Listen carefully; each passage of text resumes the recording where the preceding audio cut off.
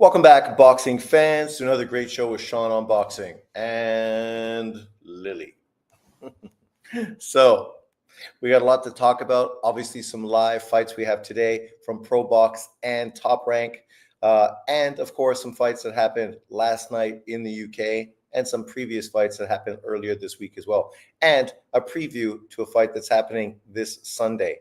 So, stay tuned to that, and I'll be right back after this short break.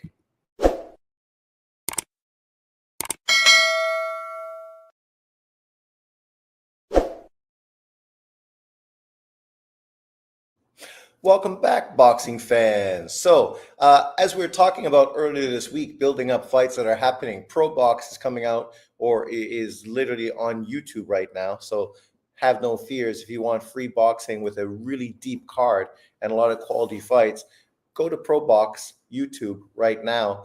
Right now, they have a female fight, Romero versus Rosquero. I don't know who they are. And obviously, prior to that, they had a few big fights I'll talk about right now. And we have some big fights coming up after this female fight on this card that we're going to talk about live once they kick off. Thanks for jumping in, everybody. It's going to be a great weekend of boxing. Drunk Irishman's in the house. Salute, my man. Jaime, salute. DJ, hola. Que pasa? All good, my brother. Are you guys watching the Probox card? This is what you got to love. Free boxing on Probox. Also, some breaking news. I don't know the specifics of this, and I'm sure you guys heard this as well. Apparently, Top Rank, who is leaving ESPN, is coming out with deals for three platforms to produce their fights in the upcoming year. Are you watching the Top Rank card already? Oh, I didn't even know it was on so quick. I was hoping I'd be able to watch the other one. But let me pull out the iPad and we'll go to double screen preview review. Who's fighting right now on Top Rank?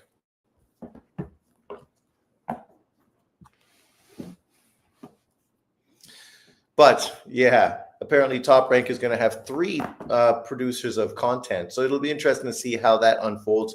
I'm hoping it's on platforms I already pay into, so I don't need to be forced to pay more money. And hopefully it's going to be in platforms that are global, not just American, as ESPN is. Obviously, I like ESPN, but I can't watch ESPN in Taiwan. So it's not so bad that Top Rank is leaving to go somewhere else. At least now I get the possibility of watching their fights. Let's just jump over to here and see what's going on. So here's the fight cards happening. Oh, I didn't know Hiato Tsumi's going to be fighting this weekend as well. Okay, he must be on the undercard.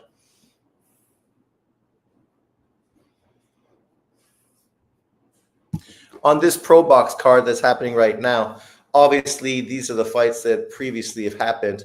Olympic medalist Herbert Sousa from Brazil, who was 6-0 with six KOs, just improved his record to 7-0 with 7 KOs, stopping Rowdy Legend Montgomery in the second round. Not really a surprise. One up-and-coming Probox fighter, Levante Early, 18-0, ended up losing a close split decision to Jorge De Jesus, 13-1. And then, of course, the guy that I talked about quite a bit on my channel, a guy that I would not be surprised to see be a potential David Benavidez opponent.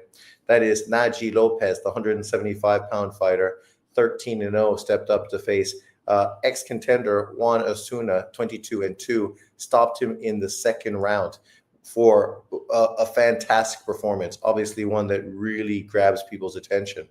And then obviously right now we have Nazarena Romero, 14-0-2 versus this girl Flores, who is 12-1-1. After that, we have the Nicholas Flas fight, we have the Daryl Valsant fight, and then of course the Erickson Lubin fight against undefeated fighter Andrell Holmes Jr.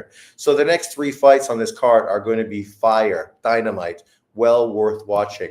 Obviously, Top Rank is quality as well, so we can't be surprised from them. I'm just hoping that the time frame is going to work out well enough that we're going to get to see a bit of everything. There you can see it right there in high definition.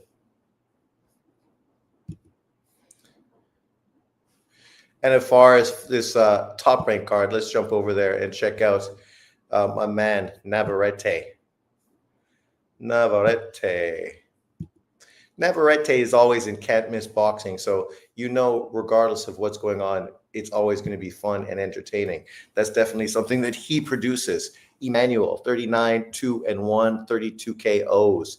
He's fighting Charlie Suarez, who looked good on the scale. Charlie Suarez looked better than Navarrete. Navarrete missed his way in the first time around. Obviously, Suarez looked good. 18-0. I think he's got 10 KOs, if I'm not mistaken. On this card, obviously, right now, these are the fights that are happening. Okay, that's why, The next fight, Giovanni Santillan is going to be good. Then Andres Cortez, Navarrete, and, of course, Raymond Muratalla. So this card is also dynamite. I'm just going to quickly find a stream because, as I said, top-ranked cards, I can't watch them. So it puts me in an awkward position in that sense that I'm unfortunately not able to watch these fights live. But I will find one and we can watch it together. But right now, I'm just waiting for this female fight card to get over with.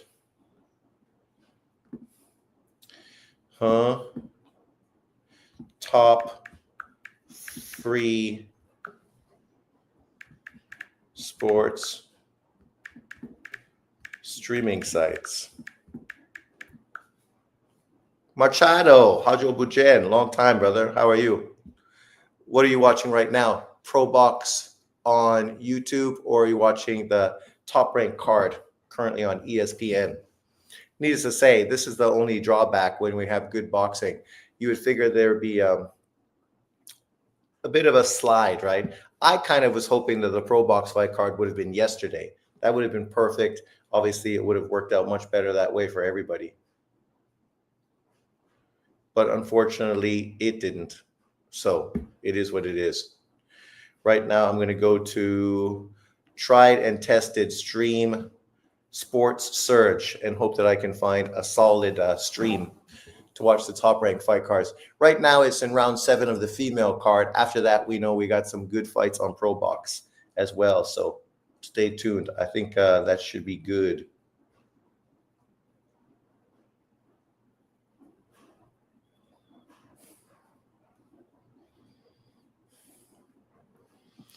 Dun, dun, dun. Oh, Golden State, Minnesota is also playing today. That's a tough game.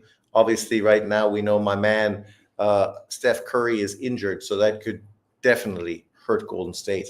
I'm not sure if he's playing or not, but I don't think he is. Aircraft Carrier, Sean, is Probox a serious boxing platform? It is, man. This card is good. Like, it's a really good card.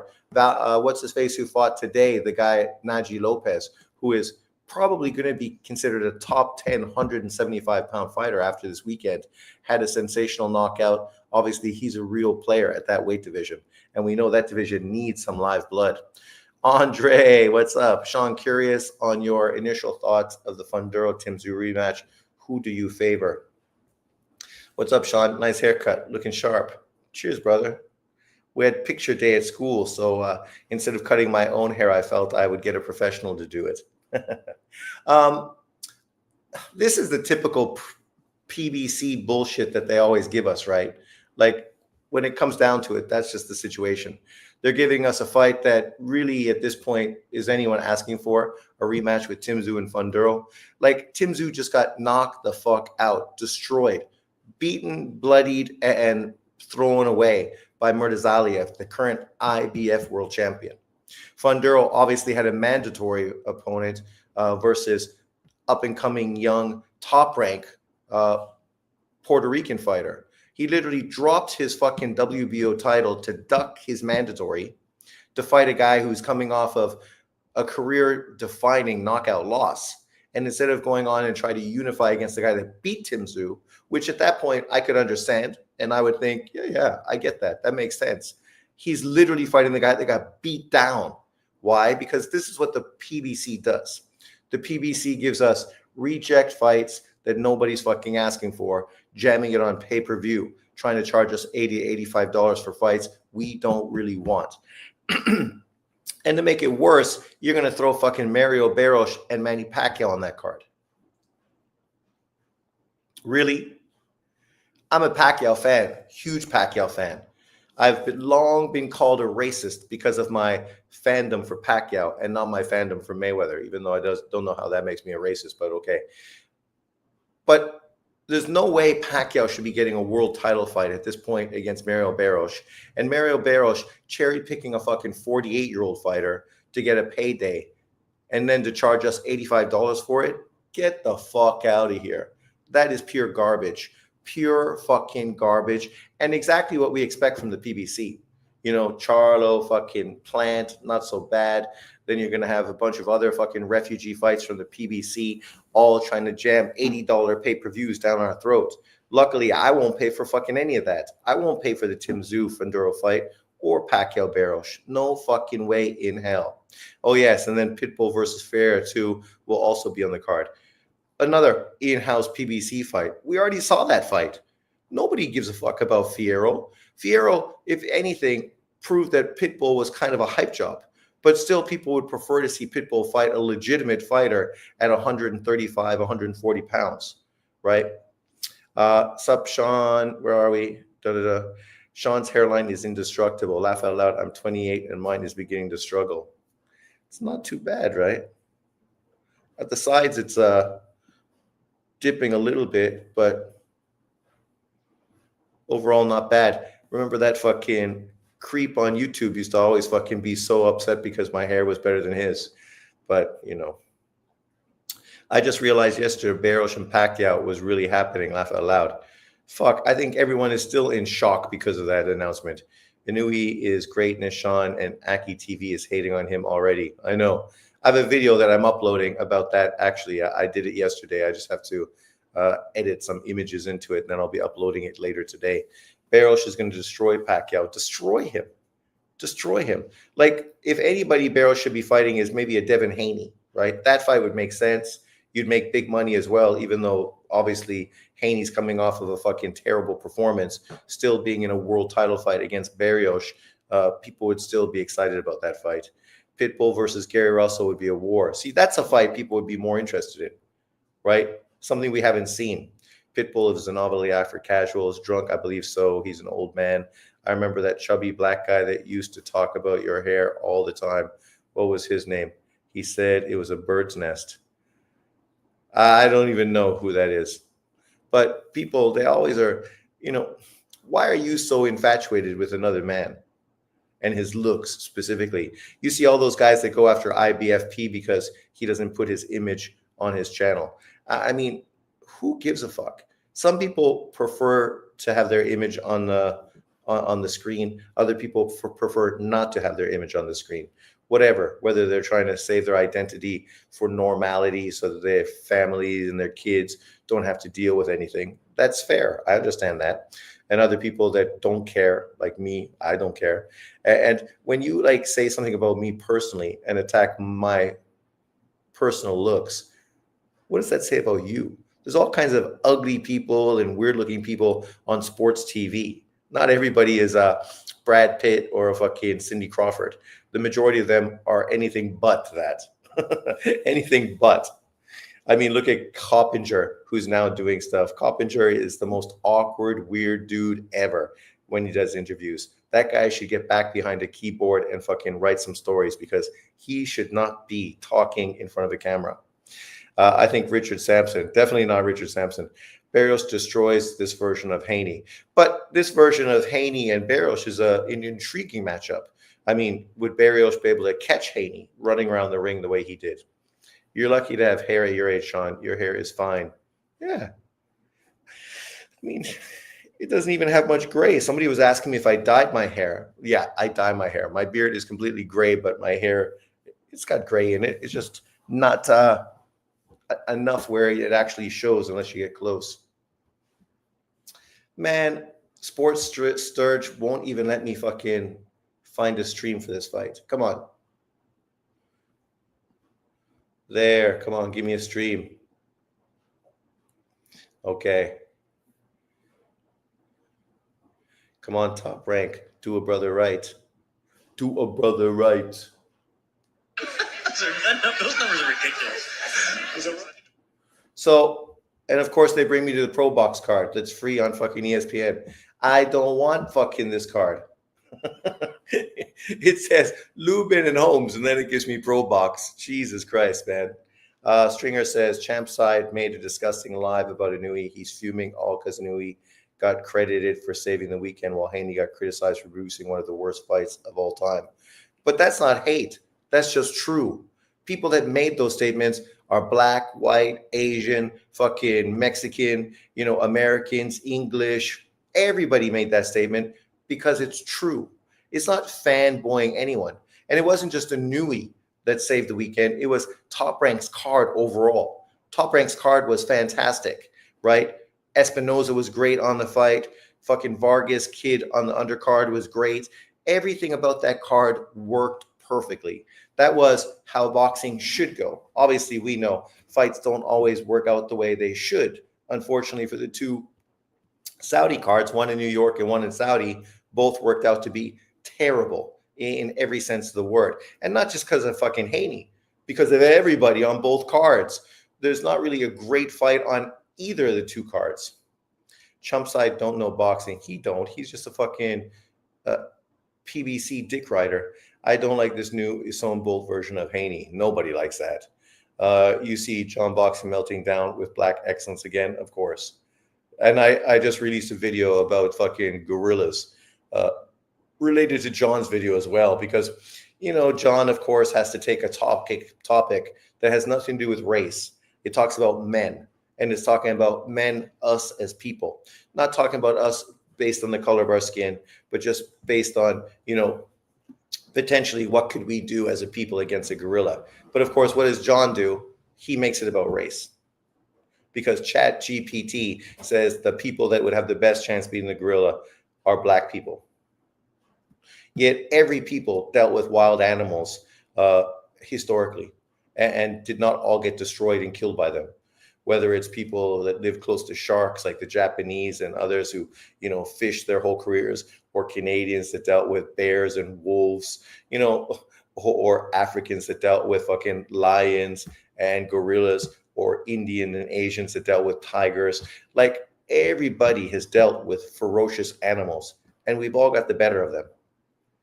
This is not a race topic. It's praised to be a human topic. The fact that we are smarter. 100 men easily beat a gorilla. Not a fucking issue. We've been beating gorillas fucking for hundreds of years. Not an issue. No problem. The gorilla saw 100 men, it wouldn't even fight. It would run, because that's its instinct. A whole lot of people are calling Espinoza a weight bully now. Well, people were calling Espinoza a weight bully before. The only people calling Espinoza a weight bully are black American people, right? Because, of course, whenever a non-fucking black guy is tall, he's a weight bully, right? But the irony is when it's a black guy, then you can't really call him a weight bully, right? The reality is, if you don't like the new rules and the weigh-in system, that has everything to do with boxing and the sanctioning bodies. It has nothing to do with the boxers. You could easily call fucking Ryan Garcia and Devin Haney both weight bullies as much as you could call fucking Espinoza. Funduro, fucking David Benavidez was weight bullying fucking his whole career, right? Like, Tank Davis, by pulling guys up from 130 pounds, is weight bullying guys. Pulling guys down from 140 and putting non-rehydration clauses on them is weight bullying guys. Literally, that's the epitome of weight bullying, when you refuse to allow guys to get back to their comfortable weight, draining them to a point where you have all the advantages. World's strongest men have always been the Europeans. Exactly. And that's what my video was talking about. You could list about 40 dudes that have been the strongest men in the last fucking 15, 20 years, all fucking Caucasians. I would take those guys to beat a gorilla fucking against any fucking of the alternative. Sean, stop the cap. Come on, man. Keep it real. Keep what real? We've been beating animals forever. That's why we dominate the world and animals are subservient. Zoo animals, right? This is not Planet of the fucking Apes. That's a movie. This is reality. I don't understand why people have such a hard time understanding this. We fucking see what man has done. I think 10 men have balls and intelligence would beat the gorilla. Yeah, I made a fact yesterday in my video. When I was a kid, my grandmother is from the west coast of Canada, her and her sisters, and they had a great book that they bought. Uh, and it was talking about catching eagles, Native Americans and how they caught eagles, Native Americans who are not black, and how they would beat grizzly bears. Again, Native Americans, not black. And they would use a sharpened pole and get the grizzly bear to charge them, jam that into the ground behind them for it to be reinforced, lower it so the gorilla would impale itself, or sorry, for the grizzly to impale itself. You could do the exact same thing with fucking gorilla. It would not be that difficult to beat a gorilla. Gorillas are super strong, but they're not super aggressive. Facts, bro. As to suck. Turkey himself says boxing needs a black American heavyweight champion. They got a black American. He didn't say black American. He said a black champion. Now, of course, people are making it an American. DDD, Triple D, he's a black fighter. There's a fake page of mine commenting on his channel, and John the Victim actually believes it's me. Good day, Sean. How you doing, mate? What's up, bacon and eggs? If you want to sleep a gorilla, just show him a Haney fight. Sean's tripping. Show him a Haney fight. He'll fucking pass out quick. Oh, I need to find a feed.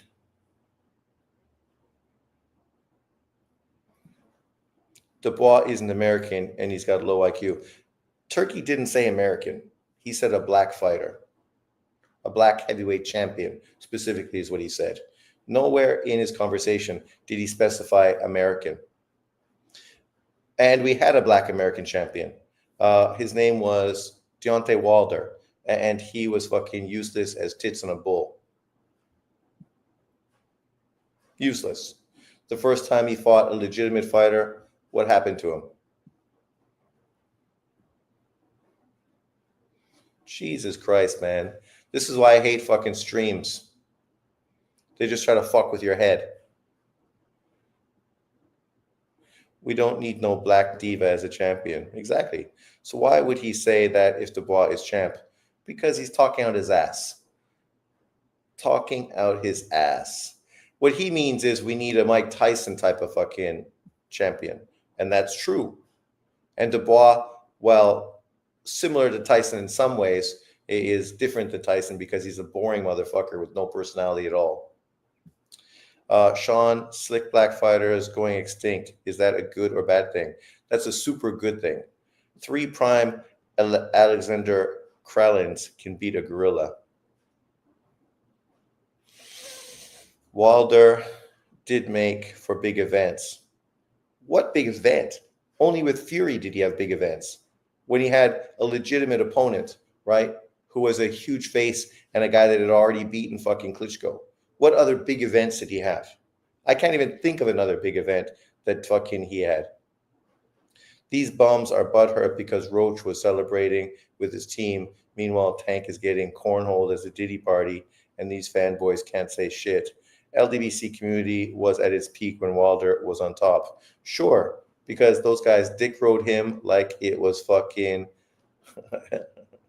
Black History Month. The reality of the situation is Wilder was fictional and was created by the LDBC, which I mean gets the LDBC some credit for sure, that they were able to literally get that much attention by dick riding that fighter. And you can see why a lot of this negativity they push also gets a lot of traction, because the people that support all their channels and the fact that they all work together to push out the same narrative makes them stronger as a community. Cornhold, wow, I actually thought he said American beverage. That's what most American YouTubers reported it as, so shake my head.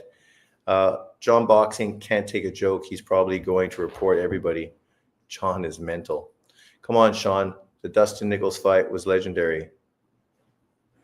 Everything the LDBC attaches themselves to usually flops. Yeah, because they're too busy attaching themselves to racial fucking content. That's all they want to do is focus on race, not fucking boxing.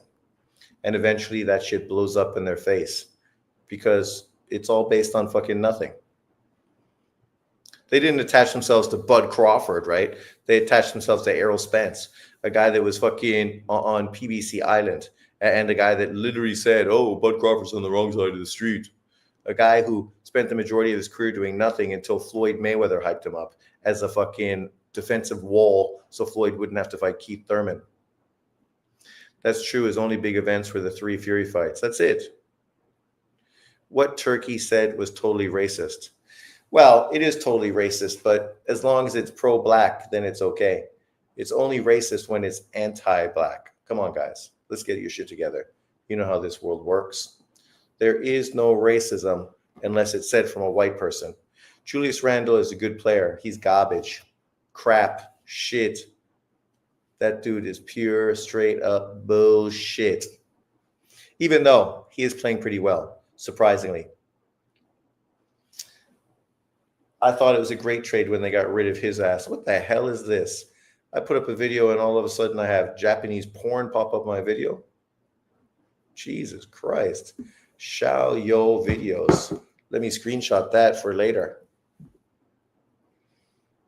I don't think that's what I popped up in my video. Come on, people. I put boxing. And then I got Japanese porn. Jesus Christ. Joker and SGA are terrible at the moment. Yeah, they're both underperforming. Obviously, Joker's game 1 was fucking great, historic. I think SGA's second game was very good as well. But yesterday, it was definitely their teams that carried them.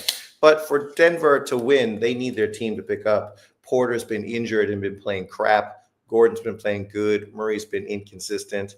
Obviously, Oak City has a deep team, but they don't have a number 2 star.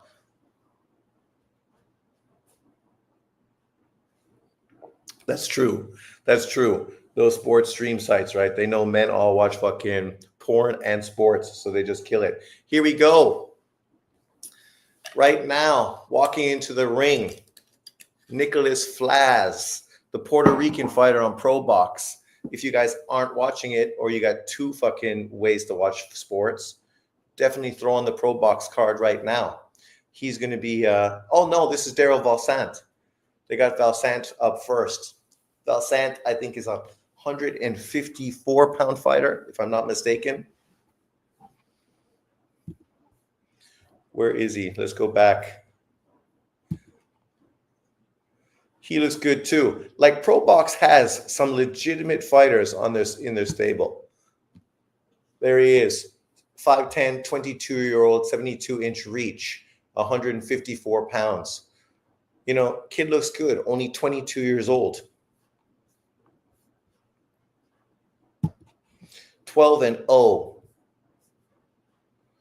10 KOs, fighting Rudolph Azoros, 33-4-1.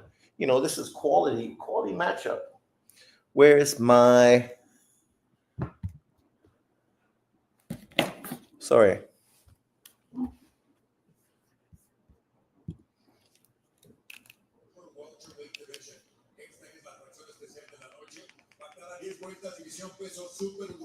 Ant-Man is nice too, yeah. But he's also been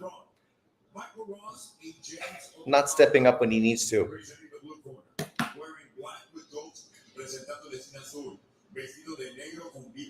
Negro. That means black.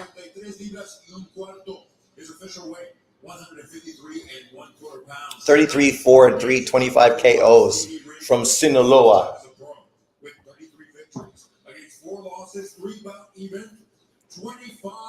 I love how Aki got cooked on the Inui video, but he didn't make a video on Devin's fight.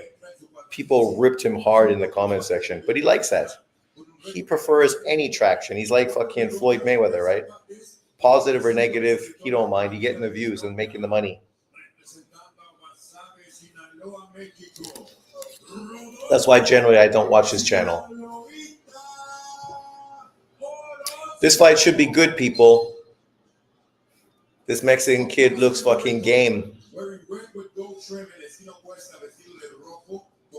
Rojo? From Orlando, Florida. You figure John Boxing would be all over this Probox card with these black American up-and-coming fighters. Berlanga's in his corner. Look at that. Berlanga with the fucking bling bling. Berlanga put all his money on fucking diamonds, man. Representing Orlando, Florida,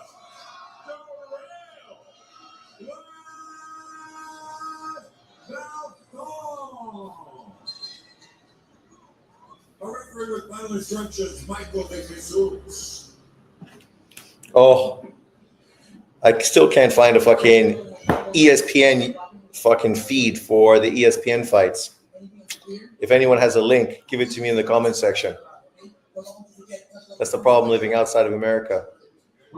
Fighters are putting Lily to sleep, always. Here we go. This Probox shit, man, it's quality. Like, this card is definitely the best Probox card I've seen. When I first saw it, I was like, man, there's like 5 real legitimate top level up and coming fighters on this card. And this kid, Valsant, is one of them. Round 1.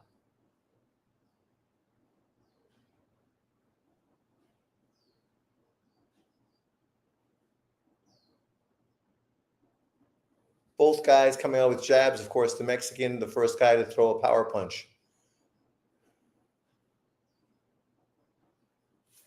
I think this fight could turn out to be a fucking banger. A banger. Who used to say that? What happened to that guy's channel? I never hear that anymore. Oh, fucking almost a big head clash there.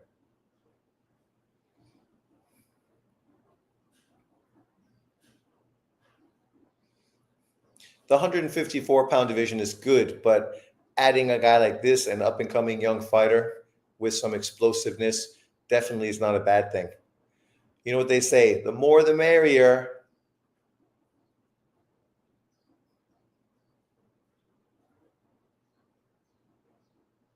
People should be definitely giving this Probox card a watch. Throw it on your iPad, put it on your phone. You won't be disappointed. The first fight earlier today, Naji Lopez, was fucking great. Definitely stepped up. Now we have to see if Valsant is going to be able to do something similar in this fight against the tough Mexican Sinaloa fighter.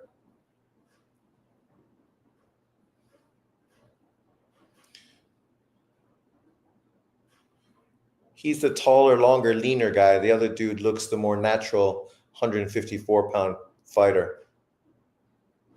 And definitely is pushing. Nice jab from Valsant. Nice power shot. See, this is what you're supposed to do when you box and move. You move away when you're not comfortable. Nice check hook. And then you stay flat-footed when you want to throw your power shots. This is what Haney should have done a little more. Nobody hates when you change angles. They hate when you literally run and hold. That was really the problem with that fight. All the fucking holding as well. It's funny that nobody's even talked about the Devin Haney holding, right? They've only talked about the running. So far, the cleanest shots have been by Valsant, but the Mexican guy has definitely been putting pressure on him, landing some good power shots to the body and a few jabs up and down. Definitely pressuring him and pushing him into the corners.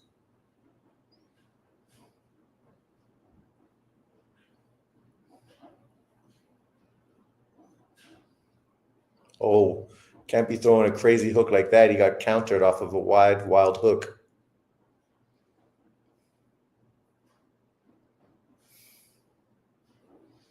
Valsant trying to load up on that right hand. I will give that a Valsant round, but I definitely say the Mexican kid is bringing the pressure. He's definitely doing what you want him to do. He's definitely a live body for sure. Watch Lubin get whooped just like he did when he robbed Jesus Ramos. Well, I won't blame him. That's Ramos's fault. Ramos, unfortunately, he just fucking, I don't know what he was thinking. That was literally the worst fucking game plan ever. He came in there and I don't know what he was hoping to prove with that kind of fucking performance. Like, he could have picked it up, but he stayed in fucking second gear the whole fight and never pushed it to third or fourth gear. It was like, man, you can't expect to win a fight when you're showing so little. And he definitely showed so little. Come on, why can't I find fucking a site? What's a good site for streaming boxing? Someone give me a site so at least I can check that out. The chubby black guy that talked about your hairline on YouTube channel and he lived in the ghetto of Detroit. He probably in prison or not alive anymore, Sean. I don't know who that is. There was, of course, the one guy who was popular, Carceno, Crack Stream. Yeah, but for some reason Crack Stream doesn't always work whenever I get it.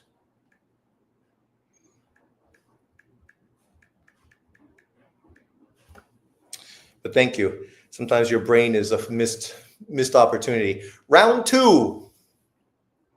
Valsant versus Orozco. I wonder if he's a relative to Orozco, the 140-pound fighter that was pretty damn good back in the day. The Mexican guy is definitely trying to make it a rough and rugged one on the inside.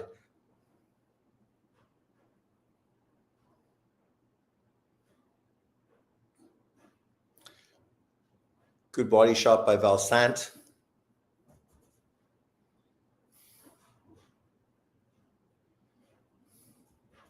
See, Valsant's movement is exactly what you call boxing and moving. When he sees the Mexican guys getting set to throw punches, that's when he changes the angle. He doesn't run around the ring. He changes the angle, making the guy have to reset, and that's when he throws his punches. That's boxing. That's the perfect movement necessary so that you're in position to make him miss and make him pay. You look at a guy like Roy Jones, for example. Roy Jones was great at doing just that. He used just enough movement to make you unable to throw punches, but make him perfectly opportunity to throw counter punches. Hard, blistering counter punches.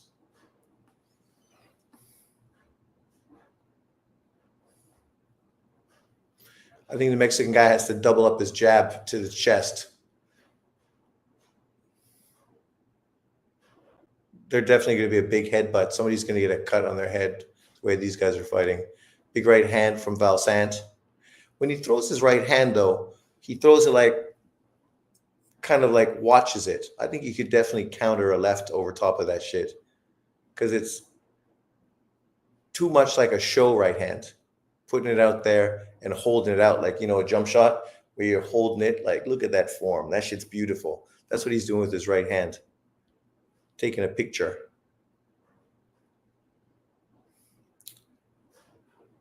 The way the fight's going, Valsant should win, but it's going to be a rough and rugged night for him. No easy victory. Orozco is definitely game.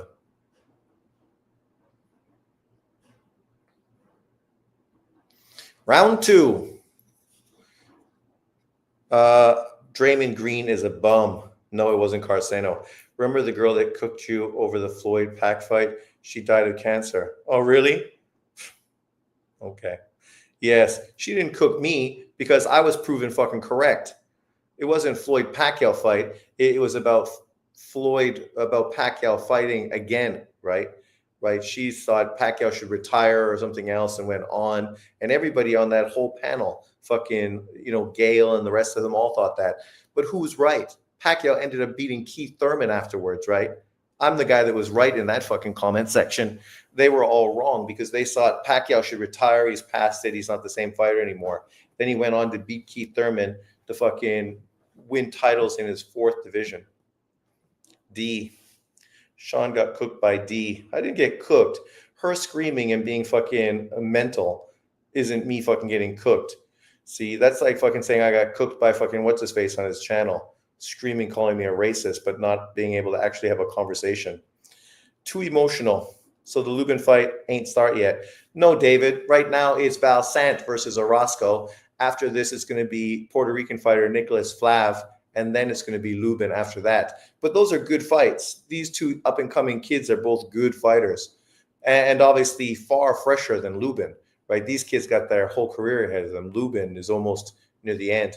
Gail is brilliant boxing mind. Yeah, I definitely liked working with Gail. She was fun and positive, which is something you don't find too much on YouTube. I hope the Pacers can hold on to their lead. There's the link to the top-ranked card. Where's the link? Huh? I don't see a link anywhere. There's a link? Where's the link?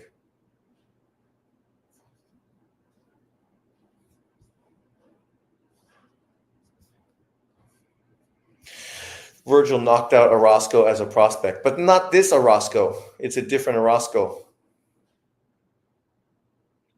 You guys are good that you remember fucking Dee's name. I don't even remember that girl. I remember her being on the panel, but that's more because of Michael. Michael being a cool guy, wanting to bring everybody on, even when people necessarily didn't really know that much about boxing or had bad boxing takes.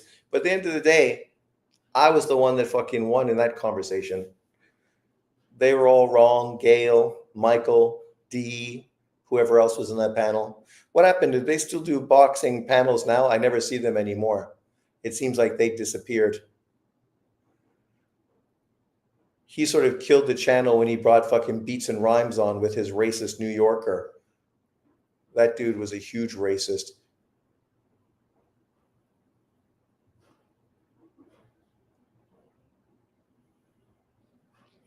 Why did Jimmy Butler play so reserved? I like my superstars to go all out in the playoffs. It's just Gail and Michael.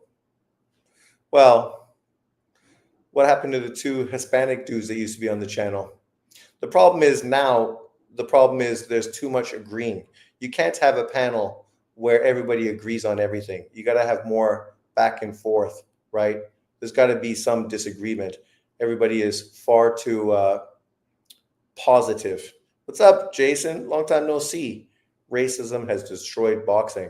Not racism, race baiting fucking YouTube channels that scared away boxing fans with their constant fucking racism and conversation about racism, and media is racist and everybody's racist. And it's just like, fuck, man. People are watching boxing. We're watching Val Sant, this 22-year-old kid, go out there and put on a masterclass performance today against this kid Orozco on Probox to try to build up his career and put him in line for big fights at 154. Don't care that the kid's black or the other dude's Mexican. The best man's going to win. That's it. Isn't Guasha the guy who just fought Elijah Garcia? Yes, Guasha just fought Elijah Garcia and beat him. And then Elijah Garcia got beat in his follow-up fight, but was gifted a fucking robbery. PBC antics. I'm so disappointed that Ramos managed to lose to Lubin. The only decent guy Lubin ever beat was Guasha. True media, worst of the worst.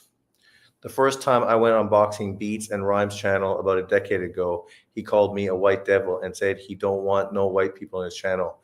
I know. And when I called him out on fucking Michael's channel, then basically I got kicked off because I was calling out fucking Beats. But yet Beats was fucking aligned with a dude from New York who was a blatant fucking anti-Semite and a racist, right? And I don't have nothing bad about Beats, but you're fucking who you affiliate yourself with. They reflect you. If you're going to do videos consistently with guys like that, you can't then fucking come and point fingers at other people. That's all I'm saying.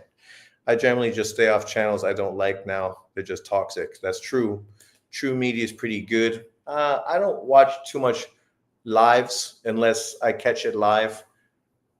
I was on him commenting on one of his past lives because it was on, but otherwise not so much. So after 3 rounds, Val Sant up. He's won all 3 fights, but every round's been competitive. 9-7, 12-9, 13-10 in punches landed. True Media went on a racist rant yesterday. Really? Usually he always just being anti-LDBC? I think the best fight so far is going to be Navarrete Suarez. I will give Suarez a good chance against Navarrete. Who you got? I think Navarrete is there to be beaten, so I would not be surprised at all to see Suarez win the fight. Sean, you're a racist too. You don't like slick black fighters. That's not that I don't like slick black fighters. I don't like slick fighters. Black has nothing to do with it. I don't care if they're slick fucking Latino fighters, slick Asian fighters, slick black fighters, slick white fighters. You never saw me capping for fucking Caleb Plant. I don't like slick fighters because they're boring as fuck. Boring. Sean racist. Rolf, I can't stop laughing. He went off on Tio. He went off on Tio. Oh, well, okay. That's because Tio fucking used the hard ER fucking word in another video or something that he did recently. I never heard it, but I heard people talking about it. I mean, Tio's bringing all that shit on himself. He came off of not a great performance, but the best performance in New York. He was the one guy that got the least amount of hate and criticism thrown at him. And then you come out and you fucking got to push this racial bullshit again. Like, people are sick and tired of that kind of shit. Nobody wants to hear it from a black guy. Nobody wants to hear it from a Latino guy. Nobody wants to hear it from a white guy. Just shut. Oh, that was a big fucking left hand. Valsant hurt the Mexican kid. He's landing some clean, crisp shots right now. The fourth round is really starting to take a toll on Orozco. But nobody wants to hear that shit. Go in there and fight. Let your fucking fight prove it. That's people want to see you do something. They don't want to hear you talk bullshit. Right? That's the biggest problem with Shakur Stevenson. He talks like he's the toughest dude in boxing, and then he goes out there and fights like a bitch. Right? And then people fucking judge you based on the contradiction. They call slick black fighters runners. They call everybody runners, Jason, that runs. If you're black and you run, you're a runner. You're white and you run, you're a runner. Runners are runners. Bud going to make Tio apologize again. Well, that's it, right? Like, you just fucking look like a simp apologizing and fucking, yes, massa, to Bud Crawford. And now you come out and you push that shit once more. I will not be surprised if some black dude punches him in the face the next time they're fucking close to him. I saw where Navarrete was struggling with the weight. He did struggle. He missed weight by 0.3, so not a lot. 100% boring. What's 100% boring, bacon eggs? The conversation, the race stuff, or the Probox card, or the top rank card? Is right now Santillan fighting, guys? Who's fighting for top rank? Round 5. Valsant versus Orozco. This is a good fight. Solid. Valsant is better, crisper, faster. But Orozco is fucking game, man. Ooh. Both guys landing good punches. Valsant is definitely fucking loading up. The last round was a big round for Valsant. He landed 8-3.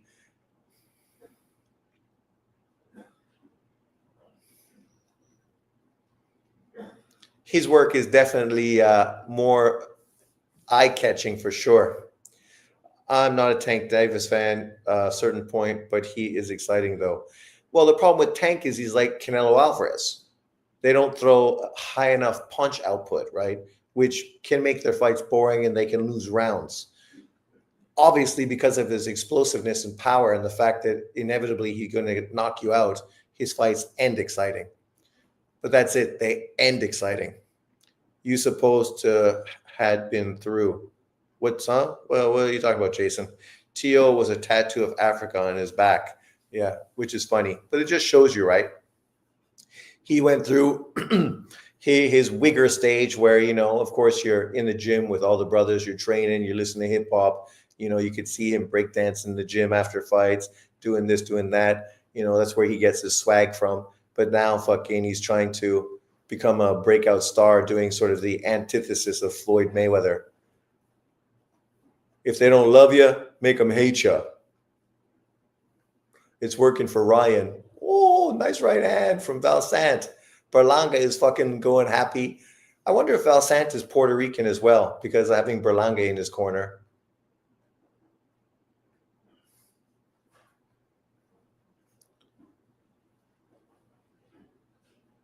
But Valsant looks good.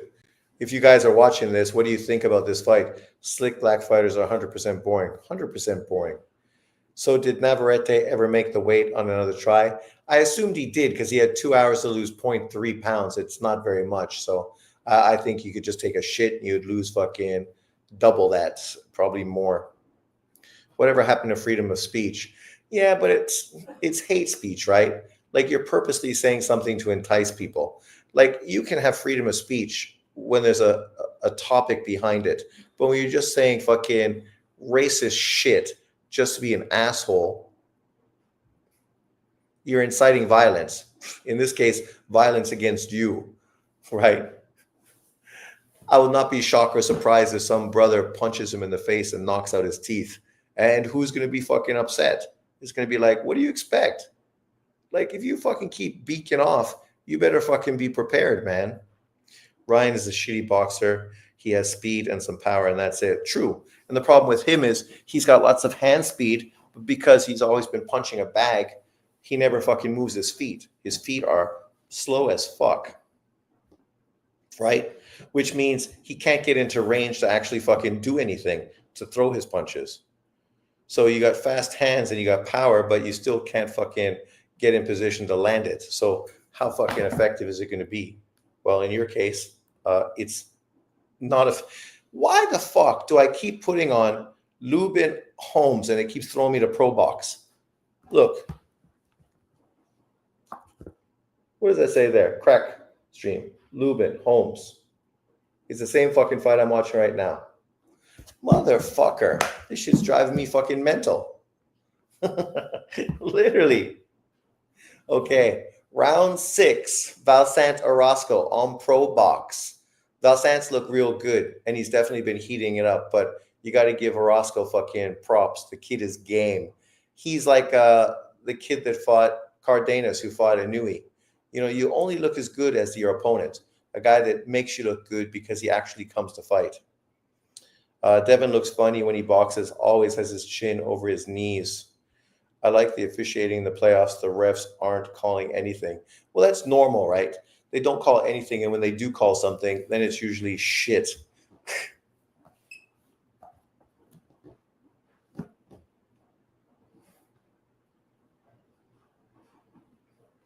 I definitely want to see the Murdazaliev Abdullah fight. I don't want to miss that. That fight should be fucking great. I wish we had free speech in Australia. Offensive language is bullshit charge. Well, look at England now. If you write something on YouTube as a comment to somebody else's video, they're going to come to your house and arrest you. Like, the world is becoming fucking mental. White people are 10% of the world population. They're flooding white countries with fucking Muslim immigrants. You can't fucking say the prayers in public or you'll be arrested. But meanwhile, they're going to start fucking having the bells ring so you can do your fucking prayers in the country. Like, you know, when I was a kid, you couldn't say fucking the Lord's Prayer in school anymore. But now they're teaching kids Muslim fucking prayers in schools now. It's like, what? Fair is fair. Religion should not be in fucking church. Any religion. If I can't have a Christmas tree, then you can't be doing fucking Muslim shit on holidays either, right? You got to keep shit 100% fair across the board. That's it. The world is 10% white people, right? When they talk about white privilege and all of this stuff and blame whitey for everything, soon there's not going to be any whitey to fucking blame anything for, right? And the only privilege white people are going to have is there's no longer going to be white people. And then who are you going to fucking blame for your problems then? They're not going to be able to blame anyone because the white devil's not going to be around anymore. So you can't fucking point fingers at them. But they'll blame someone else because it's always somebody else. And at that point, you're going to fucking dig yourself a hole that you can't fucking get out of. And I'll be fucking dead, so it won't be a fucking issue for me. But, you know, whatever. Best referee of all times, Mills Lane. He didn't allow running or holding. He used to stop fights and tell people stop running or I won't get paid. Awesome ref. He was awesome.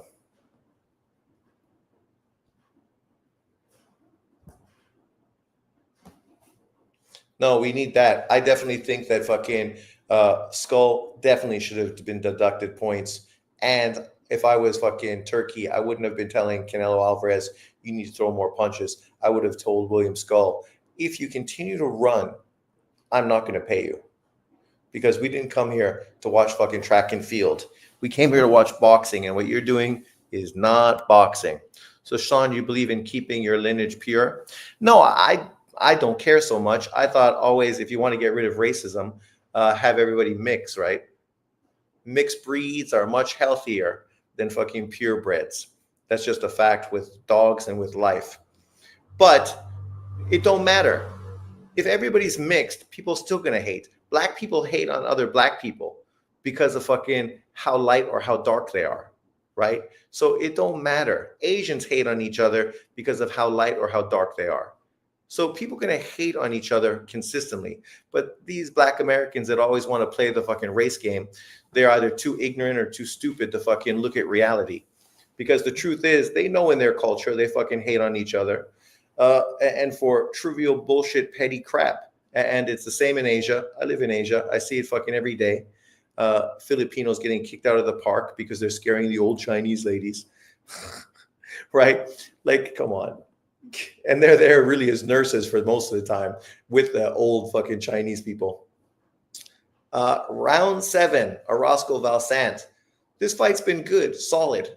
A good performance from Valsant, but obviously people want to see him really do something spectacular. For Orozco, he's brought it. He's been hard, determined, a great opponent, but not good enough to get the win. So far, I don't think he's won any rounds, but he's definitely brought the fight. This guy is definitely earning his paycheck. Sean, flats or drums?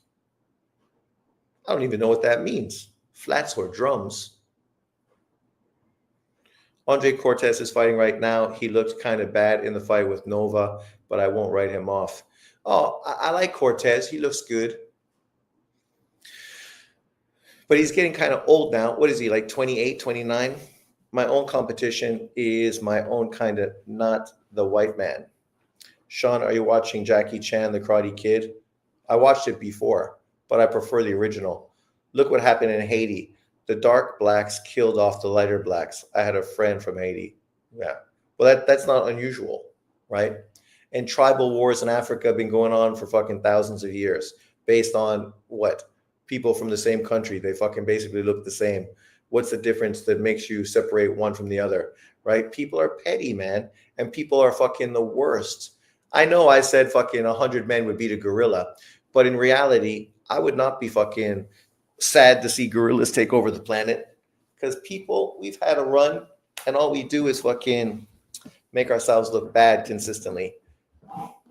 Flats and drums are parts of the chicken. Oh, I've never heard that expression. Drums obviously would be drum legs. I would say flats then, but I guess that would be white meat versus dark meat. That's basically what you're saying. I like white meat. I mean, obviously you got to add some spice to it to make it taste better. But obviously when we eat white meat, you're adding fucking cranberry sauce and gravy and different stuff to it. So not so much for chicken, but for turkey. I never been a big wings or legs man as far as chicken. Don't get me wrong, I'll eat it. Flats are the wings. Well then I definitely prefer fucking the drums. There's more meat on the fucking legs than the wings.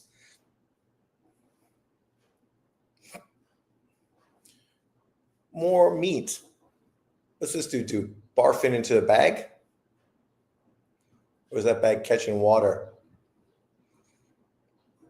Orozco's bringing it, man. We're getting into round 8. See, now I get here, and this is what it gives me. Fucking black screen. Sean, is green bean casserole good? I've never had green bean casserole. From Canada, we're not all caught up in a lot of that Thanksgiving type of casserole shit. Are they racist in Taiwan like they are in America? They're racist, but different, right? They hate on fucking other Asian people, right? Taiwanese people hate on Indonesians and Filipinos and Thais, just like Koreans and Japanese do. The darker Asians, those darker Asians, and all the fucking other Asians want to be white-skinned. Not that they want to look white. It's ironic because Asians want to look like they are rich and they never go in the sun, because obviously they don't want to be identified as the poor Asians that look like they work in the sun. But meanwhile, white people want to have suntans because if we want to look like we fucking have time to lay in the sun and be on vacation. Asians don't want to go on vacation. They just want to make money. I love my chicken wings. You like Mexican food, Sean? I do. I like food, right? Especially from around the world. I think the best thing about having different cultures and immigrants move to Canada and the States is the cuisine. Otherwise, think about how boring fucking food would be. Like Vancouver, when I lived there, fucking the best restaurants ever. You could eat food, well, sorry, no Jamaican food. It's so funny. I grew up in Toronto. Jamaican food is everywhere. And then, of course, I moved to Vancouver and there was one Jamaican restaurant ended up closing down. And it was like, man, if I knew it was going to close down, I would have went way more. But for other food, man, Indian, fucking Asian, fucking European, fucking, wow, Vancouver's great. Every big metropolis, right, just has great food culture. Crumbled wings are a bomb. We live in a mixed up, crazy world. We do. Canada, too damn expensive to live. That's a fact. Honey soy chicken wings with stir fry.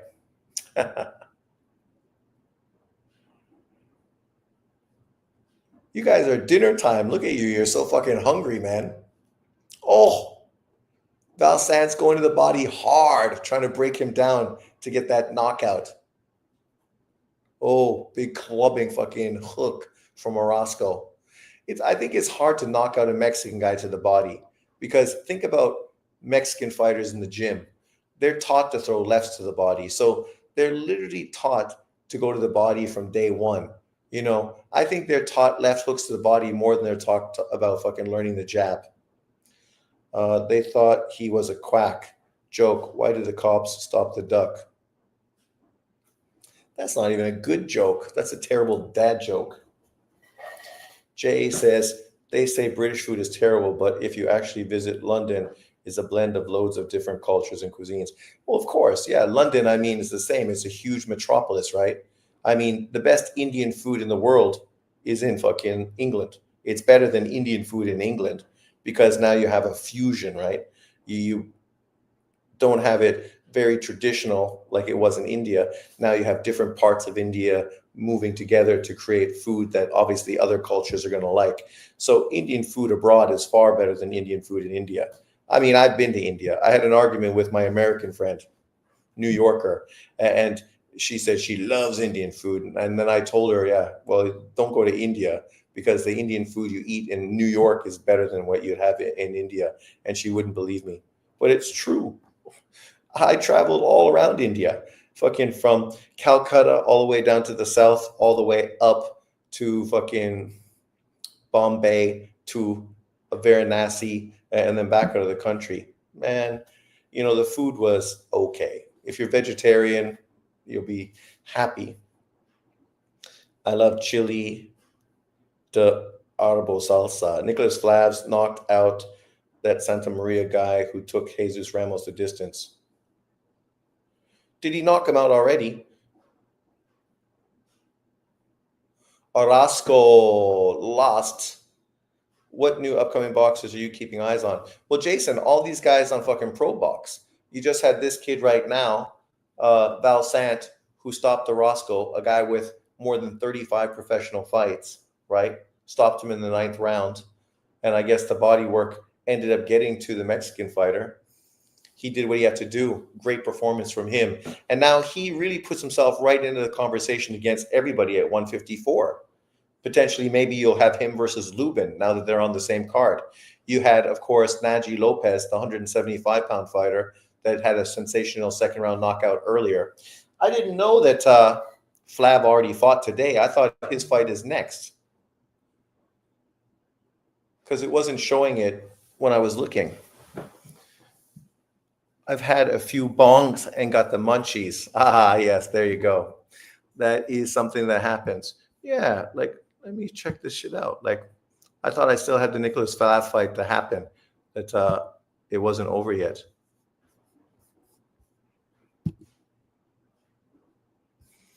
Yeah, here. Well, they're so slow on BoxRec. Maybe that's fucking why. So slow on BoxRec.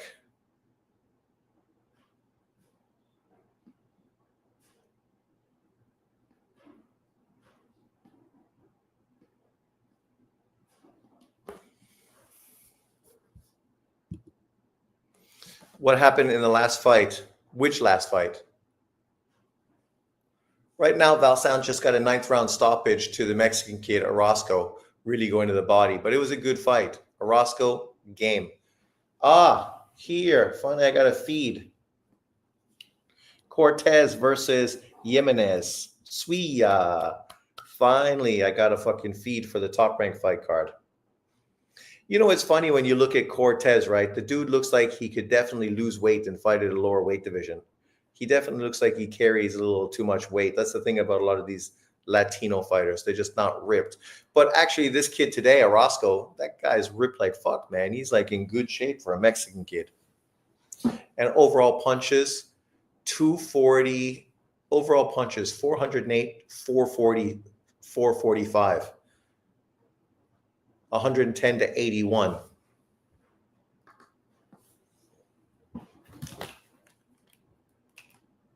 Referee Michael de Jesús, que su peleador no puede continuar, obligándolo a parar la contienda con el tiempo oficial de 1 segundo del 9º asalto, declarando el vencedor por knockout técnico, declaring the winner by way of technical knockout and still undefeated Orlando. Daryl Valsant. Oh, say it like he's from Haiti. Valson. Daryl, that was a terrific performance. Can you take us through the last moments of that 8th round? My coach said, pick it up, man. Put that dog out. That's exactly what I did, man. I went to the body. I said, I heard him in the early round, so I just went back to it. Picked a good shot and no mas. No mas. No mas.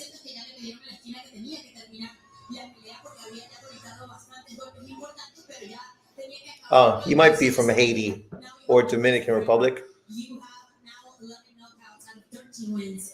What's next for you? ¿Qué es lo próximo que se viene para ti? Probably take like a week off and go back to camp. You know, my right. Go back to the drawing board. I know I could have did better than my performance, but you know, the last days, coach woke me up and I got my rest. Thank you so much. Dice que quiso inclusive dar una mejor espectáculo, pero hiciste espectacular. You did great. And one more thing, he wants to say one more thing. He was a tough opponent. Shout out to Orozco. I want to thank Orlando, my city, for coming out and supporting me. I really appreciate that. Shout out my zoo. Shout out my family. I love my family, man. I love my city. I keep on rapping. I'm going to keep on doing my thing. I'm going to keep blasting off. And thank God for this victory. I won't be nothing without you. One more thing, man. Mother's Day tomorrow. Happy Mother's Day to my beautiful mother. Mother's Day. Muchísimas gracias. Thank you so much. Back to you guys. Could have done better. Hard to imagine that, but the fact that he believes that, Paulie says a lot about him as a fun. Yeah, you know, the expectations are high even for himself. He sets the bar high. Paulie. That's the mindset you want. It's a fighter with so much potential, so much. It's kind of sad when you look at the crowd. It doesn't look as big or as deep as it could be. A lot of empty seats, considering how good this card was. Flav, Swalsa, the Brazilian Olympic gold medalist, Valsant, and then Erickson Lubin versus undefeated fighter. If I was in fucking Florida, Orlando, I definitely would have bought tickets to go here. Great performance from the young man. Great performance. Albert Chop Chop Gonzalez is a good up-and-coming fighter. The kid from Uzbekistan was very good. Ruslan Abdullayev, who fights under Golden Boy. That guy, keep an eye on. He's a fucking special fighter. Flav fought this dude I'm talking about in a past fight, bro. Okay, so maybe Flav's still coming up. Keep all your comments kosher. I only talk kosher. Down with Israel. I mean, I'm down with Israel. You know, I was always very critical of Israel. I mean, the funny thing is all the push this is getting right now. But this topic has been going on for fucking decades, man.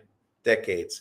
I had an argument in Vancouver 25 years ago with a Jewish guy and his non-Jewish girlfriend, who she was really the problem, talking about this Palestine fucking Israel situation. And not that I was pro-Palestine, but I feel my expectations for Israel are higher. I expect more from them, especially with the plight the Jews went through with the Nazis, just like I do with Canada and America. When I hate on America or Canada, it's not that I hate on Canada. I'm Canadian. I love Canada. And I don't hate on America because I hate Americans. We are brothers. We're next door to each other. I got nothing but respect. Every American I've met, for the most part, been fucking cool as fuck. But I have high expectations for our countries because I think we should be leading the way, specifically America. I mean, Canada, we are the ugly stepchild, right? Sitting in the corner. But, especially America, my expectations are fucking higher. I expect more from them. And when they don't deliver, I'm going to be critical. I've been advertising your channel. I tried to do it on some other boxing channels and was kicked off as fast as shit. Kicked off? Why are people kicking it off? Cortez is a tough kid. He is a tough kid. I just think his upside is pretty limited, right? Like his power is good, but it's not spectacular. His hand speed and foot speed, not spectacular. He looks like he could be fighting at a smaller weight division. I think he's going to be a perennial contender, but never a champ. He had a hard weight cut from what I heard in his fight with Abraham Nova. The kid got to fucking stay away from the Mexican food, man. Right? Stay away from the Mexican food. The kid should be doing better. Fucking Funduro. Man. Funduro versus fucking Tim Tszyu. I mean, really? I don't know anybody that's excited about that fight at this point. Cortez is a tough kid, man. Yeah, he's tough. But being tough, if you're a boxer, you should be tough. How do you get into boxing if you're not tough, right? Think about that. That makes no fucking sense at all. I do not want Canada to become the 51st state of the U.S. Me neither. I want Canada to be Canada, the states to be Canada. I mean, if any other country should have a great rapport and a great trade plan with America, it should be Canada.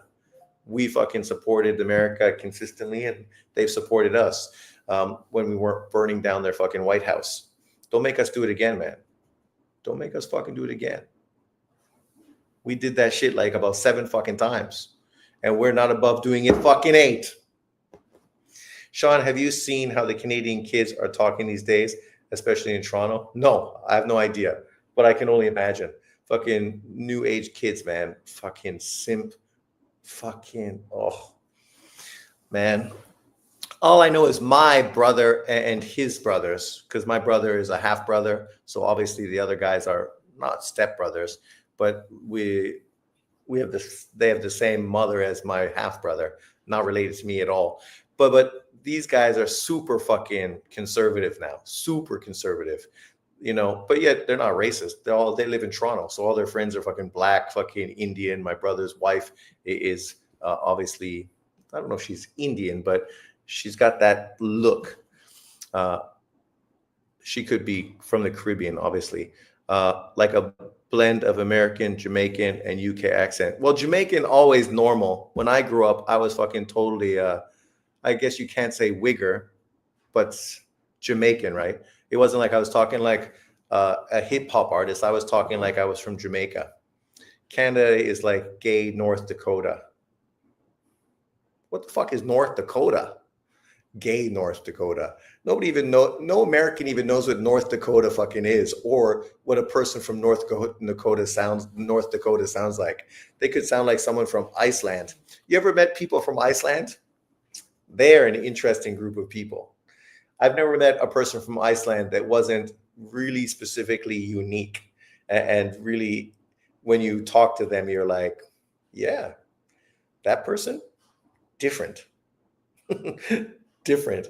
Like when you see Bjork, that's the whole fucking country. They're all like fucking Bjork. They're all real different. Do you guys even know who Bjork is? But yeah, it's an interesting group of people for sure. Cortez Jimenez.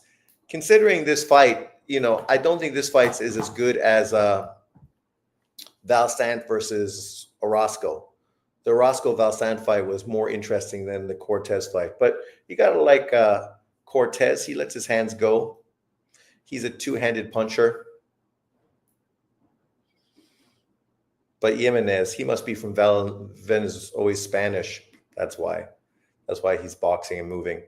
Canada is too liberal, fucking way too liberal, way too liberal. That's why I'm saying all my brother and his brothers are all super conservative, right? Which is totally the opposite of Canada.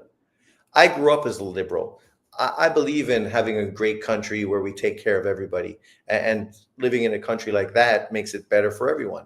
I don't want to live in a country where there's impoverished people living in the streets, where people can't go to the hospital, where fucking people have no teeth like the UK. I want to live in a country where fucking the standard of living is very high. Everybody has the opportunity to have, everything they need to be healthy and happy and strive for more, right? Strive for success. You want to be in a country that allows that as well. So I'm super liberal, but the way the world went now, this is not liberal. This is fucking the opposite of liberal. It's ridiculous. Like, I go for Trump and Polyev because the liberals have become fucking worse than the NDP, worse than the socialist parties. They're fucking terrible. And the fact we were talking about earlier, there's only 10% white people in the world now. They're flooding our countries with Muslim immigrants who fucking want to push Sharia law into Canada. It was like, what? You come to Canada for a good life, but you want to bring your bad life to Canada. That shit makes no sense to me. If your life was so good where you lived, why would you come to Canada? Because your life wasn't good and you're coming somewhere better. But now you want to bring your bad shit to Canada. That doesn't make sense. None to me at all.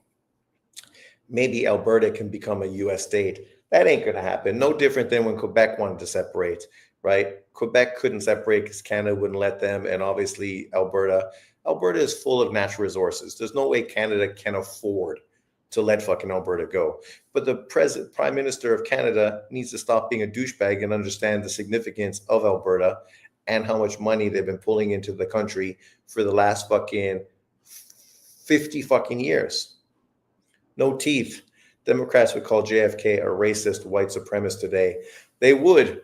Yup. Completely. Just like they do his brother, cousin, nephew, niece. What's Kennedy? What's he related to?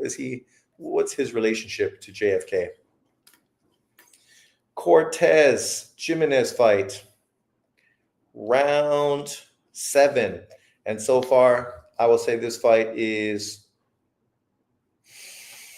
a fight that totally would have fit in Times Square. JFK, Robert F. Kennedy. I don't know. You saying their name doesn't make me know what their relationship is. I think Robert is JFK's nephew. So he's Bobby's son, Bobby Kennedy's son.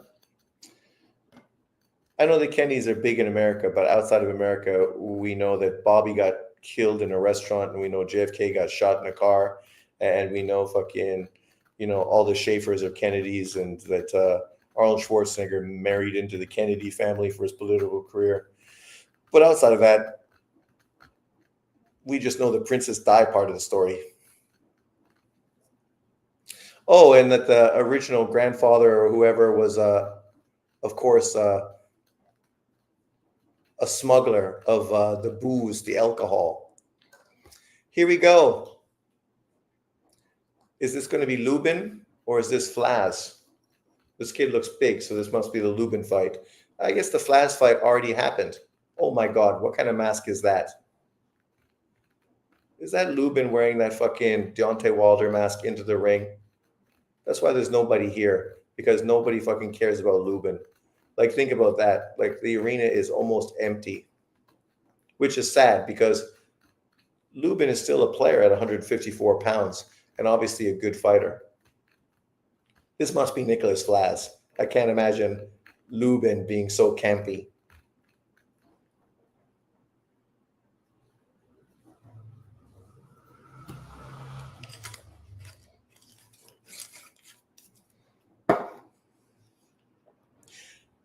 Oh, this is the new girl signed by Top Rank. She's in the corner with Navarrete. She's cute.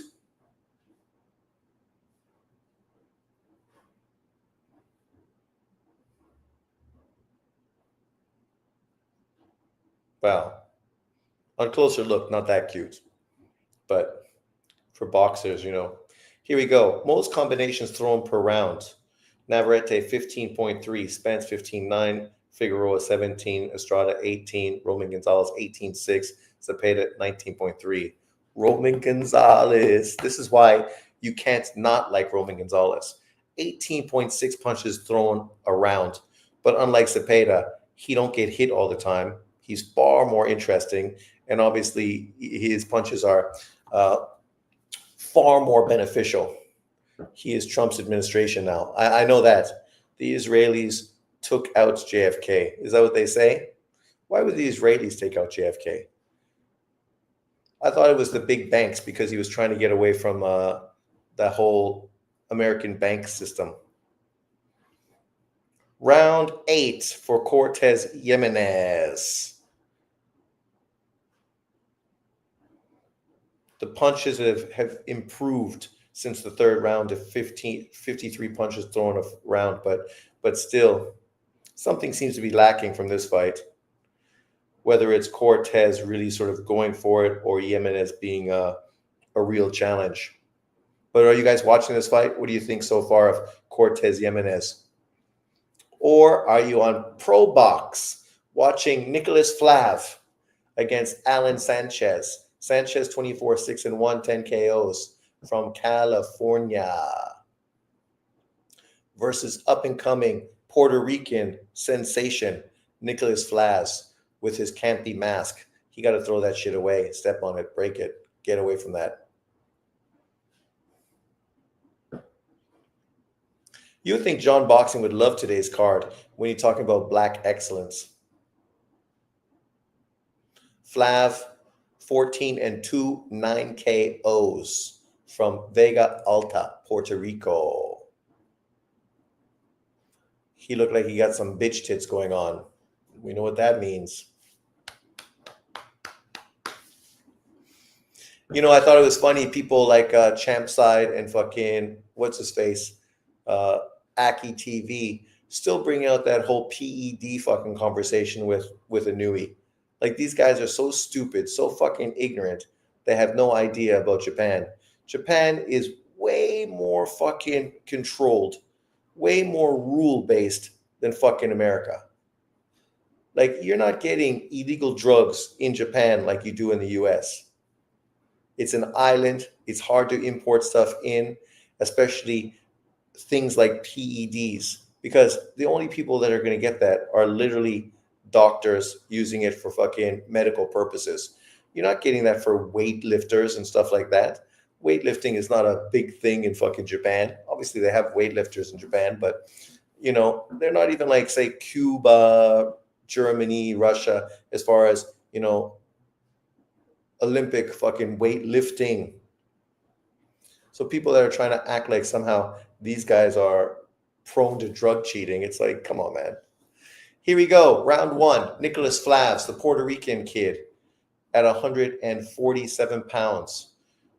He's definitely in a division, right, where there's some opportunities available to him, but he's got to do something sensational, especially against a guy like this guy, Alan Sanchez.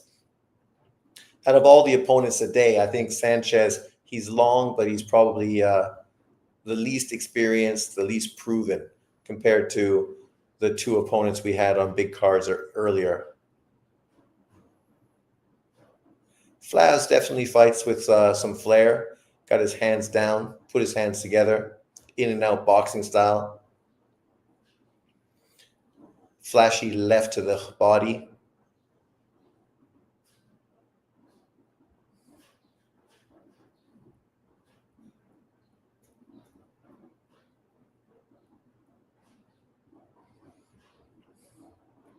I don't know how much power he really has. 9 knockouts and 14 wins is good, but if you're fighting real low-level opposition, it doesn't really tell us all that much.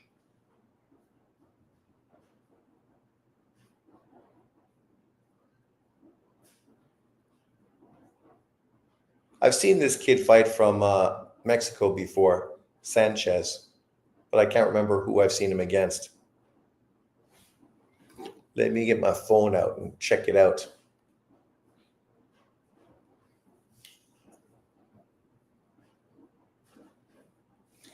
Alan Sanchez. Nice jab from Flav. Flav definitely has hand speed.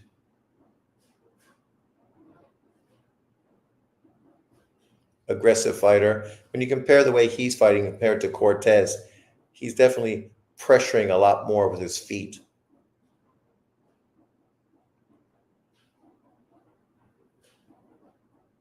And definitely has a lot more punch variety.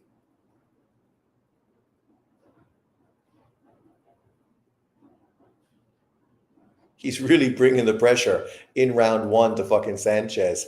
The kid's coming out hot. He's coming out hot. We can call him the microwave. He's trying to make a statement here on the undercard of fucking Lubin.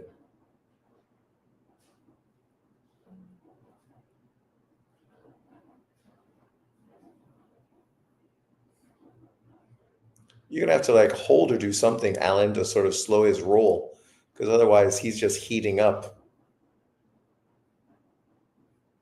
And he's not loading up in his punches. He's just flowing. Round one is done. Great round for fucking Flav. He dominated Alan Sanchez, a guy with 31 professional fights. Who have I seen this kid fight before? Oh, okay. He fought Alexander Besputin in 2018. Got stopped in the 9th round by Besputin. Whatever happened to Besputin? I love that guy. He was a good fighter. He was like the Russian version of Lomachenko. He also fought Pablo Cesar Cano, beat him in 2016. He fought Yelenusyov when Yelenusyov was 8-0 in 2019, got stopped in 8 rounds. And since then, he fought Saul Bustos, beat him, undefeated fighter. Beat Barago, 18-2 guy by split decision. Beat Angel Beltran Villa, 17-1 by decision. Lost to Luis Lopez by decision. And in his last fight, he beat Salvador Brichenza, 18-8-1. So he's been in with some good fighters, got some good victories on his resume. Obviously, now he's fighting 14-2 Nicholas Flaz. And it looks like this fight's going to be not a fight that goes to distance. Round 2, Flaz very calm, very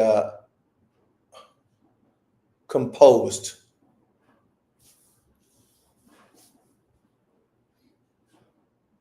But you can see he's hard to fight because his punches are coming from everywhere.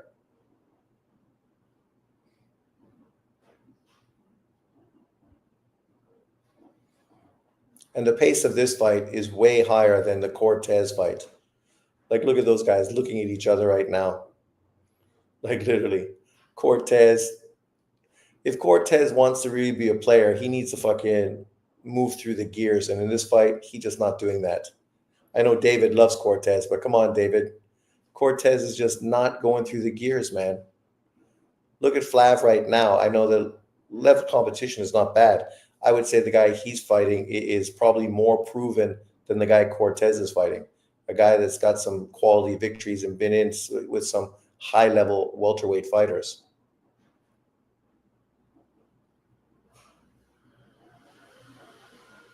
You can see why Flav has 2 losses, because he definitely has his chin there to be hit, and he definitely throwing punches. So if you were able to counter him with some power shots, you could definitely see him getting beat. He has 2 losses, one by TKO, and the last loss was to a guy in 2020, got stopped in the first round. Since then, as I said, wins against Brian Caballo, undefeated fighter, wins against Jai Tucker, undefeated fighter. Man, those are like great fucking wins, high level. And then back in 2017, he lost to a Uzbekistani fighter who was 4-0, who now currently is 10-0 with 3 knockouts. So, and very tall, 6'2", with a 75-inch reach. So you can see why he lost to that guy. That guy was just hard to get into range against. But today he's looking good, but not spectacular. He's not looking like he's throwing hard punches. He's just letting his hands go. Boom, boom, boom, boom, boom, boom, boom, boom, up, down, all around. He sees an opening. He's just filling it. Just trying to overwhelm Sanchez.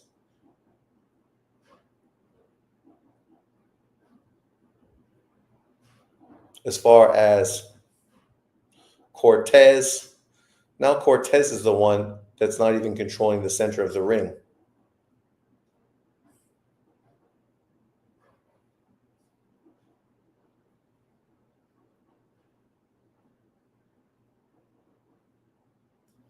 What happened? Round 2 in the books. Easy round for Flav. Damn. Probox girls got a lot of ass in the ring. What would? What would? What would? I never said I thought Cortez was great. I didn't say you said he was great. I'm just comparing him to Flav and looking at, you said he's a tough guy. He's a tough guy, but unfortunately in this fight, he's just fucking stuck in gear fucking 2, right? Looks like he's got no fucking ambition to do anything great. The fight's going to go the distance. He's going to get a win, but it's like not a win that's going to really help his career. He hurt his hand though. Oh my God. I don't want to fucking hear that. I don't want to hear that. This is boxing. This is boxing.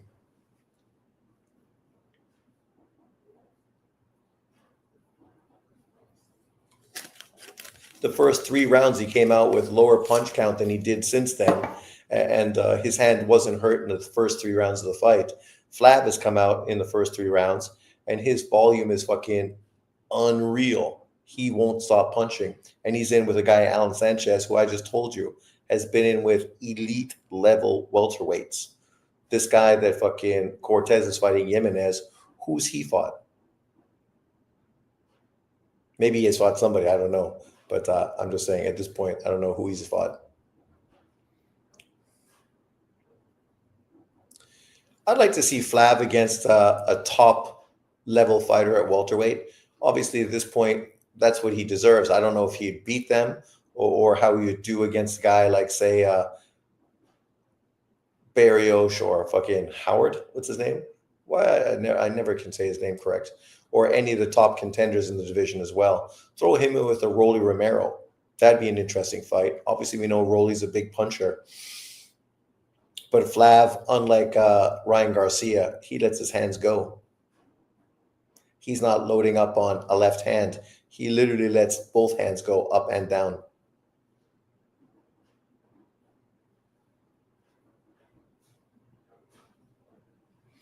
So far, this Probox card has been great. Outside of the women's fight, which went the distance and wasn't anything spectacular, the rest of these fights have all ended in stoppages. All very good performances from the A side guy. I won't be surprised if Flav ends up stopping Sanchez. Sanchez has 2 losses, as I said, against top level fighters where he got stopped.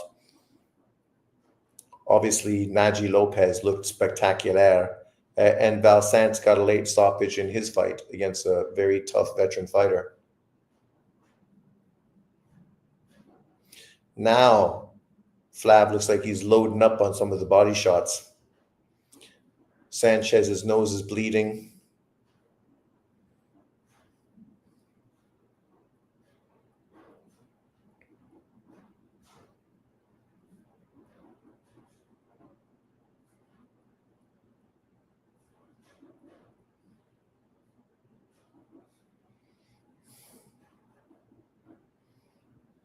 Just like easy work. Oh, that was a big right hand. He loaded up on that. He's definitely feeling himself now. Oh. I definitely don't think Flav has big power. Doesn't have big power. But enough power. Hollow Ninja's in the house. What's up, my man? Peace. Cheers. Thank you very much.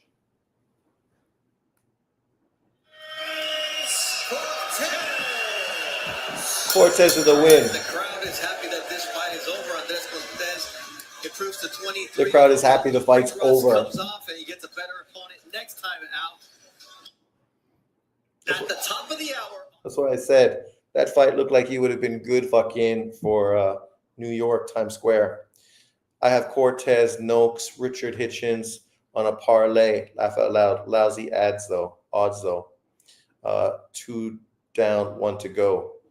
Sam Noakes, right? Nobody's really talking about him fighting this weekend, considering that he's a highly talked about 147-pound fighter as well. Who's Hitchens fighting? You got to parlay. Hitchens ain't fighting till when? When's he fighting Kambosos? June? Round 4. I would not be surprised to see Flaz get a knockdown in this round. I don't know if he'll get the stoppage in this round, but I would not be surprised to see him get a knockdown. He's definitely started to throw harder punches in this round, especially the right hand.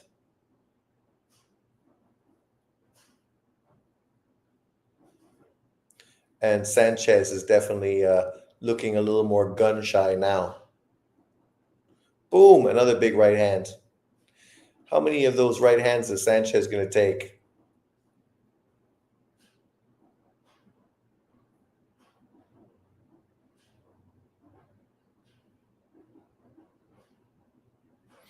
Got him in the corner. Don't let him escape. Tiger, tiger, be a tiger. He definitely throws the nice left to the body too. Covered, not easily seen. Just flows very nice. He doesn't load up on it. Nice uppercut.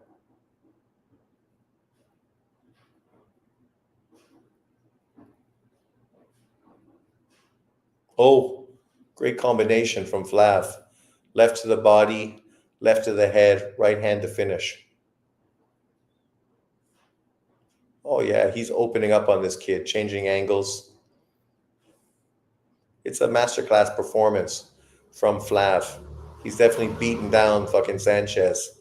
Oh, as I said, the ref looks like he wants to jump in and stop it. As I said, I won't be surprised if he gets a knockdown. Sanchez is too tough for his own good.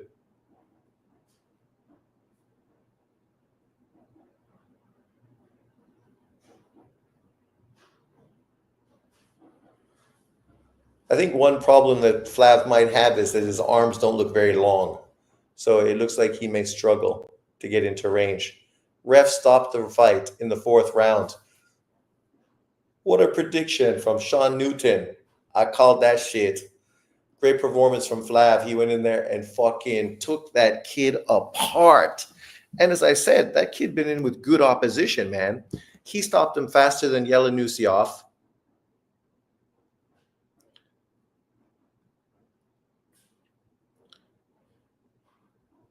Stopped him faster than Yelenusiov. Who else did he stop him faster than? I can't remember. Stopped him faster than Besputin. Besputin went 9 rounds. Yelenusiov went 5 rounds. This kid got him out in fucking 4 rounds. It's a lame stoppage, but he was just beating the crap out of him. That's why. Beating the crap out of him. Good win, Nicholas Flaz. Puerto Rico. He's got 10 knockouts in his 15 wins. That's a good knockout percentage record. It's not 1 punch, but listen. Yeah, he's not a one punch type of guy. He's definitely a volume puncher, but that's the way he fights. He throws in volume, right?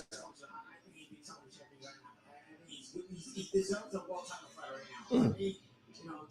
I know you gotta keep him busy in the meantime until he gets a world title fight, but you put him in a world title fight tomorrow, and he's very dangerous and could very well win a world championship. I think some of the champions at 147 would be right now. Hollinger says 100 brothers combined. We're taking out the gorilla. Hollow Ninja. What else did you say? Terrence fucking Bud Crawford by 10th round stoppage versus Canelo. A stoppage would be fucking impressive. Yeah, I got both fights on.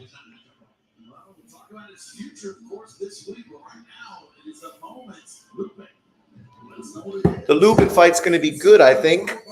But I think both of the fights on Top Rank are going to be good too. That's why I got my TV and my iPad set. Ready to go. Let's do this, people. Probox TV. This is a good market for Probox, with Balsant, Flav, Naji Lopez, the young Brazilian Sosa. Woot, woot.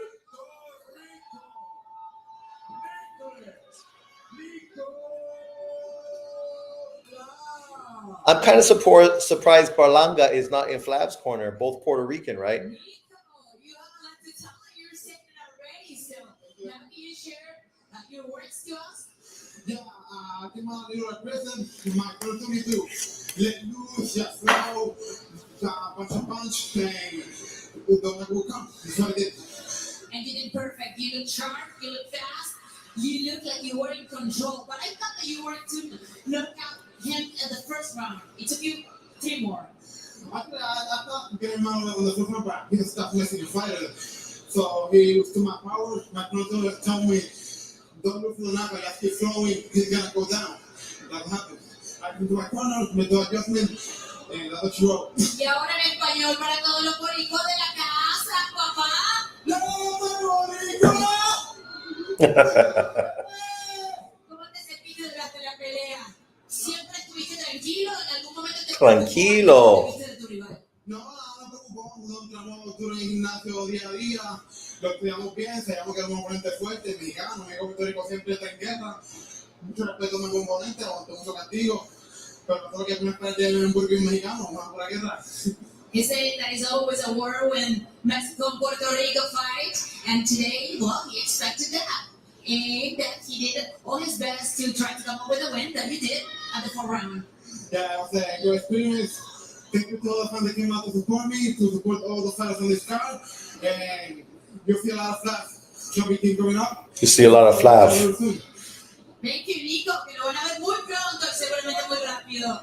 De regreso con ustedes, back to you guys. I was working on our English tonight. What is up?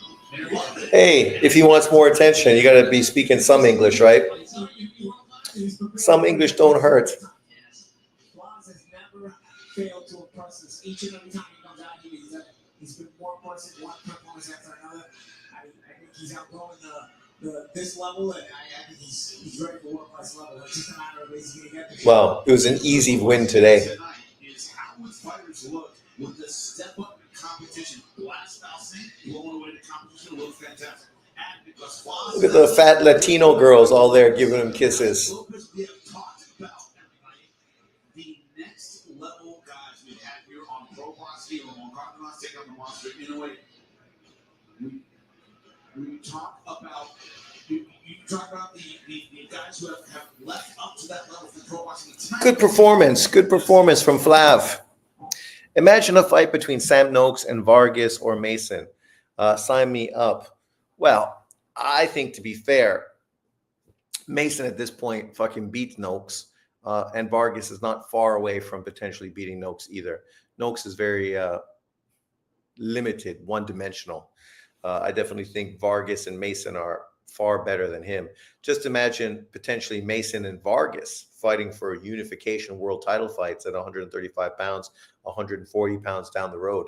Like those two kids, you can see the race narrative there, because you got a Black American fighter and you got a Mexican American fighter, right? One, the guy, his father was an Olympic medalist and a fucking world champion. So the other guy comes from a family with 4 brothers that are boxers. So great stories, great storylines. The reality is both can be great. We don't need to make some race narrative shitting on Abdullah Mason to hype up Emiliano Vargas, and we don't need to hate on Emiliano Vargas to hype up Abdullah Mason. Let's let these two brothers fight their fucking careers, and at the end of the day, we'll find out who had the better career, right? I mean, we know that Vargas, his father, had a spectacular career, but bit off too much too soon and burnt himself out too early, right? And enjoyed the benefits of stardom a little too much, and ruined his career. Hopefully his son learned from his father's mistakes and won't do that. But at the same time, I mean, I don't know if Emiliano Vargas is close to his father. His father was like Tio, right? Full of shit, big talker, very fucking able to get people's fucking attention with the things he said. But in the ring, explosive, dominant, destructive, right? I mean, a beast, a real beast. For Vargas, he's not quite his dad. He's much more of a boxer puncher, not quite the dominant, destructive guy that obviously his dad was. Salute Trump of the YTBC. What's up, Nick? Do I got to put my fucking wig on? I don't want to mess up my hair. I can't wait to see Devin and Kambosos 3 because that's what Hitchens versus Cambo is. Well, that's why I can wait. I'm not fucking really too interested at all. I can understand why Hitchens wants to fight, and I can understand why Cambo wants it. If Kambosos beats Hitchens, now a potential TO rematch with him is big money. That's a big fight, get a lot of attention. That shit makes a lot of sense, right? For unification at 140 pounds. Like, you couldn't draw that shit up any better. In that sense, I kind of hope Kambosos beats Hitchens, because if Hitchens wins, yeah, okay, whatever. Who you want to see Hitchens fight? Puello, Russell, Tio. Like, he's a boring fucking fighter. I don't really get off watching that kid fight at all. So against any of those fighters, the Puello fight would be boring as fuck. I think that Russell beats him, and I think Tio beats him in a fucking uninteresting matchup. A boring fight that will leave us fucking not happy at all. Hollow Ninja, what's up, my man? Can't sleep, put on Haney versus Ramirez. Problem solved. Well, Haney in that performance against anyone is going to put you to sleep. It's not the opponent. It's the fighter with his game plan. Run and hold, run and hold. Russell versus Tio is a great fight. See, that's a fight that I'd be more interested in. But at the same time, hardcore fans would be the only ones who really push for it, because most people don't even know who Russell is. He's not a big name. You're not going to generate a lot of money. And now you need to work PBC and Top Rank together. We know that fucking no bueno. No matter what these people have said, we know it's no bueno. Send me some money. Hopefully Loma doesn't retire. He just had a baby. He should go after a few more bags unless his back is FUBAR. Did he just have another baby? Nice. Congratulations, Lomachenko. I think, what's that, his third kid? Nice. You know, it's good. Lomachenko deserves happiness. Of course, I would love for my greedy self to see him keep fighting. But if he doesn't need to, he doesn't need to. I don't think Kambosos stands a chance. Me too. Stylistically, I think fucking Hitchens is all wrong. At that point in time, we didn't stop for another 6 months. It's the Probox, dude. It was parted ways again. And really, but towards the end, is I still didn't believe that he was doing everything he needed to do. He left that coach, and he gave up some of his environment. He called me. We got together maybe a year later, and he said, "I've been thinking about it, and I know I haven't been doing things the right way, and there's no time. Like, we got to get this done now." So it was almost his way of saying, "Okay, I'm going to do it your way." I called you, I told him what's going on, and I told him I wanted to go. Well, the biggest problem with fucking Lubin is he was offered a fight in Australia versus fucking Tim Tszyu, but he didn't want to go to fucking Australia to take on that fight. Man. Making weight very difficult on himself. Just how difficult, we don't know, nor does Emmanuel Navarrete. What happens tonight, fellas, he told me, will determine where he goes in the rest of his career. Upset alert. I'm here to put it on. Did he fail to make weight? Upset alert. The style alone, I thought was difficult to begin with. That's what I said. I said, don't be surprised if Navarrete loses. So he didn't make weight, so he's not going to get his title.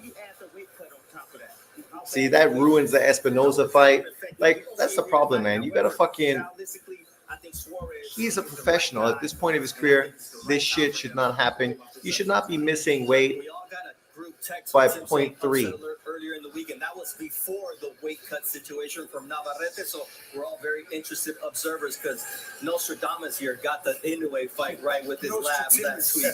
After years of So what's Nick saying? Hopefully Loma doesn't retire. He just had, oh yeah. I don't think Kambosos stands a chance, me neither. At the end of the day, Kambosos is the guy that they keep shoving down our throats. So you never know, I guess. It's because Mexican food is too good, bro. I know, but fucking go fight in the States where there's no Mexican food. Get a fucking personal chef, right? He's a champion, been a champion for a while now. He must be able to afford at least a chef in his corner, right? Like, you could do stuff the right way. I stayed at these two lesbians that used to teach in Taiwan's hotel in Thailand. And their food is Mexican vegetarian cuisine, right? Which is nice because it's not nearly as rich as the Thai food. So, you stay somewhere for like 7-10 days, obviously eating Thai food every day. It's a lot, right? Because it's so rich. But their food was great because it was yummy, healthy, and completely different, right? Obviously, it was tasted great, but it's not the same rich sort of flavors as Thailand. So you can make fucking Mexican food excellent, healthy, and perfect for a dude that's getting ready to make a big fight. Yeah, and it's not like Tim Tszyu isn't beatable. He's totally beatable. The guy got fucking destroyed by Murtazaliev, right? And the weapons that Lubin has, he had all the weapons to beat fucking Tim Tszyu. He's longer. He's fucking a harder puncher, I think. He's got faster hands, and he's experienced. Why don't these athletes understand calories in, calories out? It's that simple. I don't know if it was that bad. Damn. Yeah, I don't know. Did he not make weight, or did he make weight the next day? Vietnamese food is fire. Vietnamese food is fire, and healthy as fuck, right? So I missed that. Did you guys hear? Does this mean that Navarrete is not going to retain his title if he wins today because he didn't make weight? Or are they just talking about the fact that he needed a second weight cut, and maybe because of that, he's not going to be completely healthy going into this fight? Let me know. I didn't hear specifically what they said. I only caught the end of that conversation. So I don't want to comment on something that I didn't hear. Here we go. Zaur Abdurev is in the ring.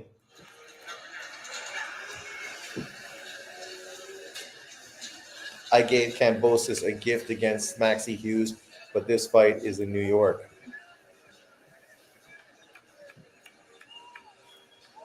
The good thing is we basically saw fucking Hitchens lose to fucking that other guy. So there's definitely a way you could beat him. I just don't know if George is that guy. Here we go. Murtazaliev, the winner of this fight, becomes Lomachenko's mandatory or potentially takes the title for the IBF and becomes a Keyshawn Davis unification opponent on Top Rank. And that man is fucking excellent. I would love to see Keyshawn Davis, Murtazaliev, Muratalla for IBF WBO unification at 135 pounds. That shit would be dynamite. Dynamite. And then Tank Davis could take on the winner if he's got any balls to become a 3-belt unified champion, 1 fight away from undisputed against Shakur Stevenson. See, if Tank Davis did that, I would fucking shout out praise for Tank Davis. And that's only 2 fights.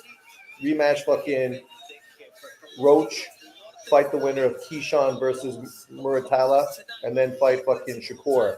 Become undisputed 135-pound fighter. You become top 5 pound for pound on my list. And I'd have nothing bad to say about your resume and the way you're running your career. Nothing bad. I'd praise you, especially if you went in there and destroyed fucking Keyshawn and Shakur. Then I'd fucking probably put you pound for pound top 2. Maybe 1. Depends on how you did it.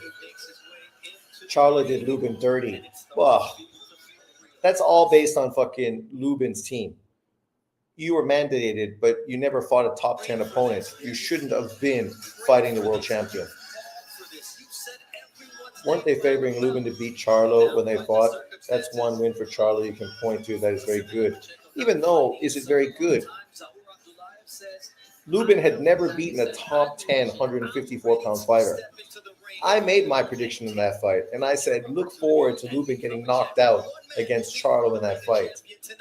Of course, my videos were taken down by John Boxing, so you can't go check it, but I ain't lying. I was right. Here we go. Bob Arum's Top Rank. Could have aged better if he hadn't got knocked out afterwards again. Presented in association with RCC Boxing Promotions and hailing from RCC Boxing on YouTube. Whatever happened to RCC Boxing? I haven't seen them put on any YouTube productions in quite a while. Ranked the IBF #2 lightweight contender in the world. Ladies and gentlemen, please welcome Zaur Abdullayev.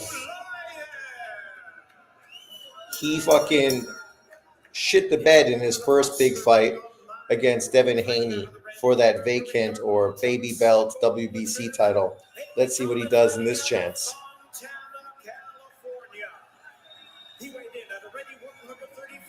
Oh yeah, fucking Ramos fucking shit the bed in that fight. 17 wins coming by way of knockout. Currently ranked the IBF #4 lightweight in the world. Please welcome the hard-hitting and undefeated Raymond. Top Rank always puts out great cards, eh? This card is not getting much attention, but what a great fucking fight card. With these two fights headlining. Quality. Quality.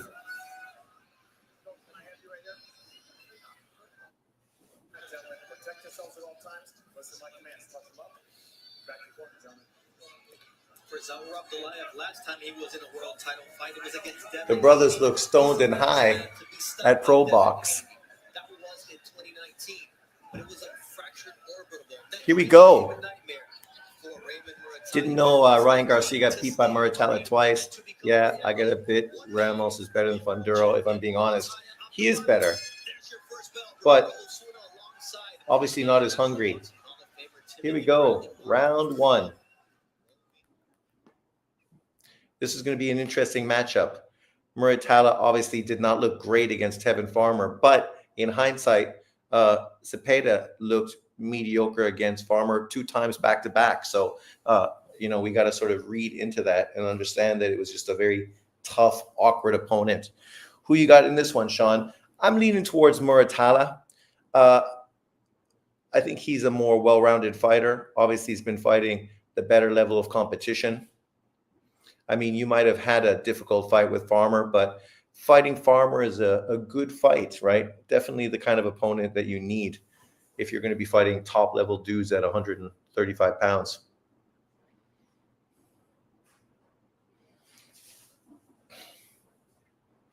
For Zaur Abdullayev, I still have a bad taste in my mouth with his Devin Haney performance, which makes me wonder if the dude is truly world class.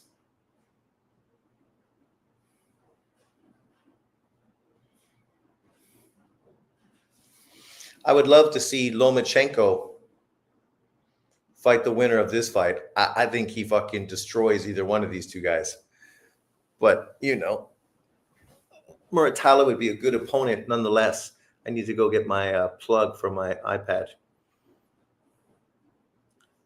Battery is draining quick.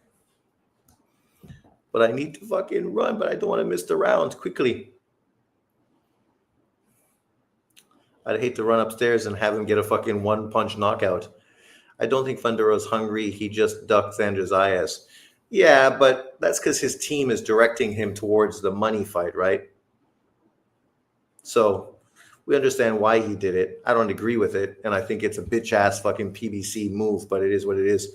Loma destroys both of these dudes. Facts, yeah, but I want to see Loma fight, so I'd be happy to see him go in there and beat an unbeaten Raymond Muratalla. Of course, he would get no credit for beating Muratalla because we know the haters hate. Tank Davis fought Muratalla, or Keyshawn fights him, and of course, they're going to get tons of praise.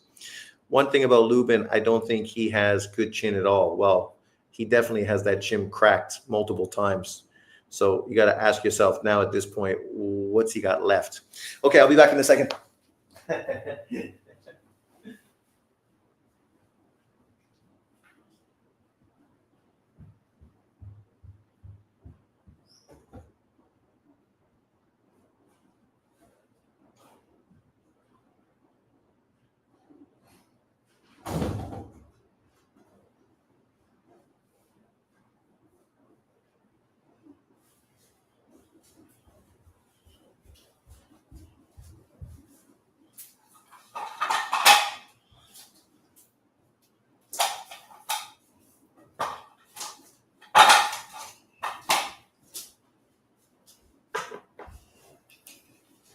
Okay, I'm back at the nick of time. Where's the plug? Oh, praise be Jesus. Whew. Okay. His sister is good, though. His sister is good. She's definitely the better fighter of the two. Round 2, Muratalla versus Abdullayev. First round was a less than sensational fight, but Raymond Muratalla definitely pulled it off, but it definitely wasn't anything to write home about. In watching that fight, you definitely wouldn't think that one of these guys could beat Lomachenko. Oh, nice uppercut. Double jab uppercut with the left hand from Muratalla. That was a nice combination. Really? The guy was his rival in amateurs? But the guy hasn't fought that much and only been relevant for a few years now. I thought he'd be much younger than Lubin.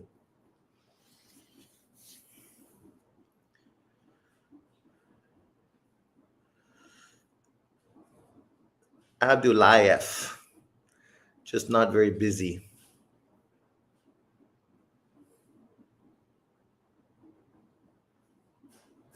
You know, Raymond Muratalla looks like Ness. It's Ness's fucking brother, his skinny brother. They don't have Lubin as a huge favorite, so this fight should be interesting. I think it's a good matchup. Holmes and Lubin. Obviously, Holmes got a lot to prove for Lubin. He's got to put himself back in position for a big money fight. I don't think Zayas is that good either. Well, Zayas, I think, beats both of them. Zayas is still a young up-and-coming fighter, right, with upside. Better boxer than either one of those two guys. So it might not have been a fun, exciting fight, but I definitely think he beats them. This fight is starting to pan out to be like a fucking Times Square fight. Oh, there you go. Let your hands go, Raymond. Raymond's hands are pretty fast, but he's not the most aggressive fighter. He definitely picks and chooses when to throw.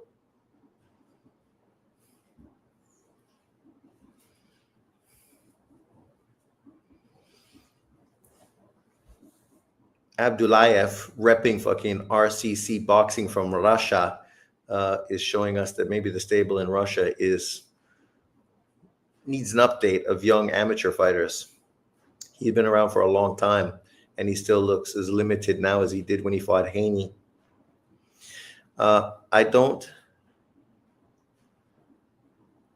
Anybody that fights at 154 is that great, to be honest. Even these newer guys, I've been saying that. No, I've been saying that for years when Charlo was winning undisputed and warring titles. There was no elite top-level fighters at 154 pounds.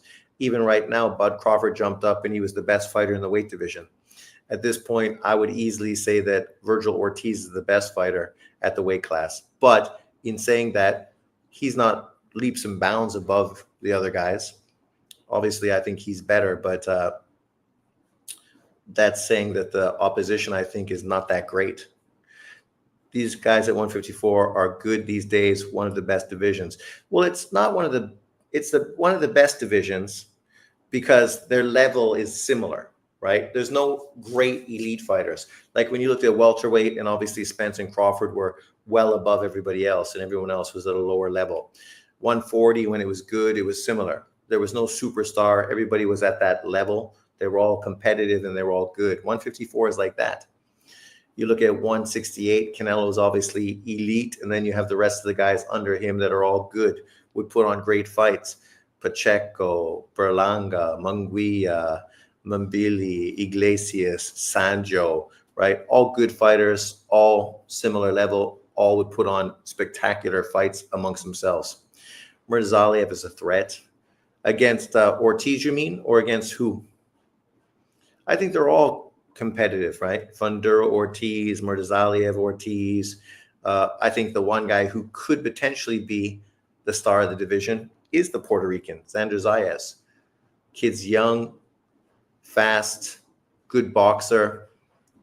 He might not be the most exciting of the fighters, but he potentially could be the best. Obviously, John's favorite boxer, who he never makes videos about except to fucking use him. I made way more videos about him than John ever did, is Charles Conwell. And it's no surprise John never even talked about the Charles Conwell loss. Black excellence. Black excellence only works when you're trying to fucking hate on other people, not when you're trying to fucking be fair and legitimate across the board. Even Virgil is questionable. A lot of people think Virgil lost to Bohocuk.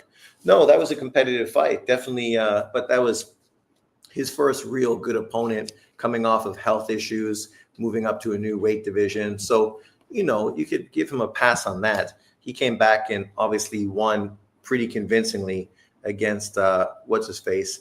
And now we'll see what he does in his next big fight. Zayas isn't beating Virgil, Murzalia, Bohocuk, and many more. Why not? He could easily go in there and outbox those guys. Virgil, Murtazaliev, Bohocuk, they don't have great foot movement. They don't have great hand speed. They could easily be outboxed.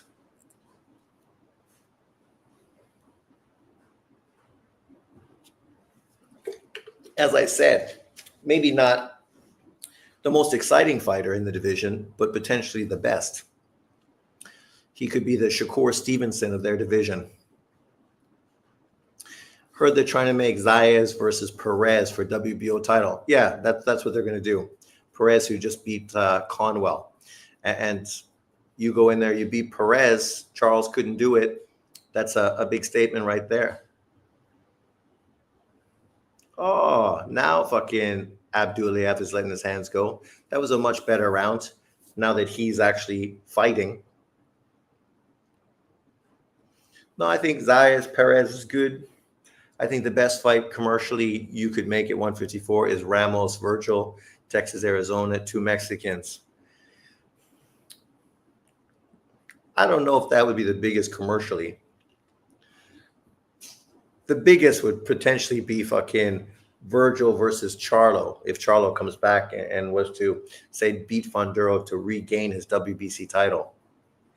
Then you get that black Mexican back and forth, the playoff. Obviously, the two big demographics in American boxing. The problem with Ramos is that he's a boring fighter, a boring person. He doesn't bring anything really that interesting. You already got fucking Virgil. We don't need another Virgil with even less personality than Virgil and less of an exciting style than Virgil. At least Virgil can be exciting in the ring, even though he's boring outside of it. With the weird as it sounds, I give Mirko Fox an outside chance to beat Bohocuk with a Hail Mary knockout. I don't see that happening. Murtazaliev. Murtala. I don't know why I keep calling him Murtazaliev. Yeah, no, he's been winning this fight. But obviously the last round, the third round, was a much more effective round by Abdullayev. That punch didn't have nothing on it. Round 4. Yeah, you got to hit that body, Zaur Abdullayev. Spear that body with a jab and then put your hands together.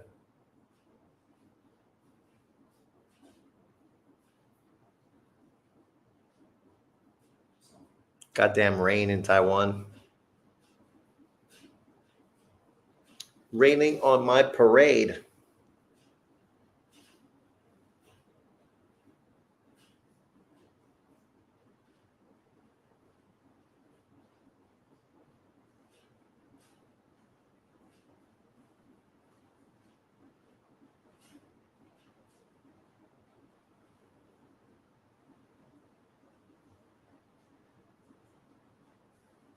Yeah, Charlo Virgil would sell. It would. That would be an intriguing matchup. Two boys from Texas. You can do it in the AT&T. I don't know if it would quite sell out that venue, but maybe. Or obviously Spence, if he would come back and get a victory at 154, that would obviously be bigger. Spence is a bigger name than Charlo. And that was another fight that the PBC talked about quite a bit.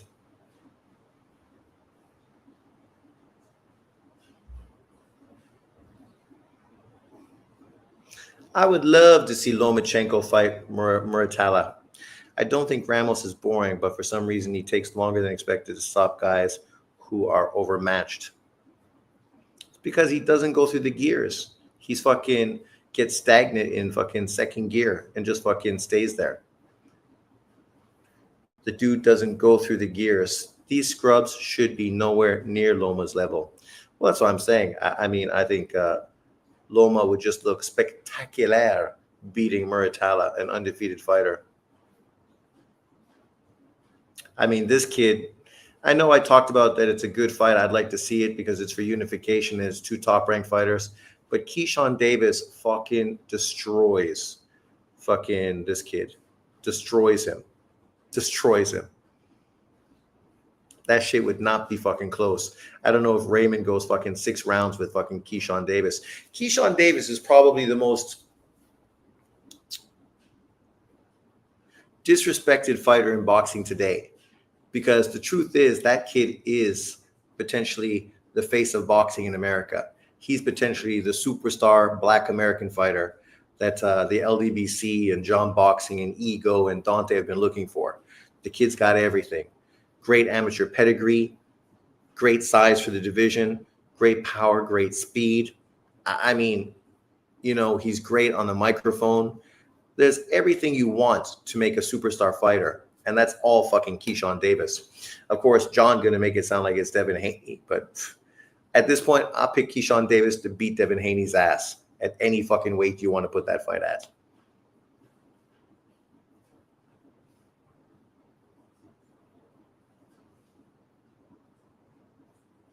Who's that? Charlie Suarez?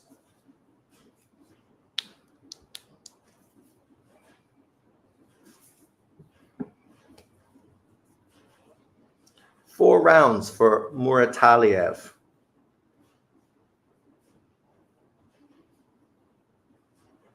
The Lubin fight about to start too. Lubin. I think the Lubin fight's going to be more exciting than this fight, that's for sure. So we definitely can start paying attention to that. Experience Kissimmee this contest. 12 rounds, an IBF Super Welterweight World Title Eliminator. Este duelo va a cada 10 vueltas. Un combate eliminatorio. What did they say? An eliminator for what? Oh, IBF. Oh, good. He's going to take on Murdazaliev. Woo! Murdazaliev going to fucking destroy Lubin. Destroy him.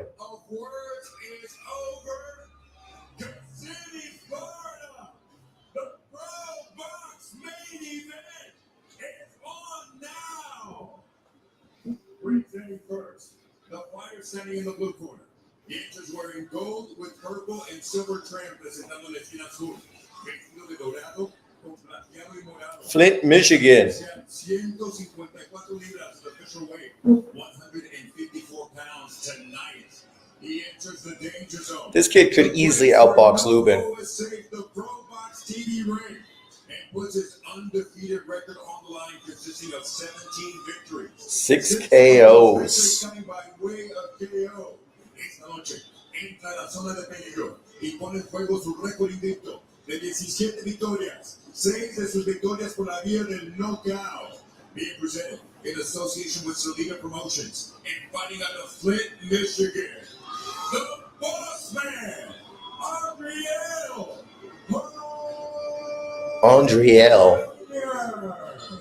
That's a very feminine name. His opposition across the ring in red corner. Su oposición en el Andriel. vestido de azul con color plateado, except wearing blue with silver trim. He weighed in and 153 and 1/2 Kiss me, Florida. 153 libras y media tonight.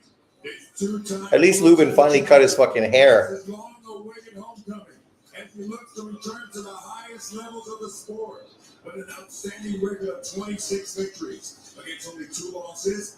18 of those victories coming by way of KO. Esta noche, este 2 veces retador de campeonato mundial regresa a casa con un récord de 26 victorias, solo 2 derrotas, 18 de sus victorias por la vía del knockout. To knockout. 26-2, 18 KOs.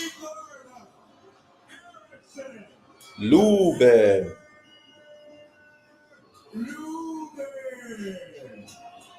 Charlie Suarez, the Filipino. Here we go, people. Lubin, Holmes. Zaur Abdurev is getting better as the fight goes on, but that fight ain't winning over any fans. This fight potentially could be boring as well. If Holmes has his way, he's going to try to control the distance, stay behind a jab, and just fucking stay away from Lubin's power. Lubin want to get in there and knock this guy out. Let's see if he could do it. What do you guys think? Can Lubin stop this guy? Holmes, Lubin, round 1.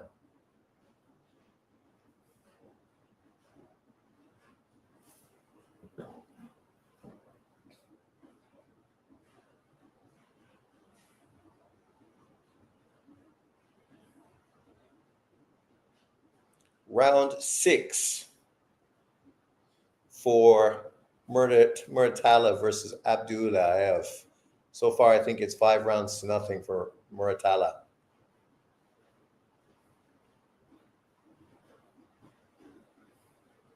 You know, Holmes is going to come in and be real safe. So the question is, what can Lubin do? Is Lubin going to be able to put the pressure on him, get him in the corner, do something effective? You're fighting a dude that's real long, but he doesn't seem to have much power. Nice jab, counter jab from Lubin.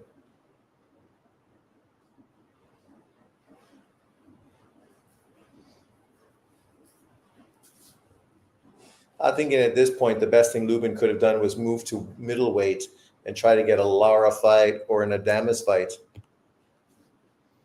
Hey, look at that. Who's that? It's a tough life. Tough life.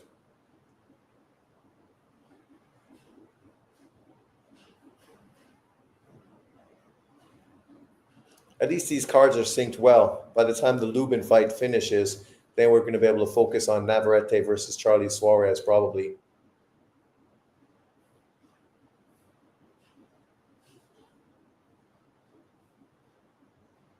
Trying to watch one fight with one eye, one fight with the other.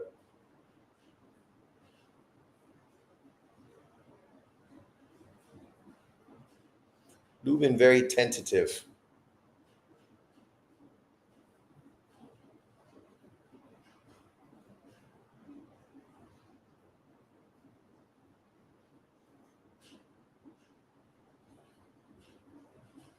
Holmes looks very composed, very calm. He comes from Michigan, right? You know, he's been in the gym with some killers. So Muratalla versus Abdullayev is picking up.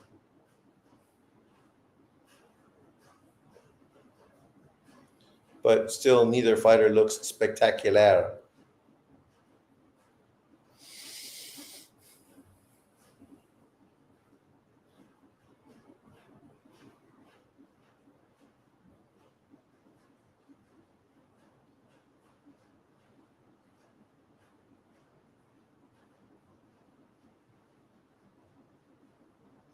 Round 1, Lubin and Holmes. And I don't really know who to tell you that won. I would say maybe Holmes won because he controlled Lubin. Lubin was too tentative, didn't throw enough. And obviously the fight played out perfectly for what Holmes wants, which is much more of a cat and mouse match and a fight fought at distance. But if this is the way the fight's going to go, it's definitely a fucking Times Square matchup. As far as Abdullayev and Muratalla, The fight's picking up, but I still think Raymond is winning the rounds.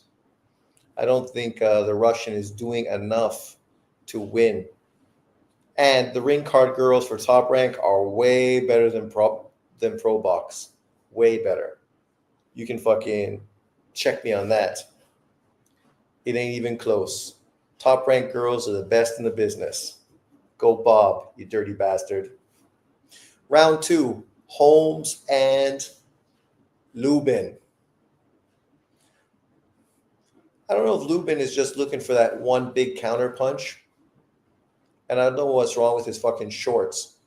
The fact that they look like they're falling apart. Like, literally, you're a dude that fought for world titles multiple times. But meanwhile, look at his shorts. Who sewed his shorts? Like, they should be fired because that's some shitty looking stuff. You don't have scissors? What the fuck, man? Because that ain't be that by design. That's just bad fucking craftsmanship. You got to get the dude from New York to do his shorts. The one that fucking used to work with Danny Jacobs, the trainer. Because his shorts are fucking tight. These shorts are garbage.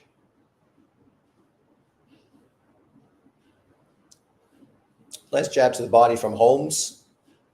If Holmes starts fucking landing that jab consistently, it's going to be a long night for fucking Lubin. A long night for Lubin. And if Lubin loses to this guy, man, he's done. Because what do you want? You better move to middleweight if you lose to this guy, because your career is fucking finished. You coming off of your biggest win against Ramos, you didn't capitalize on that. You didn't get the Tim Tszyu fight that you were offered for big money and an opportunity for a world title. You weren't able to get PBC to give you a Funduro fight, so they end up putting some bum-ass opponent in against him after 1 year off. And now you're in with a long, lanky fucking fighter who stylistically is not the kind of guy that is going to make shit easy for you. Nice jab from Lubin. That's it. You got to win the battle of jabs, man. That's going to make it easy for you to land punches.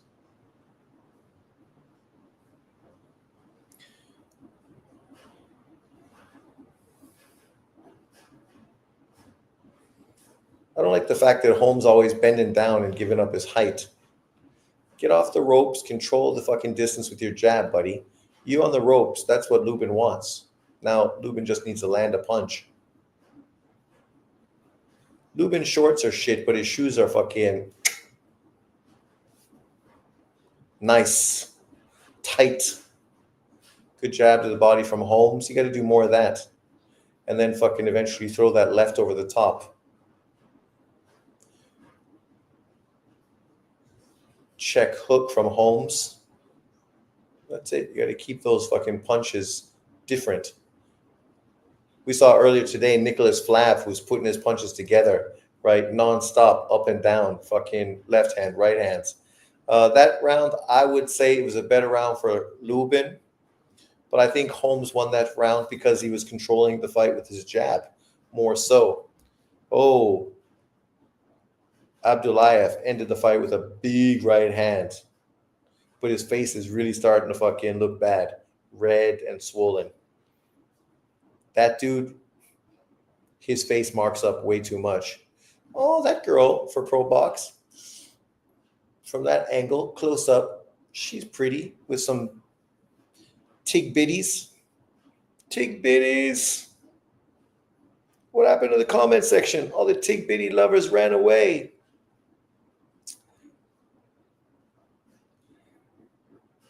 Lubin going into round 3, I would say at this point, I don't know if people are impressed for his homecoming.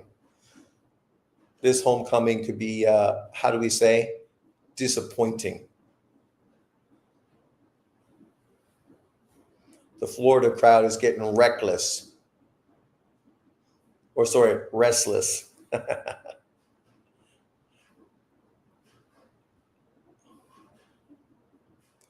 Round 8 for Muratalla Abdulayev It's a 12-round fight. Obviously, this is for potentially the vacant IBF title.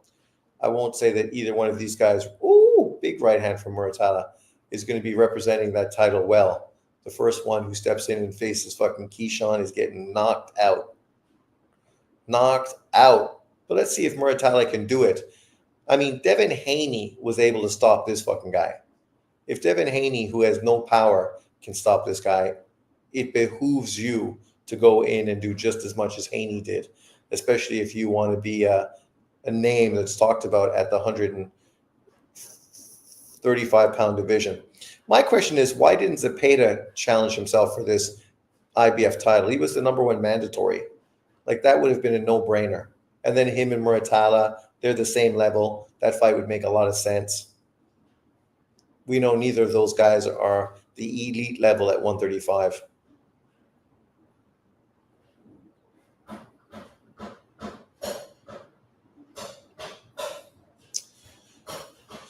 So far, this Lubin fight is probably the worst fight on this Probox card.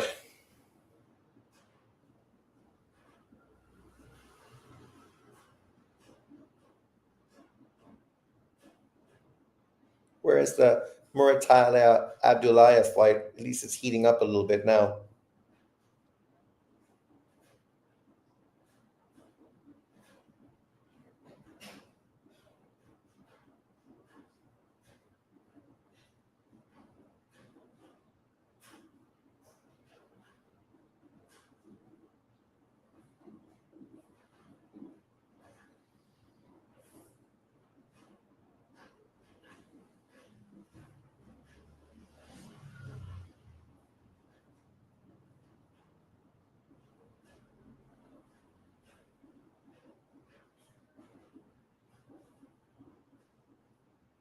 Holmes doesn't throw enough punches to really win rounds.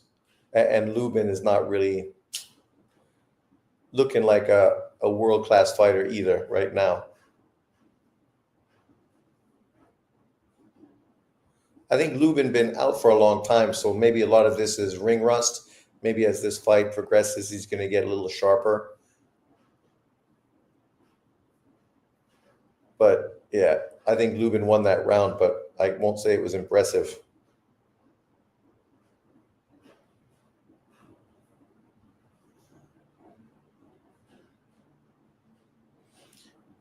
Man, Muratalla's left uppercut off the left hook and left jab is really good. That's probably, I think, the punch that I'm impressed the most with so far. That shit really works. Damn, look at the heels on that girl. Jesus Christ, man. That is the epitome of hooker heels. What do you guys think so far about this Lubin fight? And what do you think about the Top Rank card? You guys have any input? You think Lubin looks good? Does he look like he's a contender? Do you think he could beat Murtazaliev? I don't think he's going to beat Murtazaliev. I think he should have took that Tim Tszyu fight. It would have been an easier opponent and probably more money. You're going to be mandatory versus Murtazaliev, which is, sorry, Lily, which is going to give you 30%. 30% on a purse bid that's not going to be big anyway. And you're fighting a guy that just destroyed Tim Tszyu.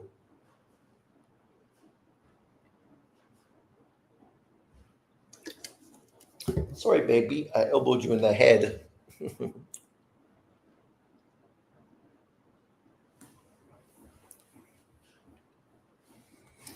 Sean, dog abuse. So they have Muratalla up 78-74. They gave Abdullayev 2 of the last 4 rounds. I definitely think his punch output's been better and he's been landing some clean shots. But I don't know if he's really been doing that much. As far as Lubin and Holmes, this fight's turning into a bit of a stinker.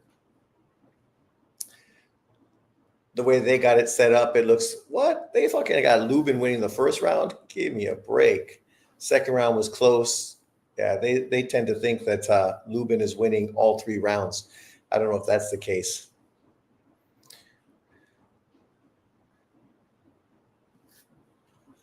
But, of course, they have more invested in, I guess, Lubin doing something. I don't know. But yes, Holmes is definitely not throwing many punches now.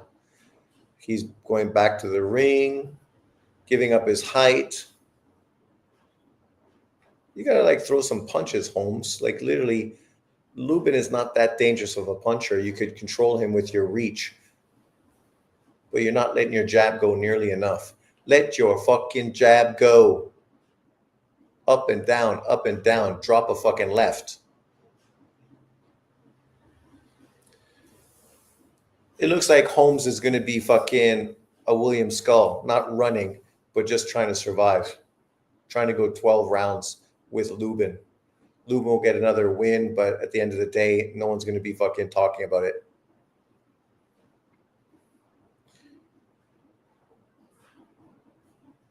Nice jab from Muratalla. Timed him perfectly.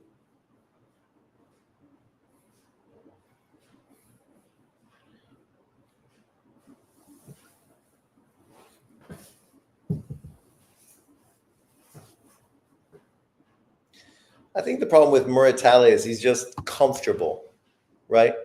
He fights at his comfortable pace, and you're going to get wins, but you're not going to fucking impress anybody. I think that was also the problem with the Tevin Farmer fight. He got the win, but walked away, kind of the loser in that fight because people kind of thought Farmer made him look bad.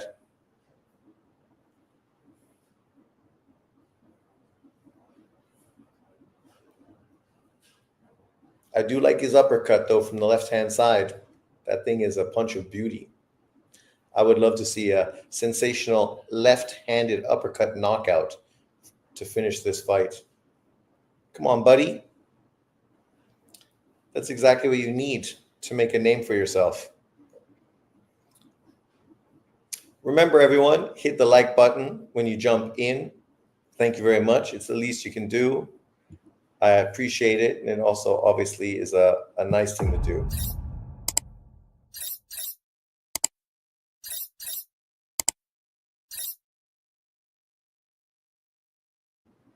We're getting ready for round 5 of Lubin versus Holmes. So far, I can say that this is easily the worst fight on Probox. The other fights, obviously Naji Lopez, Valsant, and Flav were far more interesting. All ended in knockout victories for the top fighters and were a lot more action-packed. But a lot of that has to do with the opponent as well. Holmes is definitely a stinker. He's definitely not coming here to win. For a guy with length, he's really hesitant. This round, at least, he's letting his left hand go, which is a good sign. When you fight a guy like Lubin, man, with his chin, you might as well throw some fucking shots to check that shit. Chin check-in, check that chin. As far as Muratalla Abdullayev, it looks like so far it's going to be an easy victory for Muratalla. Round 10, he's up on my cards, probably 7-2, 8-1.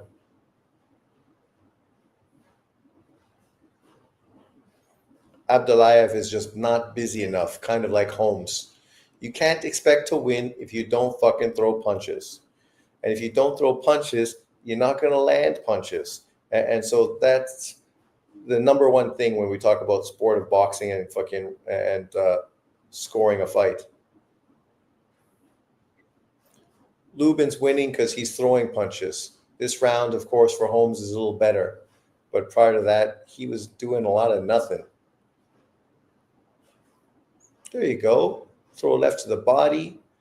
Soft jabs to the thing. Throw 2 punches. There you go. Throw your hands, buddy. Throw your hands.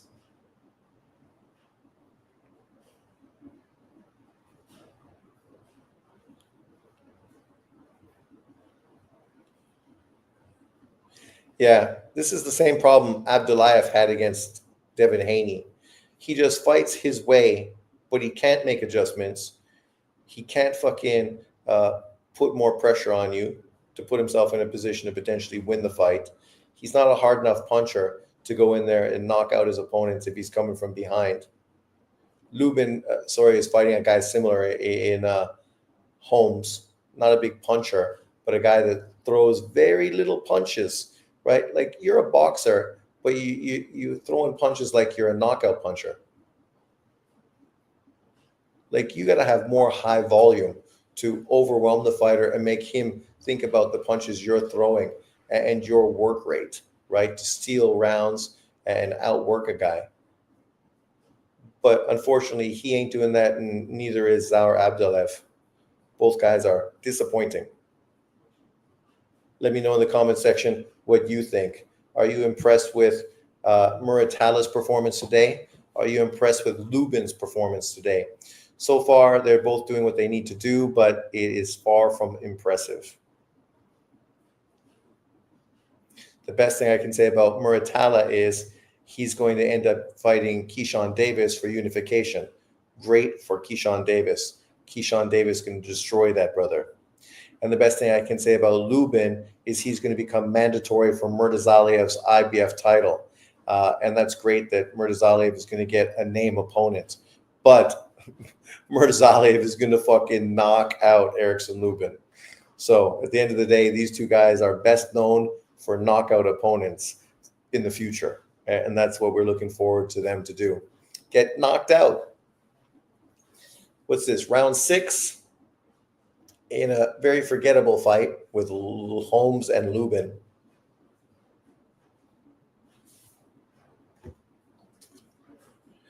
At least Holmes looks like he's starting to throw more punches as the fight goes.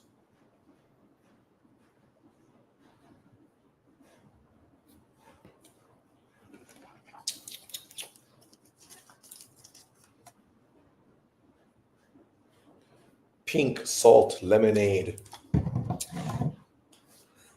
Sweet and sour.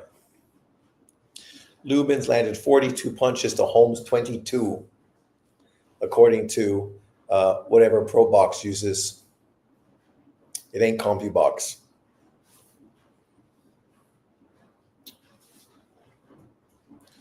Round 11 for Muratala versus Abdullaev.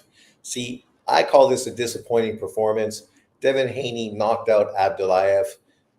It was probably the last knockout Devin Haney had in his career, whereas Muratala is going out there and he's going to go 12 rounds with this kid. Win a decision, potentially win the IBF title, but in a less than sensational fashion. This is after you looking disappointing against Farmer, and now you're kind of looking disappointing against this. Oh, there you go. Nice uppercut. His uppercut's good, though, whenever he throws it. Who's that girl? Why is she touching her tits on the screen? That's the most excitement I've had in this whole fight. What do you guys think about Lubin's performance so far and Muratala? Are you impressed? Do you think these guys are going to be players in the 135 and 154 pound divisions? Obviously, they are players, but are they going to be players or just opponents?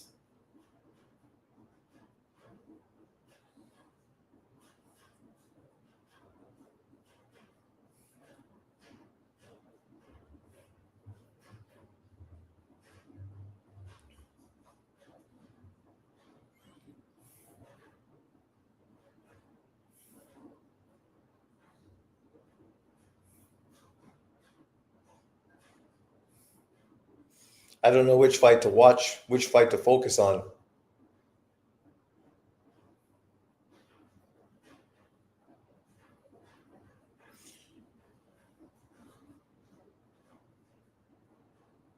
I think the most interesting one is probably Muratala Abdullaev.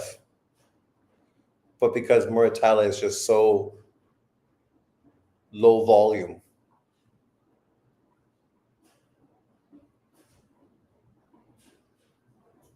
it's a little disappointing.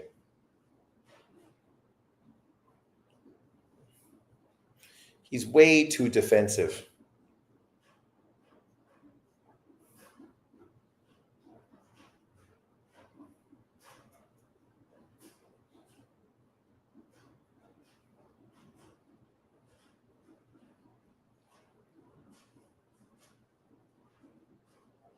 But to be fair, if you want to talk about masterclass performances, Raymond Muratalla is definitely putting on a masterclass performance against Zaur Abdullaev. He's definitely showing great defense, great counter punching. He's definitely the one dictating and landing the most concussive punches. He's not getting hit by too much at all. He's getting caught sometimes, but overall, his face looks good. Looks like he hasn't been hit too much at all.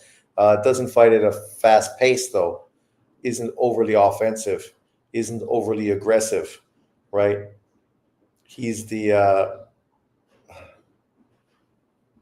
Mexican Floyd Mayweather, in a sense, in this fight, because he's kind of fighting like Floyd, sort of waiting to do the counter punch more than anything. But he's doing good.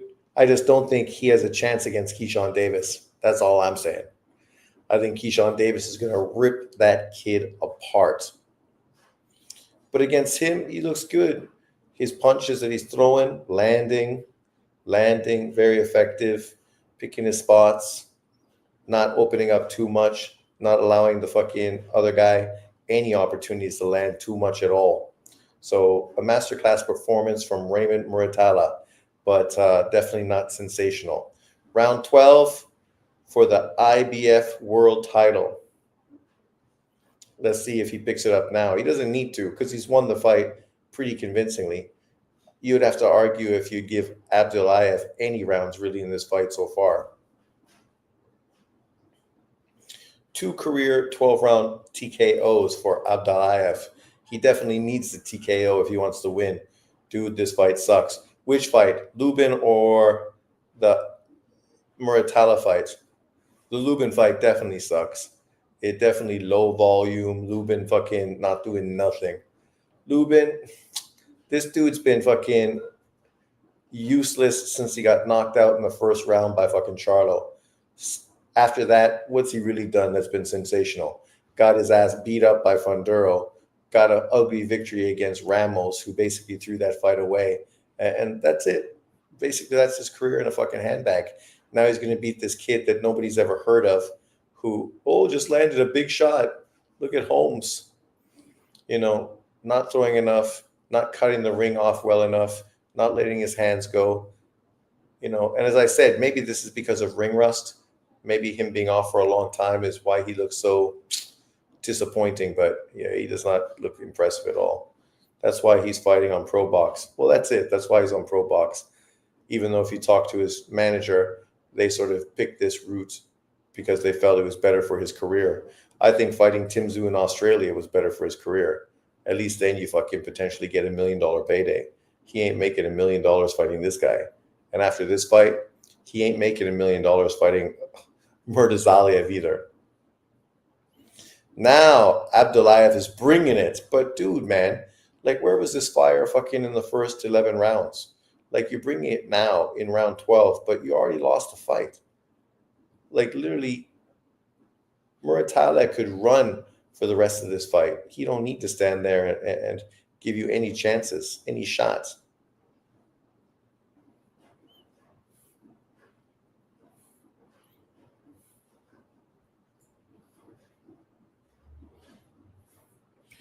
In truth, both of these fighters are good.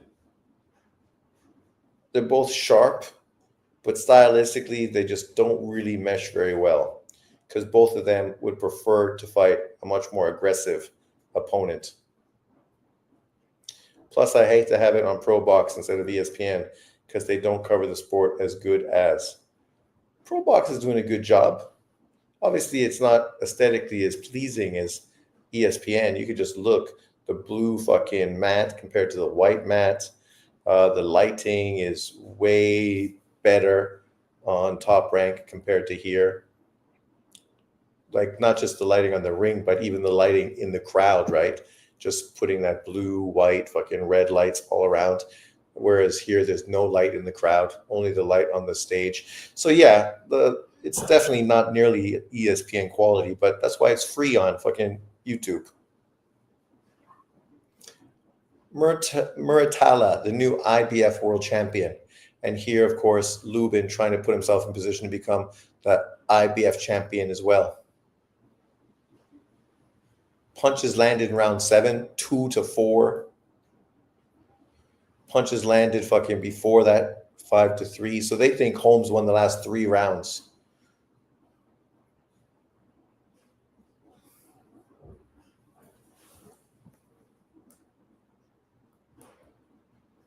Used the jab well, especially down to the body. He had a couple of occasional right hands over the top. Catching Murataya while he was sleeping, while he was asleep. However, I mean, I thought it was an easy fight. I mean, easy fight to judge. Easy. You know, I feel there's no doubt in my mind that Murataya won this fight tonight. Congratulations to him and his team. I know the scorecards haven't been read yet. However, I thought it was a pretty easy fight for a guy. Yeah, it was easy. Like Murataya. He's extremely skillful, talented, and tonight, like you said, it's his night. Sometimes the numbers tell a story. 140 landed compared to 87 for Abdullayev. The comparison, also the body shots, is where Abdullayev really shined. It does look like a warehouse. It is fucking Florida, so it very well could be in a warehouse. They can see the demeanor. They do tell a story, however, just to let you know, fights are not judged on damage. They're not judged on where the fighter's face looks. It's judged on Punches landed. All right, before we. But if your face is damaged, it probably means you got hit by more punches. For his unofficial scorecard, 118, 110. Murataya was not just a quicker fighter, but the guy with more imagination. let's send it up to the classy Jimmy. This is the second time Abdullayev fucking shit the bed. After 12 rounds of action, we have a unanimous decision. Here are the score totals. Judge at ringside, Steve Weisfeld scores about 118 to 110. Judges Dennis O'Connell and 119, 109. with about 119 to 109. All three in favor of the winner by way of unanimous Yep, decision. easy work. He is now the interim IBF lightweight world champion, Raymond Danger Murataya. 23-0, 17 KOs. Yeah, I said it was a masterclass performance Because everyone's waiting to see what the future holds for Lomachenko, Lomachenko. who hasn't fought since he defeated George Kambosos' newly crowned WBO champ Keyshawn Davis, longtime champion Shakur Stevenson, and the elder statesman of the decision, WBA champion Gervonta Tank Davis. Our Mark Kriegel is. How's Tank Davis the elder statement? He's fucking much younger than fucking Lomachenko. Congratulations. How the hell does that feel? How the hell? Man, all this hard work I've been putting in, all these fights, man, it feels great to finally have this around my waist, and couldn't do it without my team. Describe what happened in that ring tonight. I just went in there, man. He was a tough fighter. He came to fight. We knew that. I was just using my skills, just picked him apart, and beat him every round. And you're still pretty. Yeah, man. I mean, that's the thanks You're to my still team. pretty. My defense is something we work on a lot. Listen, the great Vasily Lomachenko is out with a back injury. This is technically an interim title. He has until October 8th to decide if he's coming back or not. Do you have any rooting interest? Do you want to fight him? What are you thinking about the future? Of course you want to fight Loma. He's I'm the mandatory for him, so that's what we're looking forward to. It'll be an honor to fight him and to have his resume. Have his name on my resume, and I'm looking forward to that. Keyshawn Davis You get fights killed. in a few weeks. Your thoughts on that? There's always been talk about a unification between you two. No, I'm not focused on that right now. I'm a mandatory, so I'm focused on that right now. And if that doesn't go through, man, whoever you want me to fight, I'll fight. When we sat down earlier this week, I said to myself, and I told the crew, there was something different about you. Am I right? Yeah, man. I'm coming to win. I don't play. Bolanga's dad where? I do. And I'm serious about this, and I want all the belts. I mean, congratulations to you, the team. It's been a long, hard work. You're a good fighter, man. Hell of a fighter. Thank Bolanga is in the Probox fight, so you. Fellas, back to you. Big moment for Raymond Murataya. good for fucking Muratala. Big moment for Charlie. That was a good win for him. He did not impress entertaining-wise, but it definitely was a masterclass performance of how to hit and not get hit. Devin Haney could learn from that because he definitely should have done a little more like that against Jose Ramirez. That dude was there, landing punches left, right, and center. Didn't get hit by too much. Face looks pretty, but was still able to easily beat his opponent and not run around the ring like a biatch. But I can't believe Ramos lost to Lubin. I thought that was a lock that he was going to win that at the time it was made. Me too. I figured he was going to get the knockout win, but unfortunately, it was just a piss poor performance. The dude never got out of second gear, right? Like, he has only himself to blame, really. But to be fair, Lubin got that win and he's on Probox right now. So what did that fucking win even do for him? He was offered, obviously, a Tim Tszyu fight. I don't know exactly how that worked out, but think about that. You could have fought Tim Tszyu in Australia for $1 million, maybe more than $1 million.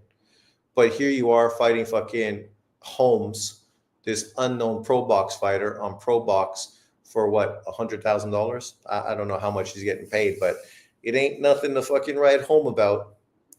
Bob Father definitely gets the best ring girls. He does. Those bitches are fucking hot. It's kind of like a Playboy, right? You know, with Hefner. Oh, yeah, there's Berlanga.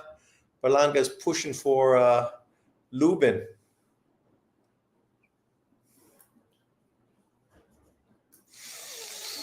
Lubin's picking it up. Obviously, Holmes is wilting. But as I said, I think Holmes just going to fucking try to go the distance. He's going to lose the fight clearly. But at the end of the day, he's going to think that he won a moral victory because he went the distance. Even though, how many rounds has he won in this fight? Not fucking many. And to be fair, Lubin ain't really doing anything to fucking excite the crowd either. So he's going to earn an opportunity to get knocked out by fucking Murdazaliev. I'll be back. I'm going to go take a piss.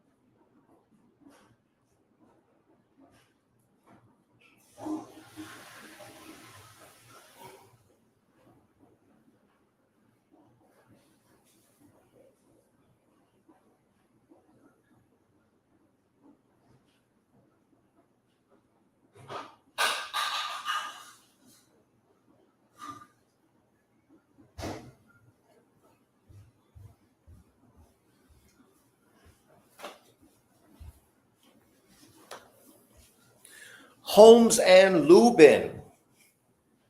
This is definitely the low point of this Probox card, because overall this Probox card was pretty damn good today with some great up-and-coming young fighters.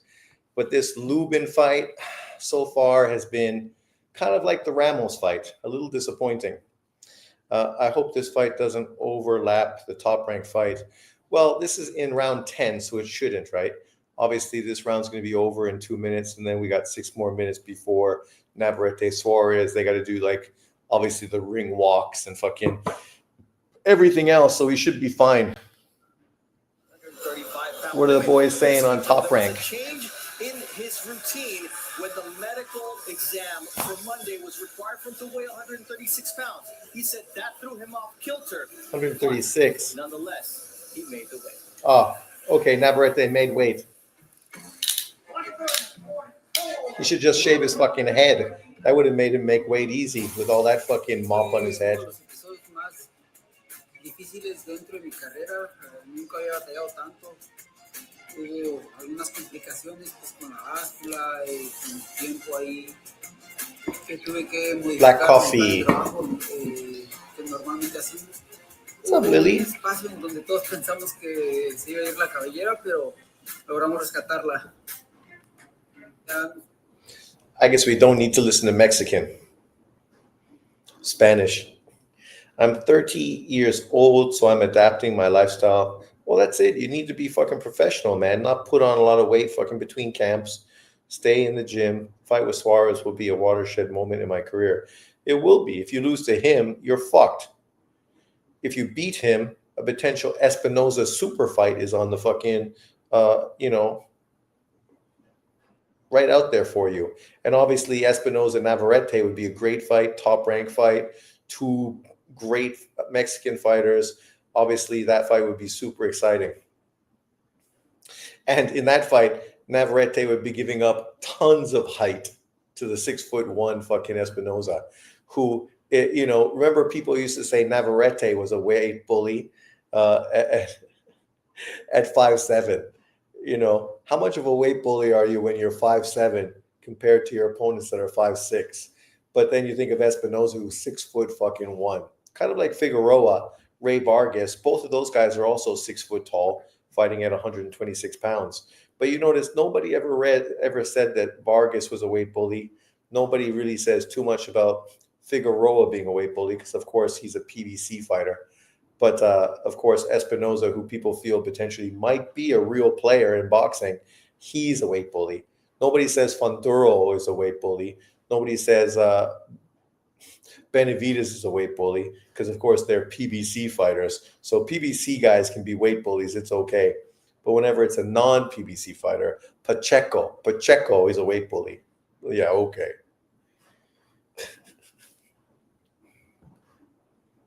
Stick him in there to bake for a little while. Comes out, not a drop of sweat, just some light calisthenics, exercises on the gym floor, not a drop of sweat. But when it's over, they had to help him up and help him out. This was a trained guy. He came back at our fighter meetings yesterday. He looked okay. But Timmy, to your point, you don't know until you're there. 6 attempts to make weight. And it was only like 0.3. He should have shaved his fucking head, right? Come in bald, right? He serves in the Filipino military. Does his camp at the I think it's funny because Ring IQ and other people kind of been shitting on Charlie Suarez, 18-0, undefeated fighter, 10 knockouts as an opponent for Navarrete. But don't be surprised if fucking Charlie Suarez gets the victory tonight, right? And becomes world champion. And then, of course, you could look forward to the rematch because for Suarez, that would easily be the biggest opportunity for him, a rematch versus Navarrete, now as the A side. But I would not be shocked or surprised at all if he beats Navarrete. I said I thought this was a great matchup. It's going to be a fun fight. And in boxing, what else do you want but fun fucking fights? Like literally, we just watched Zaur Abdullaev versus Muratalla. Not a fun fight. We're watching fucking Lubin, who finally fucking dropped Holmes. Sensational. Looks like he's getting the knockout. My man is worn out. He's done. I don't know if he's going to be able to go the distance. So Lubin's going to be happy. He got a knockout versus Holmes. Dude, you need to fucking be like Haney. Get on your bicycle. Don't stand in range. Move. Get off the ropes, dude. That's the problem with these Flint, Michigan guys. They think they're tougher than they are. A minute to go. I don't think the ref needs to stop the fight there. Really, ref.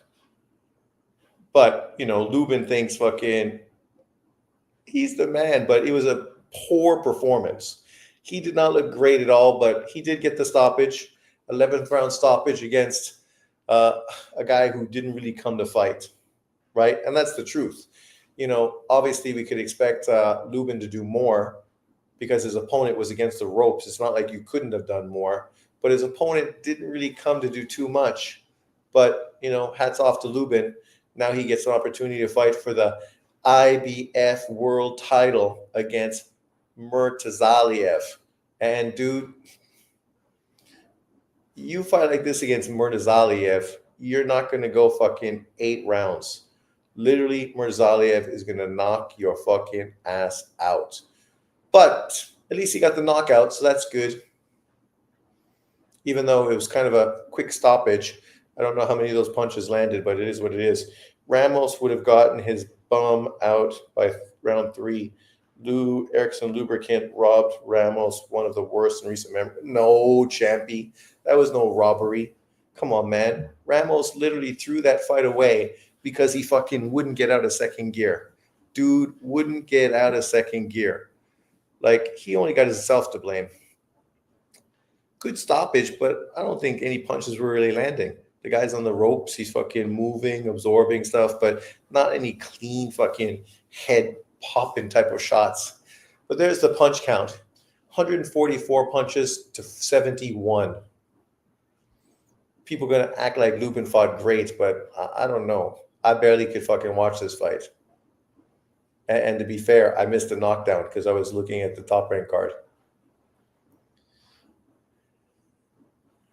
All I know is right now at 154 pounds, I don't know what top 10 opponent Erickson Lubin fucking beats.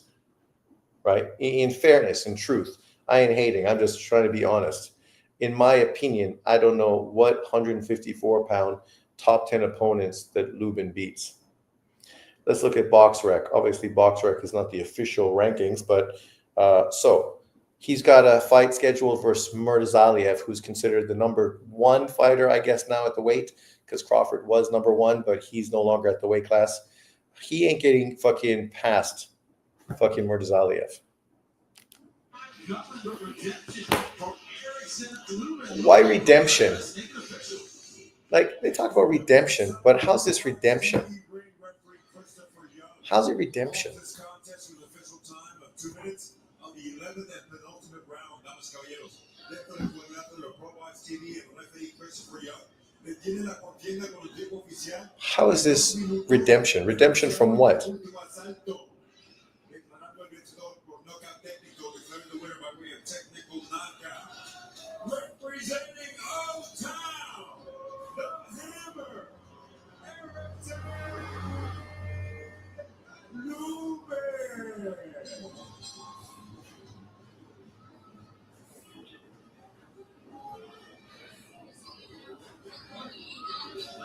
Your microphone's not working, sweetheart. I'm excited to be back. It's been almost 2 years layoff.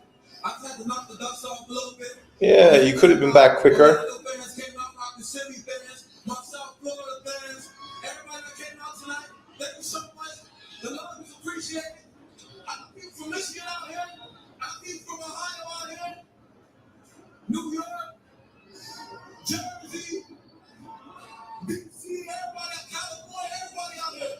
Está agradeciendo a todos por estar aquí. Can you walk through those late rounds? I just knew he was breaking down from watching his previous tape. I seen that he was breaking down.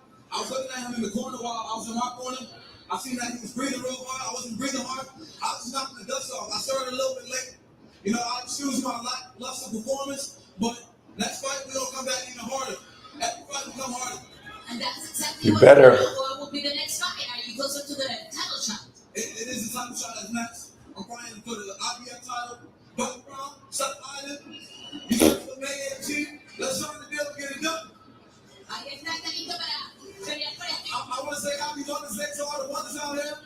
I want to say happy Mother's Day to my mother, my child's mother, all the mothers out here. Thank you for coming out. All the beautiful ladies, thank you for coming out. I'm glad I'm saying that. Consider me saying that. You notice it looks like the arena is almost empty. It looks like the opening night. Congratulations for that win. Thank you. I want to give a big shout out to Arthur Home Sue. He came to my backyard. So, what do we have to say? He really let me down a lot of other people by losing to Lubin. Crap Fraud wasn't number one. Virgil Funduro, Ramos, Murtazaliev, Boholchuk are better than crap. Come on, champion. You just fucking hating on Bud. But what you're saying has no truth. Couldn't even beat Madrimov. He had to rob him. He beat him. He didn't lose. He got robbed. Lubricant only landed 90 punches, and Ramos landed like 30 to 40 punches overall. Terrible robbery. I forgot Martinez and Ioka are fighting their rematch tomorrow. Yes, tomorrow. Solid undercard too. Hiroka Tatsumi is going to be on the card. We saw Tatsumi's brother make his debut on that, New York card just last weekend. No way Lubricant fights Murtazaliev. Man, he could fight Murtazaliev. Murtazaliev going to knock his ass out. I thought given the fight was on Canelo's undercard and all things, and it was more than what Ramos didn't do than what Lubin did. I was surprised too. Yeah, that's what I say. It's his fault. I felt he could have done way more. He didn't. And only one person should be disappointed, Ramos, because now his career is fucking stalled. But think about Lubin. Could he beat Crawford? No. Could he beat Murtazalev? No. Ortiz? I don't think so. Xander Zayas? Definitely don't think so. Bohocuk? Don't think so.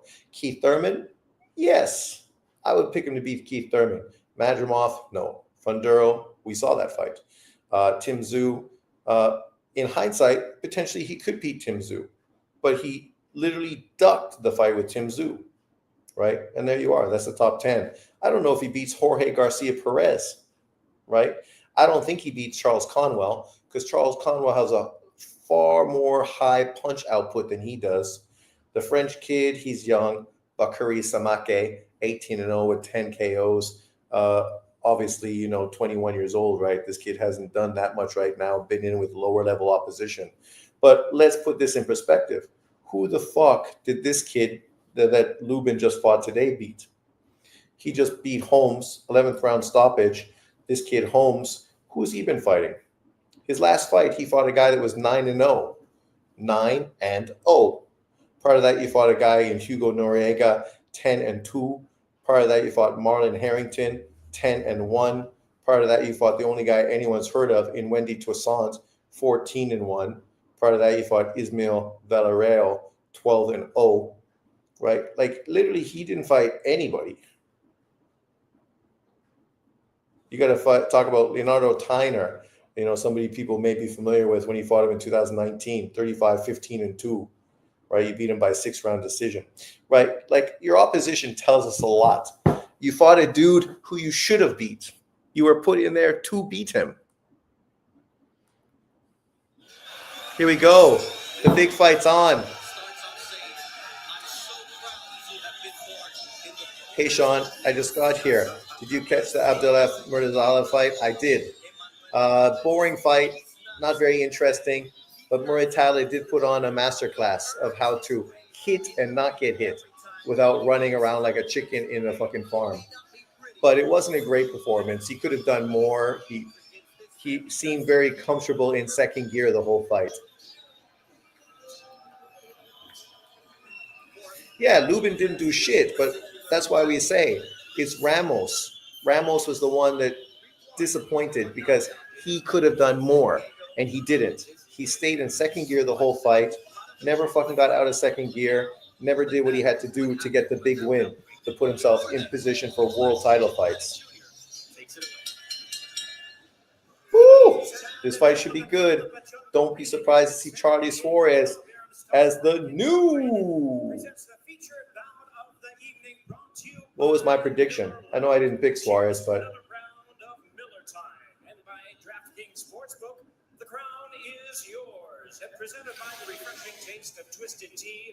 I picked Navarrete by 8th round, Muratalla by 11th round, Lubin by 10th round. Oh, I missed by 1 round. Flaz by 7th round, Vassant by 4th round, Lopez by 9th round, Cortez by 8th round, Santillan by majority decision, Martinez by majority decision.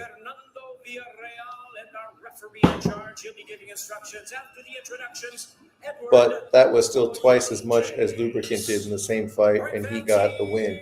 Disgusting robbery. 12 rounds. Top Rank's fucking production, compared to Probox. Just the lights.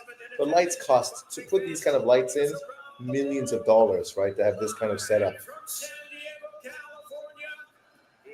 It's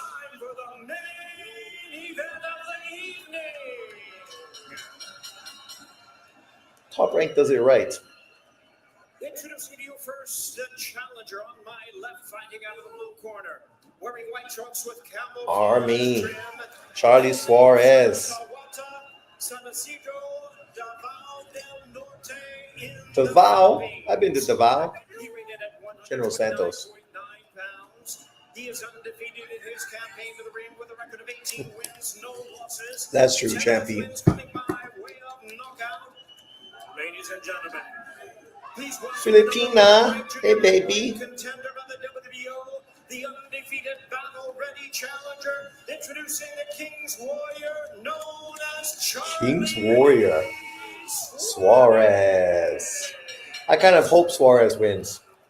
Not to hate on Navarrete, because I love Navarrete Espinosa fight, but Fighting out of the red corner, the defending world champion, wearing black trunks, white and blue trim, hailing from San Juan Citlantepec, Mexico. He weighed in right at the junior lightweight limit of 130 pounds even, with a record of 39 wins, 2 losses, and 1 draw. He has 32 wins coming by way of knockout.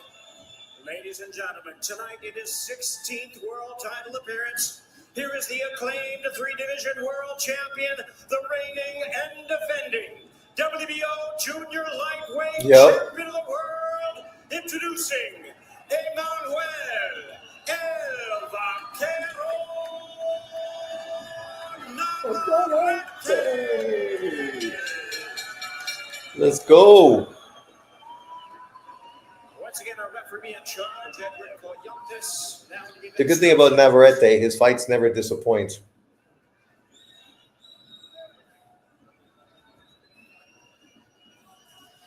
Let's just see how he bounced back after fucking struggling to make weight.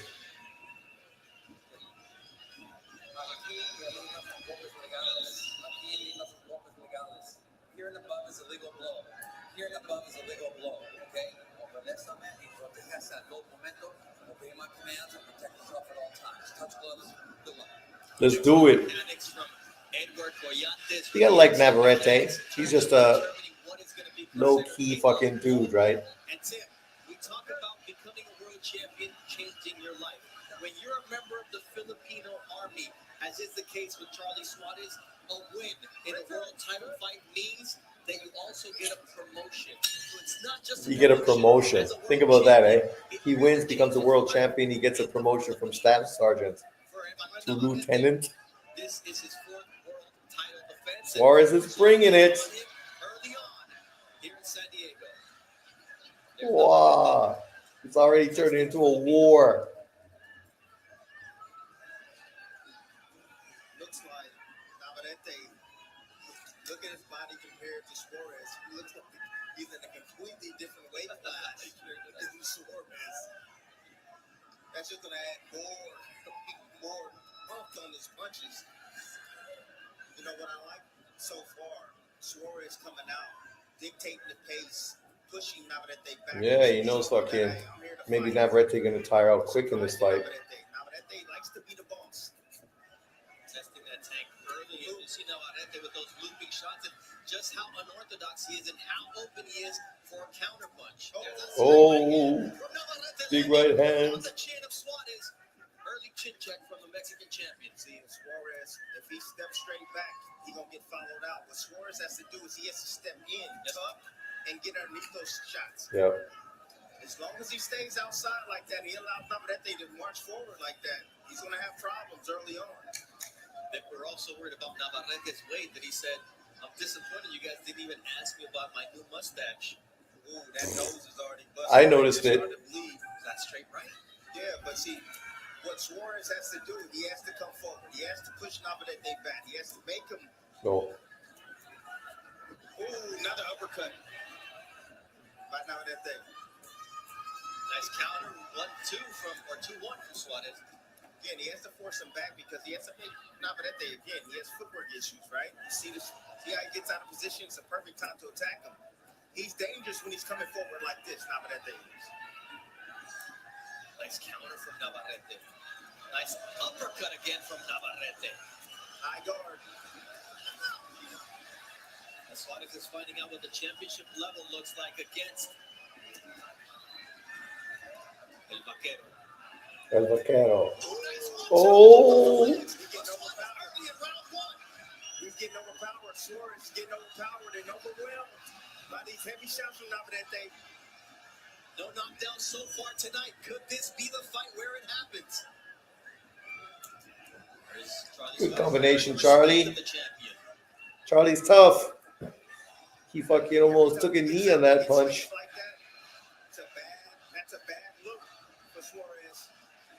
standing up with the high guard. We get a chance of Mexico as Navarrete goes to the body. Navarrete is so awkward the way he fights and just the way he circles out. It looks like he's stumbling, eh? But man, he's dangerous. Charlie, you don't want to be outside range, man. You want to be inside. Inside.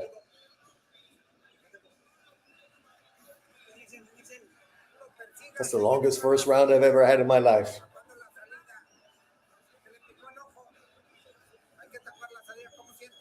This is the best thing that could happen for Navarrete. Fucking short fight. Not go many rounds.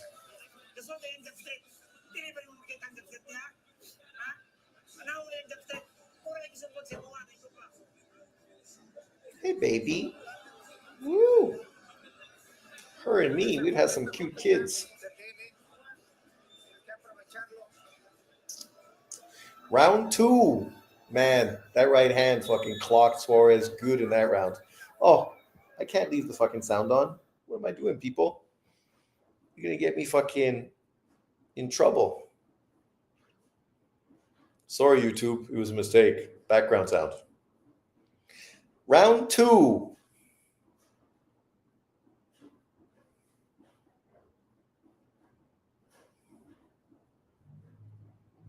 Boom. Oh, yes. That shot. Good thing fucking he took it. Suarez's game, man. He's bringing it.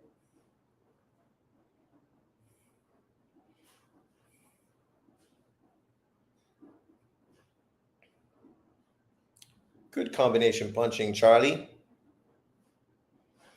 Isn't that racist to call him Charlie?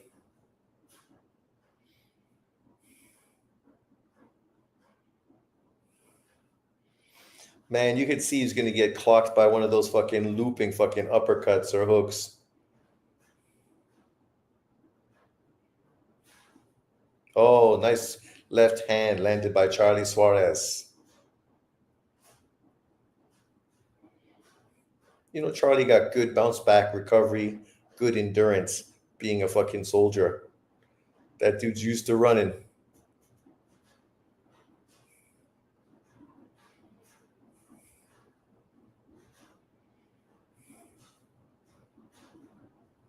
Don't punch behind the head. Yeah, I'm fine. Well, he turned his head. When you turn like that, you're going to get hit. Come on.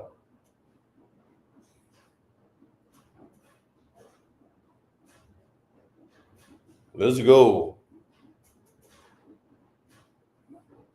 That's the thing.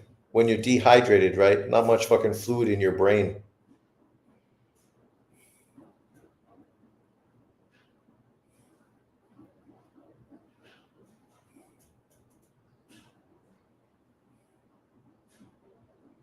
Ooh. This fight's a war.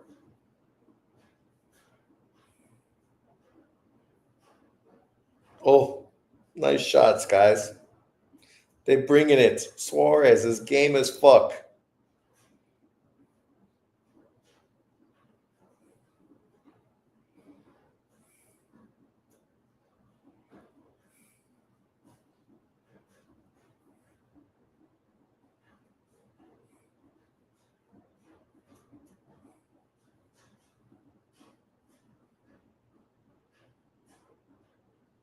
I think this is a Charlie Suarez round, this one.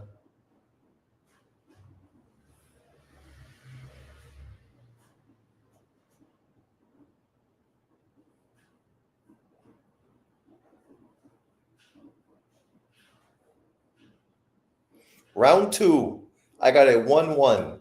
First round, Navarrete. Second round, Charlie Suarez. These dudes are bringing it. Bringing it. You got to love it. The action. Compared to the last fight, there was not much action. And compared to what we were watching earlier with fucking Lubin, not much action. This fight's definitely bringing the action. Bringing the flow. Let's do it.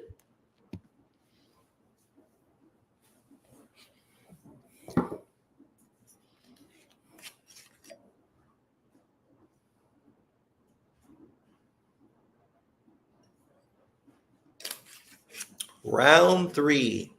Hello, señorita.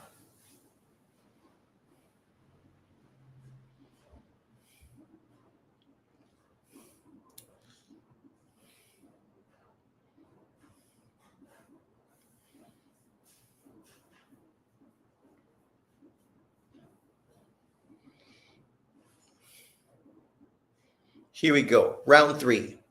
The action's going to pick up once again. Suarez bringing it. Suarez came to win, man. That could be a good thing or potentially a terrible thing for him.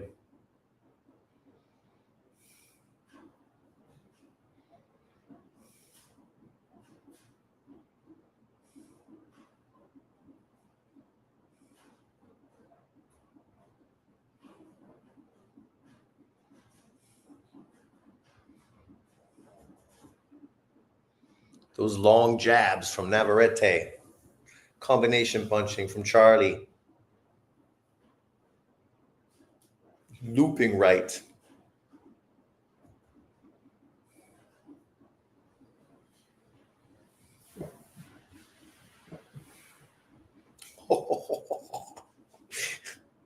El Vaccaro throws punches fucking from his socks.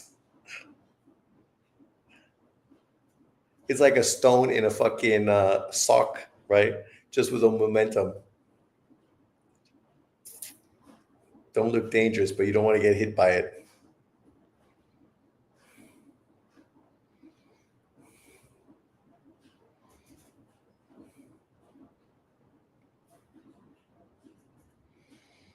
Charlie's feeling his inner Manny Pacquiao. Boo, boo, boo, boo, boo. Boo, boo, boo, boo, boo, boo.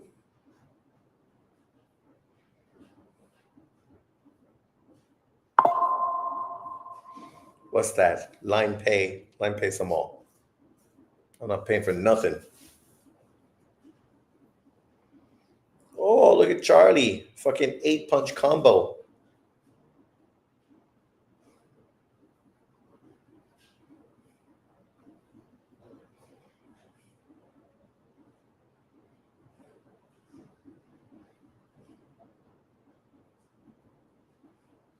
Oh, looping right hand from El Vaccaro.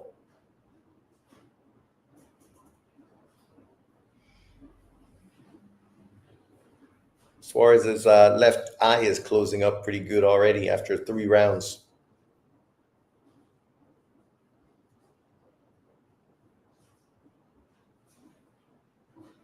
Oh, that eye, those right hands.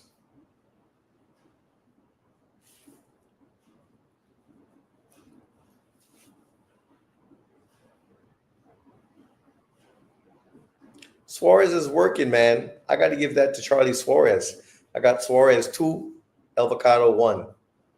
He's bringing it. Punching combinations, fucking letting his hands go. If you want to win, man, you got to fucking fight, right? You can't sit back trying to try to be more pretty than the champion. You got to go in there and outwork his ass. Throw punches. Make him worry about you.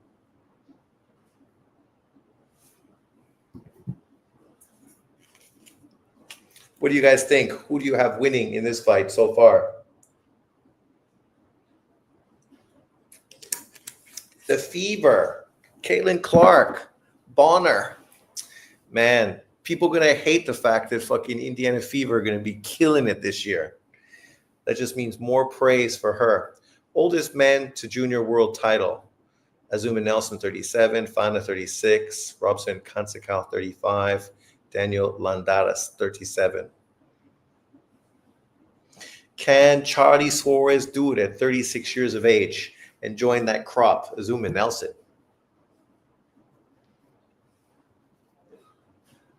Round 4. Let's go, Charlie. Let's go, Charlie. I say that, but I love Navarrete, so I would love to see him also score a sensational knockout. With his wild fucking antics. As I said, he's always in a fun fight. Beatable, yes. Entertaining, yes. Pound for pound, no.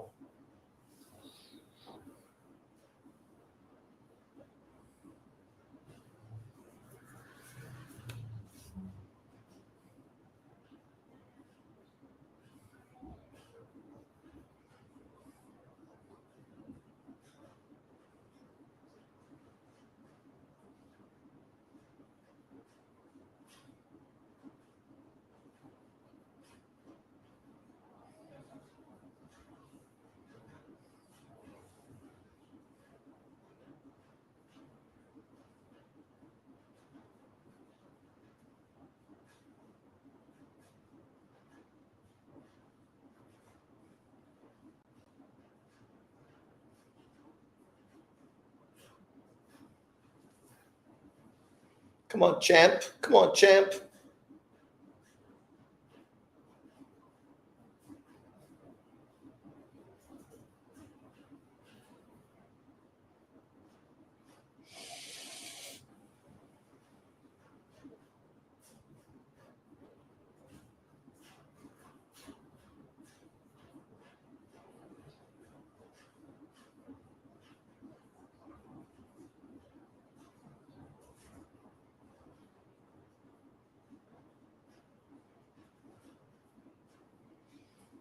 You got Nava winning.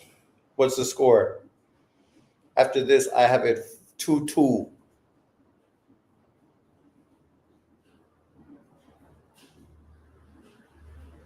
He's definitely picking it up now. He think he got Charlie hurt.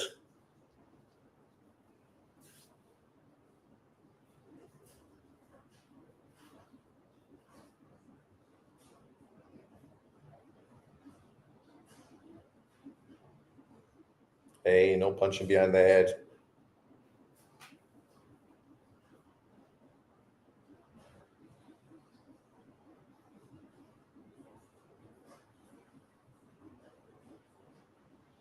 That's the thing about trying to fight him, eh?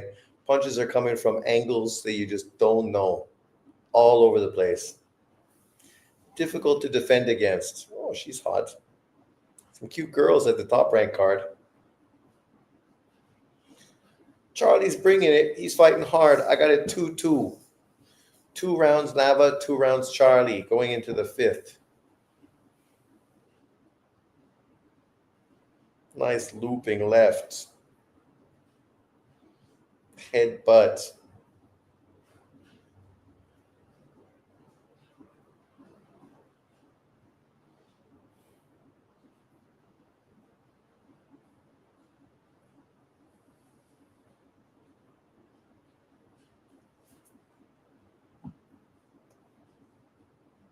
Did any of you guys watch the UK card earlier today? I can't believe Kakache fucking won. Kakache, right? Coming out of nowhere, domestic level UK fighter. He's doing what he's got to do. Kriegel has it 3-2. I don't agree, but I don't know how you give the 3rd round to Navarrete, but okay. I mean, the 3rd round I thought was the best round from Suarez, letting his combination punches go. I was watching Bo Holyfield 1 earlier today. I'd have those guys all over the current heavyweights with Usyk as an exception. You don't see heavyweights like that anymore. They're all sloppy. That's true. Riddick Bowe, man, he was a great fighter. Unfortunately, he fucking ruined his career, not being nearly as professional as he should have been. And Holyfield was just a consummate pro. Hungry, fucking hardworking. Maybe not technically the best fighter, but the hardest worker for sure. If you like boxing, how do you not like Evander? Evander, the real deal. Holyfield. Such a lack of inside fighting in this modern era. That's true. That's Riddick Bowe, man. He was fucking elite on the inside. Imagine what he would have done to fucking guys like Fury, AJ, and fucking Wilder.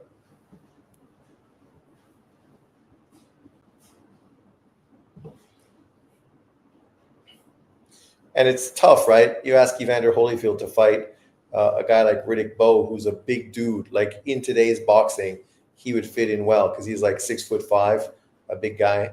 Whereas Evander, small dude, Welcher, started his career at light heavyweight out of the pros. Obviously fought in cruiserweight, was dominant, and then moved to heavyweight, and it was never a big heavyweight. Muscle bound, but not big. Navarrete heating up, letting those fucking inside punches go. Uppercuts on the inside. Swarming.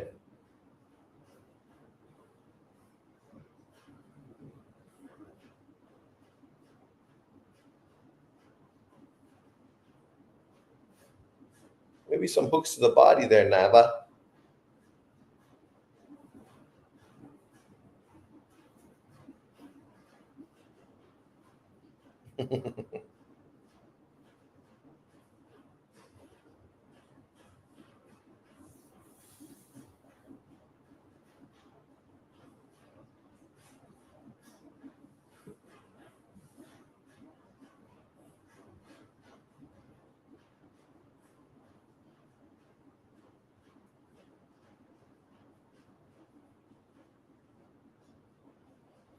Three, 2, Nava after 5 rounds on my card. But a good fight, entertaining. Sloppy, sloppy and reckless. They definitely not fucking nearly putting on the masterclass that Muratalla did. Muratalla was tight, defensive, crisp, sharp. These guys are winging fucking shots from all over the place. Winging shots from the Philippines, winging shots from Mexico, Sinaloa. Boom.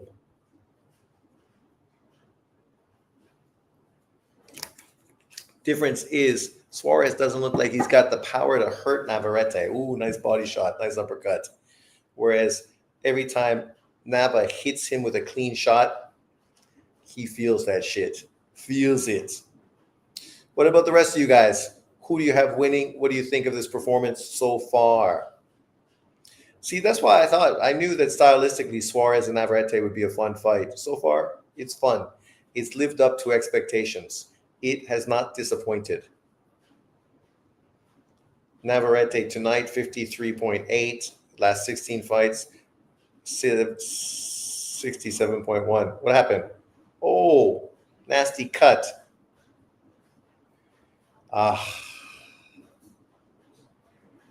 They're going to stop the fight and give him a decision based on that. Was that a cut or a headbutt? I missed it. That must have been a headbutt. You can't get a cut like that from fucking a punch. That thing's leaking like crazy. Doctor.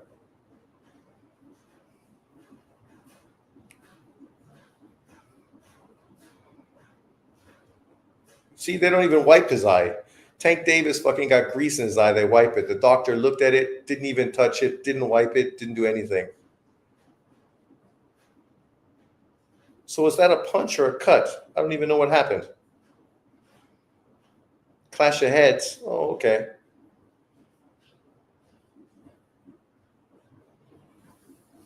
You should turn, take a knee, ask your corner to wipe your fucking eye with a towel.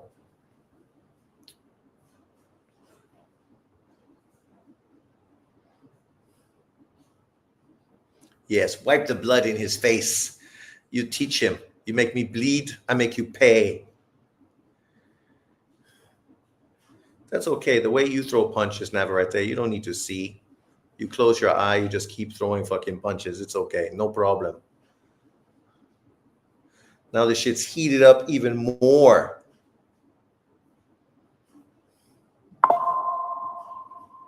Who's that?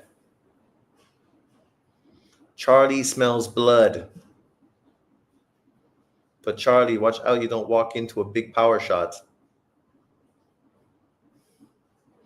You look at Navarrete's eyebrows, right? It's very, what's the word? What are those people? The cavemen? It's very like that, very pronounced. I'm surprised he doesn't get more cuts because of those pronounced eyebrows. You know what I am. What do they call me? I'm a Neanderthal. He got those Neanderthal type of eyebrows, right? Very pronounced.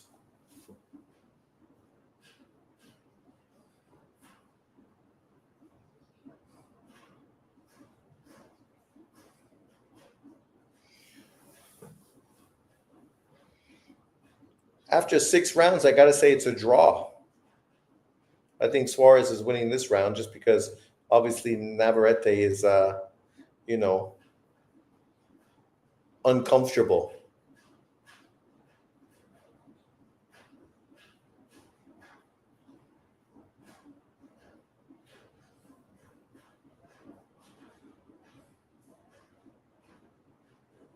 Oh, there you go. Some good body shots.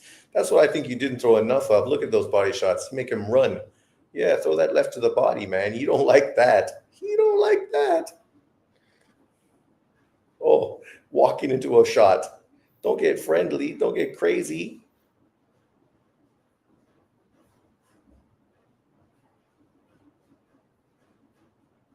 See, Tank Davis took a knee. The towel fucking wipes his eyes. This guy got a cut. The doctor looked at his eye. The doctor didn't even fucking clean to take a look or anything. There was no cleaning. There was nothing that happened. They didn't do anything for his eye. That just shows you the Tank Davis situation even more fucking enlightened. The fact that you took a knee because you got something in your eye. Yeah, that's boxing. That's a 10-8 rounds. And then you go to your corner. Where's the head? There is no head. It's an elbow. Elbow. Right here. Oh, no, it's a punch. Yeah, it's a punch. It's a punch. He looked at his punch, too. He looked at his fist. He's like, man, that's a punch. What are they saying on Top Rank? But this body shot right here. Oh, Vicious shot. yes. Getting around that guard. More body shots. Come out this round. Body shots, man. Suarez's right hand drops. He don't like that shit at all. Hi. Yeah, it stopped, ref. It's good. You looked at it when it was bleeding. Now it stopped bleeding. What's the problem? Yeah, it looks good. They did a good job. First time he gets hit, it's going to fucking open up, but okay. Body shots. That's what you got to do. Hit that body. Charlie don't like those shots to the fucking liver.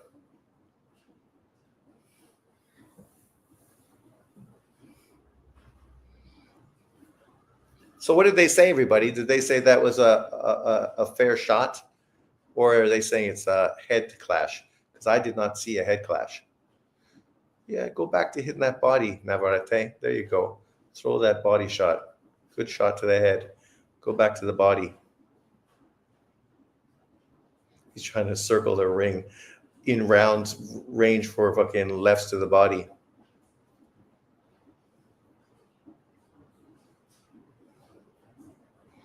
Throw the left to the body.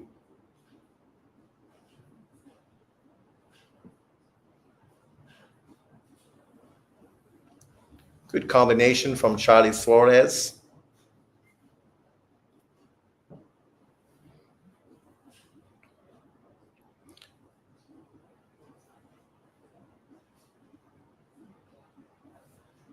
Oh, round 7. I got it 3-3. If the fight gets stopped, I think Suarez gets the victory. Navarrete got to hit that body. Hit that left.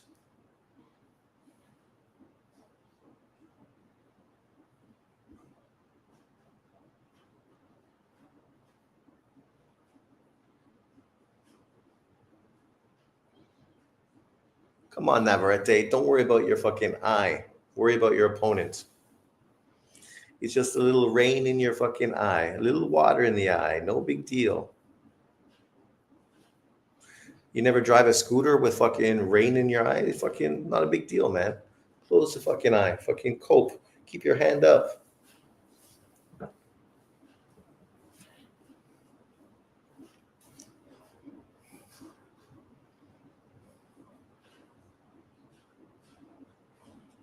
This gives you an indication of what a fucking beast Better BF was.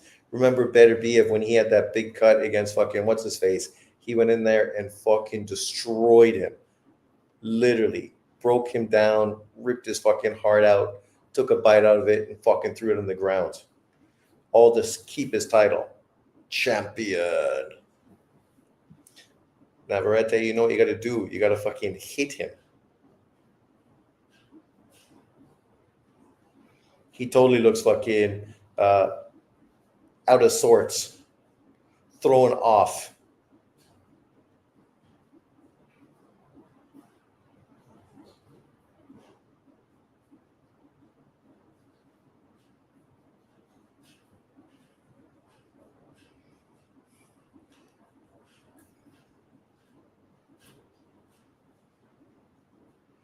I got Charlie Suarez up 4-3 after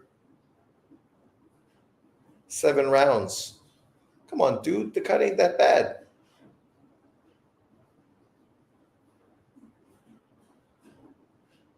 I'll cut myself right now just to show you, but I got to go to school on Monday.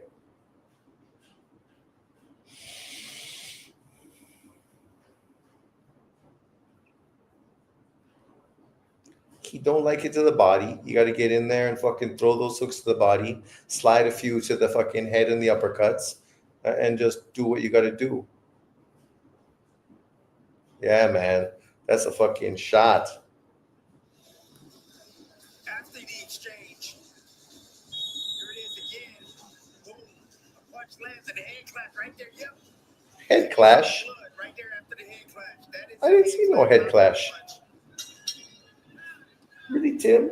Tim should know because Tim fucking was the master of fucking the head clash.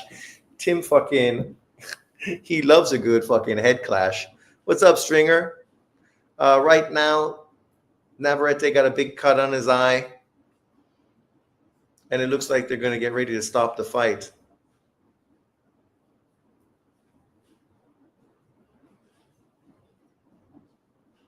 Fight's over. So what does this mean? After 7 rounds, it'll be a technical decision because it was an accidental headbutt. The fact that they couldn't stop the bleeding in the corner, I think, is what prompted the doctor. Doesn't it go to the fucking scorecards? What are you talking about?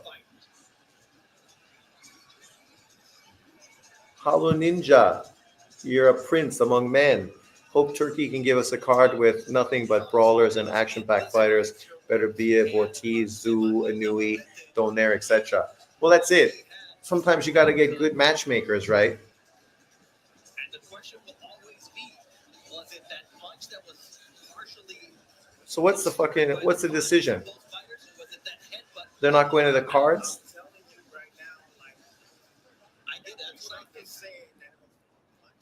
And I get it. They're the closest thing to the action. Did the ref say it was a punch, or what did he say? Is there any way we can go super slow-mo? Okay. Here, a punch. Where's the blood? Where's the blood?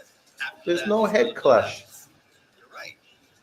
No. There's no blood coming out after the right hook. You can't see. Bam. Where are you going to see blood? It should be blood. First, you're going to have to see a minute. Yeah, the blood's there. The blood happens. The blood explodes when the head comes across. Watch. What do you Let's see mean? if there's blood there. Let's see. Go back a little bit. Ah. Boom. Bam. Straight left hand. You say this head created fucking... There's no clash. There's a hand there. Oh, no, that's a punch. That's a punch. Oh, my Yeah. gosh. Man, I know I keep going back and forth. Yeah, it's a punch, man. That slow-mo right there. Yeah, it's a It was punch. small little graze over the eye. Yeah, he It wasn't like fucking they hit him. bumped his Then he head. came over with his glove, and once fucking it was exposed, the blood just started to come out. That's a tough call. However, you know what? That slow-mo right there, that was caused by a punch.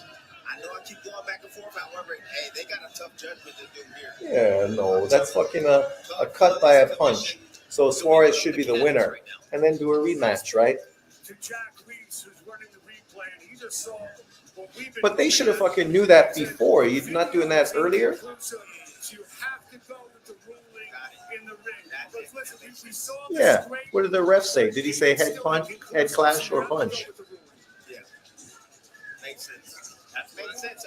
That's Jack Reeves on the replay. No, I mean, it was close. It's one of the best in the business. You mentioned it. But what did the ref say? I missed it. Did anyone hear originally? Because I don't have sound. Did they say it was like a punch or a head? It's the left hand that comes in. The ref's not in a good fucking position, really. And then that was a head clash that it's just a tiny rub, but those are the ones that cause the most damage. Here's the punch, the right. No, it's that left. punch, Those man. there. That's what I'm seeing. And There's then no- there is the head clash. There's Look no at the head reaction clash. immediately. He didn't react to the punch at all. Yeah.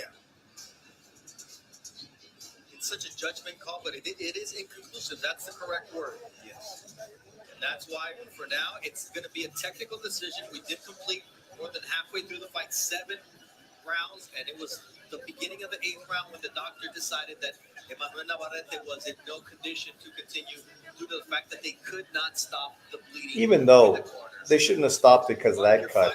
There's been way worse cuts than that. Remember Tyson Fury cut? Fucking better BF cut. 65.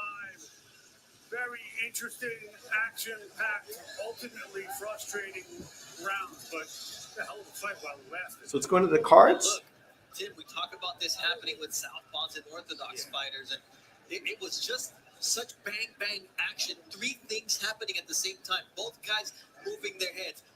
You know, Suarez landing that shot and then coming up, the head clash and then the rub with the side of the glove. They are looking at the scorecards right now. They're tallying up the scores. We're going to take a quick break, and when we return, we will have the official judge's decision for you here in San Diego. I had it 4-3 Suarez after 7 rounds.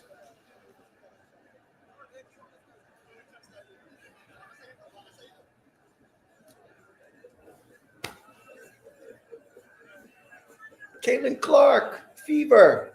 Let's go. White girls dominate. White, what is it? White excellence. I was going to say white power. Maybe that's not the right thing to say. White excellence. When you think about the world population, 10% is Caucasian. Think about how well white people do in sports, considering we're a fucking small minority, right? That's what people should be highlighting. Small minority, 10% of the population, yet some of the best athletes in sports across the board, Caucasian motherfuckers like me. Domination, destruction, killing it. Suarez got a raw drop deal. You thought he was, I thought it's a punch. Yeah, I definitely thought it was a punch. I don't see how they could say it was a head. Obviously, initially when something happens, you don't feel it right off the bat. Everyone's been hurt, cut.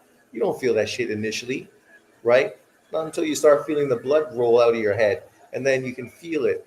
It's cold, you feel it, and then you fucking... But look at his eyebrows, right? I'm surprised you don't have more cuts on the other side, you know, because that's not even the worst place you could get a cut. Up. You could get it under here. They get big giant cuts there where obviously the blood is really reaping into your eyes. They don't stop it. I thought it's a quick stoppage from the doctor. Doctor's a fucking pussy. Never fucking fought before, right? If Navarrete wins, he's lucky. He lives to fight another day. For Suarez, right, you can say, I landed a punch, man. The fight stopped because of a punch I landed, a cut I created. But good thing, Suarez is going to get more opportunities, right? Now he's going to be a little more well-known, but 36 years old.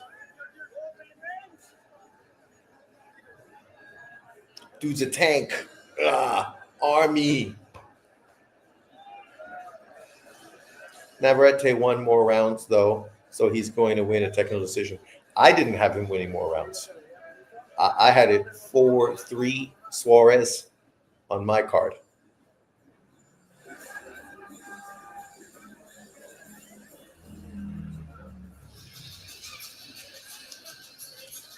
Wow. What do you guys think? If you go to the cards, who do you think won? Navarrete, the champion?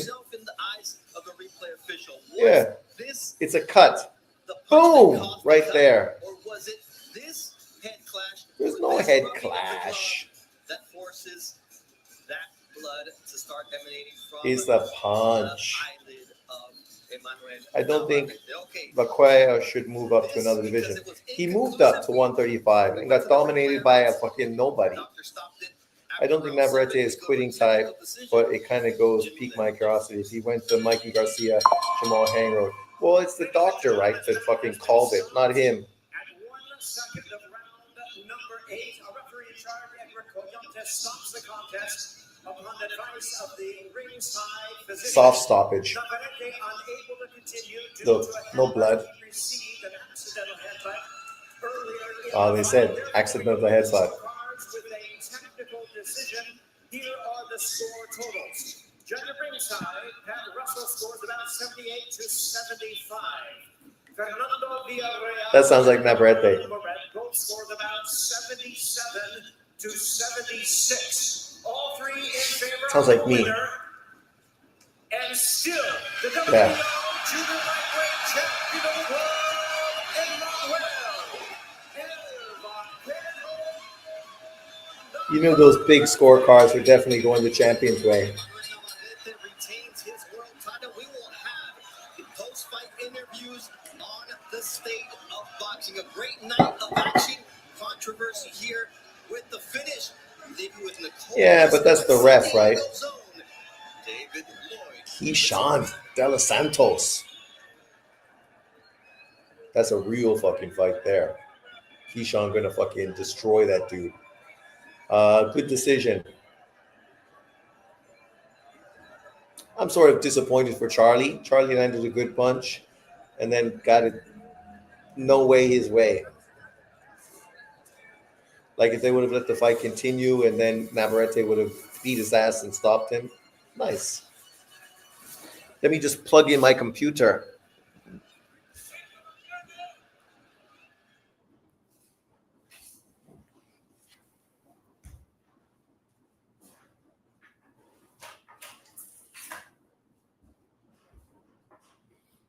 Plug it in, plug it in. There we go. What's the interview? Your spirit of being a Mexican, help us today. How did you feel in the ring? Did the weight cut affect you? No, me sentí muy bien, me sentí fuerte, me sentí completo. Pues desafortunadamente vino lo del cabezazo, pues vino abajo la pelea, pero mientras duró la pelea me sentí muy bien. Muy bien. No, I felt I good. felt I good. felt strong. I felt complete. Unfortunately, what happened with the headbutt, obviously it ended like that. But while we were fighting, I felt good. Did you know it was a headbutt, or did you feel like it might have been a punch? No, desde el primer momento que sentí el impacto, sabía que había sido Of course he's going to say me head. partió completamente toda la ceja y pues me di cuenta que eso había sido un cabezazo. No, for the first moment of the impact, I knew it was a headbutt. It split my eyebrow completely. And from the first moment, I noticed it was a headbutt. Vaquero, every time we wonder what's going to happen, you break every rule and you get away with it. How? Pues yo creo que es las ganas de salir adelante, de seguir superándome, de salir victorioso. Yo creo que es lo que me mantiene siempre en pie de lucha.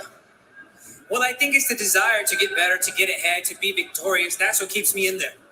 Speaking of desire, Who's the next? man you fought tonight, Charlie Suarez, I wonder where he ranks among the good and great fighters that you have faced. No, pues yo creo que está en el top 3, 4 o máximo 5 Top de todos three. los peleadores que ha enfrentado. Es uno de los más fuertes, más sólidos, más experimentados y pues sin duda alguna sacó mucho a relucir de mí. No, well, I think he's probably in the top 3, top 4, max top 5 of the best fighters I fought. He's strong, he's solid, he has a lot of experience, and I no doubt he took the best out of me. Champ, yesterday you told me that how you felt in the ring tonight would determine what you did with your future. What do you want to do with your future? Where do you want to go? 130, 135? Who do you want to fight? Oh, pues ahorita vamos a recuperarnos de esta herida que teníamos en la ceja. Me sentí muy bien, me sentí fuerte, completo. Solamente pues seguir ajustando cosas. Y obviamente pues ya con más tranquilidad vamos a tomar la decisión de si nos quedamos en 30 o decidimos volver a intentar en 35. Well, first we're going to recover that cut that we have in the eyebrow, but I felt good. I felt strong. I felt complete. We just need to adjust a few things, but obviously we're going to first take things calmly, make Stop a being a decision, fat and see if we bastard want to stay between at camps. 130 or try again at 135 pounds.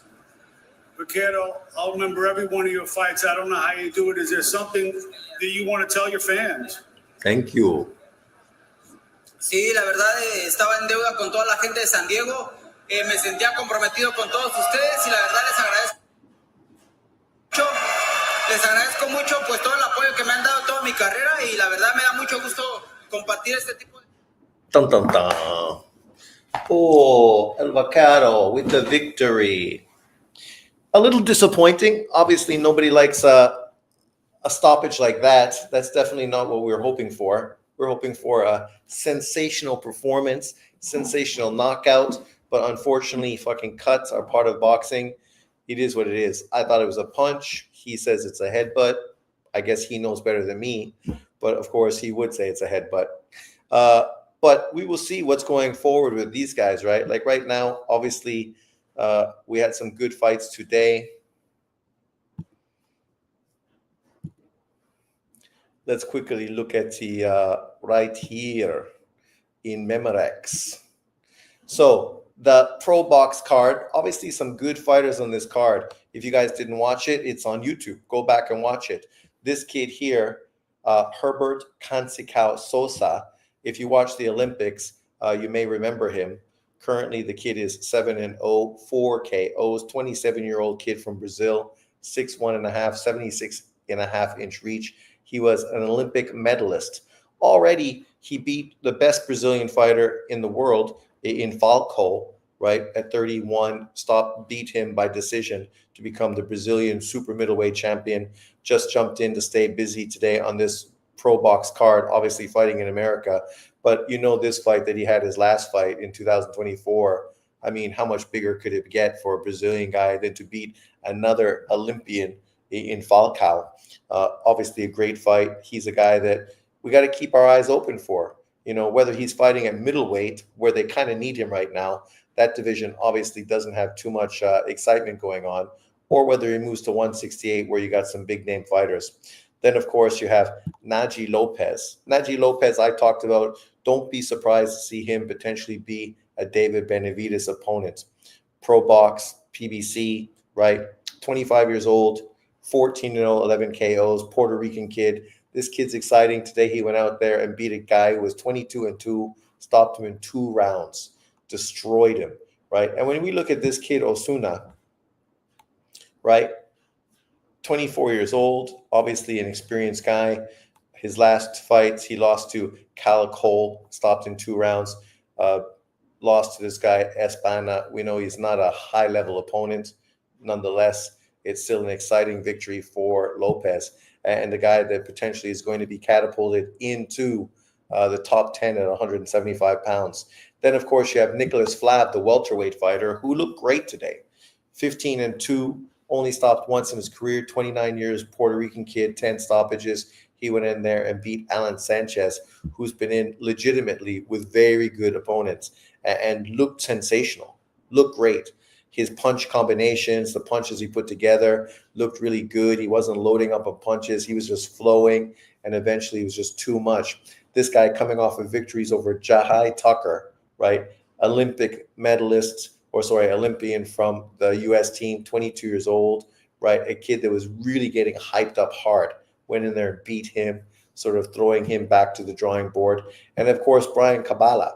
Cabala was a guy also, an Olympian, a guy getting tons of praise, the next great Puerto Rican. He went in there, Puerto Rico versus Puerto Rico, put the first loss on this kid's career, right? So, you know, he's been in with some legitimate opponents. Now it's an opportunity for him to potentially be a world title opponent. Daryl Valsant, 13-0, 11 KOs, 22-year-old out of Orlando. The next Erickson Lubin or more. He went in there today, beat Roldoff Orozco, 33-4-3, stopped him in the 8th round. Great performance from him. This kid is definitely a player at the 154-pound division. And then, of course, we had Erickson Lubin go in, get the late stoppage against Andreal Holmes Jr., which propels him into position to become the 154-pound mandatory for Murtazaliev. Ooh, I don't know if I like that. That's not a position anybody, I think, wants to be in. Murtazaliev looks like a fucking true killer. How did Lubin look, chat? Lubin looked mediocre. Mind you, he's been out of the ring for a while, so obviously you could say a lot of that was ring rust. That's true. I mentioned it in the fight, talking about the fact that him being out definitely has not benefited him. But this was a guy who was offered a fight in Australia versus Tim Tszyu. When Tim Tszyu ended up deciding fighting Murtazaliev, Murtazaliev wasn't the opponent he was initially wanting to fight. That opponent initially was Lubin, but Lubin priced himself out, didn't want to have the fight in Australia, wanted to have the fight in America as if he was the A-side. So he turned down a big opportunity to make good money to potentially beat a top fighter in your division, a name opponent, to go on a Probox fight card and fight some unknown kid to get a victory that is just going to end up potentially hurting you moving forward. But let me know what you think, guys. Maybe you think it's a good move for him. We will see. And then, of course, we have the Navarrete card. I don't know why it's not listing the Navarrete card here for fights that happened. Let's just refresh this window. There we go. Da da da da. Navarrete, El Vaccaro. So this card overall, you had Alan Garcia get the victory today. Giovanni Santillan bounced back to get a quality victory against Angel Villa today. Andres Cortez against Jimenez in a, obviously Santillan, Garcia, Cortez, they did what they had to do. They got the victories, but none of those performances really were sensational. They're not like the last top-ranked card we saw where we had guys really making statements. Those fights are a little disappointing. You got to ask yourself, what do we expect from these three fighters moving forward? And probably the answer is not that much. Muratalla obviously becoming the IBF interim champion, potentially Lomachenko mandatory, or might be elevated to the champion if Lomachenko retires. Went in there and did what he had to do, taking apart Zaur Abdurev, right? Looking super sharp, very defensively smart, didn't get hit with a lot of punches, was very difficult to hit, but very clean, very sharp, very fast on his punches, but not very exciting. He was very defensive in his approach. And while he won the fight easily, putting on a masterclass performance, it wasn't a statement victory. But at this point, he just wanted that title. He got the title. What he did is probably more of what we thought Devin Haney was going to do versus Ramirez. As opposed to run, he was in range to be effective, but defensively smart enough not to get hit. And then, of course, El Vaccaro, Navarrete, beating Charlie Suarez after a technical decision caused by a headbutt. I don't think it was a headbutt. I thought it was a clean punch from Suarez, but it is what it is. Unfortunately for 36-year-old Filipino Suarez, he's going to hope that his performance, his aggressiveness, his willingness to mix it with a hard-punching Mexican like Navarrete is going to give him some more opportunities moving forward. But he definitely brought it. He definitely came to win. So hats off to Suarez for a hard-fought performance. But unfortunately, the things did not go your way tonight. It is what it is. Salute. Evis, what's up? Salute, everybody. Overall, the Probox card I thought was far more sensational. We had some stellar performances from the guys on Probox. Top rank overall, a little disappointing, I say, across the board. Navarrete always delivers exciting fights. This fight was exciting, but obviously the ending was disappointing. For Muratalla, obviously now he becomes a champion, finally reached obviously a highlight of his career, and you can really look forward to him getting better moving forward. He's very skilled. When you compare him to a guy like, say, Zepeda, I would favor Muratalla to beat Zepeda, right? He's just a way cleaner puncher, way better defensively, right? But the problem with him is he's not the exciting fighter that Zepeda is, right? He doesn't bring it. He doesn't go for it. He doesn't try to impress. And unfortunately, you're limiting yourself as far as fan appeal the way he fights. Nonetheless, though, it was a fantastic performance. I can't hate on the guy. He fought very well. But I was disappointed overall. What do you guys think of tonight's card? Did you watch the Probox card? Were you entertained? If you didn't watch it, go check it out. It's free on YouTube. So you can go back and speed through the fights you don't want to watch the main fights, the ones I mentioned, which are obviously all real good up-and-coming fighters that you should definitely pay attention to. Naji Lopez, obviously Valsant, and Flav, right? 3 real exciting young fighters. And the Brazilian kid, obviously an Olympian, right? A guy that currently at 160 pounds and 168 pounds in the future should be a player. Obviously already had a big victory versus Falco in his career. And we know Falco, obviously an ex-Olympian as well. So I thought the Probox card was success. Check. Very good fight card. Some exciting performances. Some statement wins. Top Rank. I love Top Rank. I love what Top Rank does. When you look at the main events today, Muratalla versus Abdullayev, and then obviously Suarez versus Navarrete, you would have expected some sensational performances. But unfortunately, neither really lived up to expectation, because that's boxing. Sometimes shit just doesn't really live up to expectation, unfortunately. But it is what it is. What do you guys think? And what are you looking forward to moving forward? Let's think about next weekend. Next weekend is a big weekend of boxing as well, if I'm not mistaken. Let me quickly check it out. And even more exciting than that, obviously tomorrow we have Japanese fights. They love to put Japanese fights on the off day, which actually is a great way to end the weekend. Right here from Japan. This is a really good card overall. I mean, Hayata Tetsumi, 6-0, 3 KOs, 25-year-old. I talked about his brother being one of the most highly acclaimed up-and-coming prospects in boxing, Riyado Tetsumi, who fought obviously on the undercard of that New York card with Ryan, Devin, and Tio. And he was in really the only fight that really brought any entertainment. He definitely brought it, even though he didn't get the stoppage. His opponent was pretty good and definitely surprised a lot of people. Hayato, unlike his brother, is definitely close to getting a world title fight. He's on his 7th fight right now. You can see his level of opposition.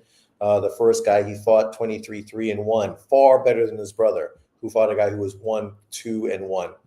Then he fought Peter Apolinario, 16-3. Tough Filipino fighter, Santamisa, 22-5. Obviously, Ventura, undefeated fighter, 11-0. Ex-world champion, Anselmo Moreno, 43-6-1. And then in his last fight, ex-world champion, Rene Alvarado, 34-13-0. So 2 world champions back-to-back, definitely in there against the kind of opponents that are going to help prepare you, right, for what's ahead of you. And now he's going to be fighting a really good fighter in Jaime Albaidor, 20-3, right? Tough fighter, 15 knockouts. Obviously was stopped in his 3 losses, 30 years old, 5'9.5", 72-inch reach. Very long for this weight division, right? A guy who obviously got destroyed by Zepeda in 2 rounds, got beat by Colbert in 11th rounds, right? Has some good wins outside of that. Beat Jason Velez, Victor Belancourt, and some others. Now you throw Tetsumi in there. The kid's only in his 7th professional fight, taking on legitimate opponents. So I'm excited to see what he does. I know that he's going to be a world title contender at 130 pounds pretty fucking soon. Pretty soon. Then, of course, you have the main event, world title fight. Should be a unification fight, but obviously boxing is what boxing is. Sanctioning bodies always getting in the way of shit. Daniel Puma Martinez, 17-0, 9 knockouts, 33-year-old from Argentina. People may remember him when he fought PBC IBF world champion Jerwin Ancanjas, beating him 2 times back-to-back to become the IBF champion, then beat undefeated Filipino fighter Jade Borneo, stopping him in the 11th round, and then faced Ioka for unification, WBA versus IBF. Ended up beating him convincingly in the first fight. They had a rematch, but Puma was sick, injured, and obviously the fight was called off, and now we're getting the rematch. And this is going to be sensational. If you guys don't know Ioka is obviously one of the best Japanese fighters in history, a guy who is a 4-weight world champion, currently 31-3 with 1 draw, never been knocked out, 16 KOs, 36 years old, right? His fight to Martinez, competitive fight, ended up losing. 2 big fights, obviously got the rematch victory over Franco convincingly in the rematch. I know the scorecards looked a little closer, but he definitively beat Franco in the rematch. Beat Donnie Nietes, obviously a future Hall of Famer. Francisco Rodriguez Jr. had a great war with Kosi Tanaka, which obviously got a lot of attention on YouTube, right? A lot of people were Kosi Tanaka fans. A lot of people were Ioka fans. This is definitely his statement fight, stopping undefeated 3-weight world champion in 8 rounds. Puerto Rican fighter, undefeated, Cintron beat him. Austin Palisa, obviously he won this vacant title by beating him, a guy who had beaten Donnie Nietes previously.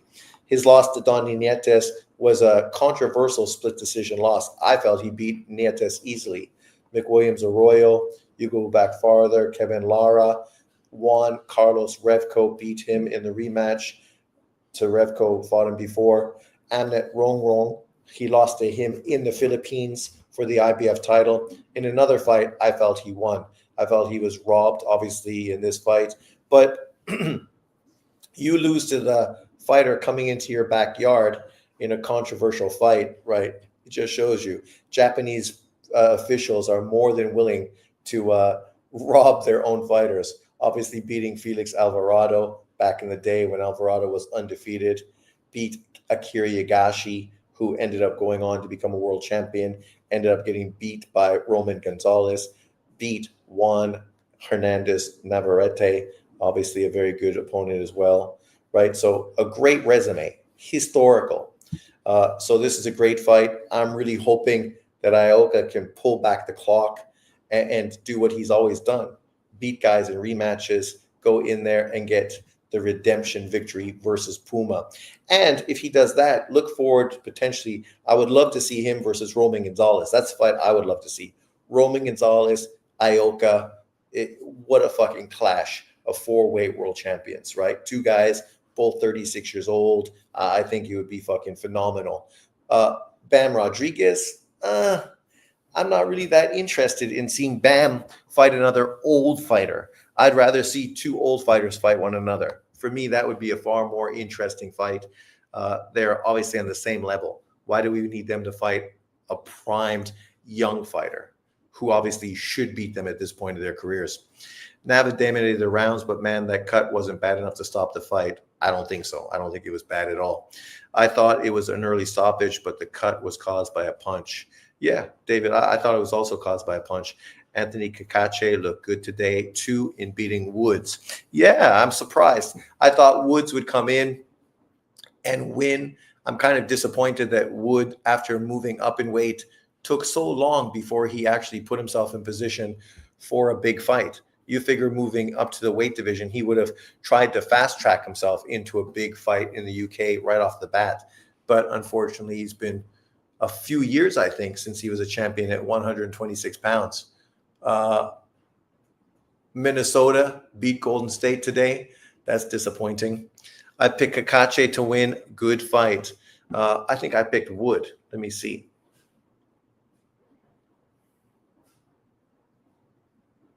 I picked Wood by 9th round stoppage. Well, Wood was fighting in his backyard, so I was afraid to bet on Kakache. There you go. A little disappointing with the result overall, but I'm excited about this fight tomorrow. Puma Ioka. Ioka's been all over the place. Obviously, he was taking pictures of his family. He's taking pictures with other famous celebrities. So I hope this doesn't mean he's not focusing like he should. I hope that he comes in, turns back the clock, gets the victory. But that's me. Not that I'm anti-Puma Martinez, but, I'd love to see Ioka do the unthinkable, right? And get a fantastic victory. We also have undefeated up-and-coming young Japanese fighter, Daira Kira, 21 years old, 5'4", 2-0 with 2 knockouts, right? And he's going to be fighting Jackson Zapata, 11-2-2. That's a very good opponent after only 2 fights as a pro. You think about his other 2 fights. He fought a tough Thai fighter who's 5-2, then faced Orlando Pino, 15-2. So they're definitely putting this kid in with quality opposition already in his career. Zapata, obviously, I don't think he's fighting great opponents, but nonetheless, let's look. Yeah, experienced fighters. Beat a guy that was 11-0, lost to a guy that was 15-0-1, right? Just came off of fighting a guy who was 21-2, right? So some quality fights, right there when you think about it. Obviously lost to one of the guys, 2 of the guys, ended up beating one of the guys. Now you step in there with a prospect Japanese fighter. So, big news for him. We'll see what he does. But overall, I'm always excited by these Japanese cards. I like to see these young up-and-coming Japanese fighters make their bones. Speaking of Japanese fighters, she's not so pretty, but I like the pink hair. And she's fit. She's got a fight coming up too to defend her WBO super flyweight title. Some of her pictures are better than these ones on BoxRec. When you look at these ones, man, they're kind of Let's see.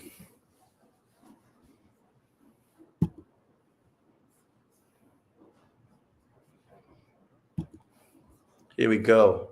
Let me remove this and update a new one.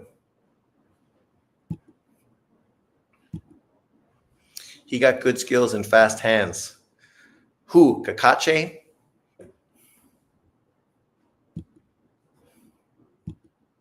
Share the screen.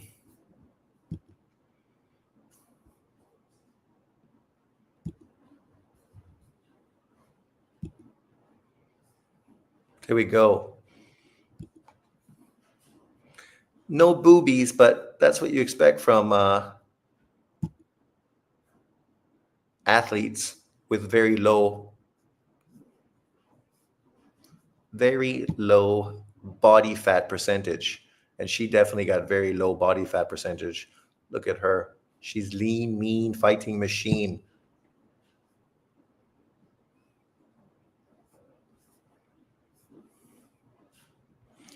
Japan representing women's boxing and men's boxing.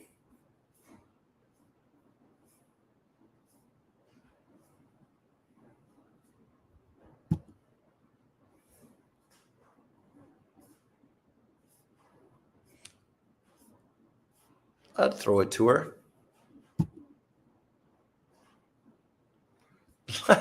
With the Hello Kitty tattoo. Man, she's so Japanese. Holy crap. You can't get more Japanese than that.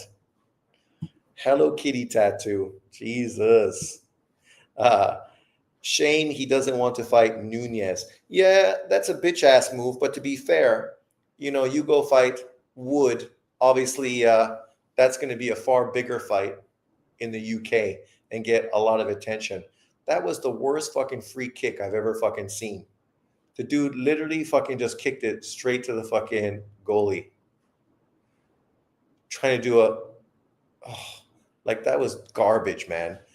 And this is from Ezzy. Ezzy's one of the best football players for England, a really young up-and-coming winger. But that fucking kick right there was just straight up garbage. Like, Jesus Christ, man.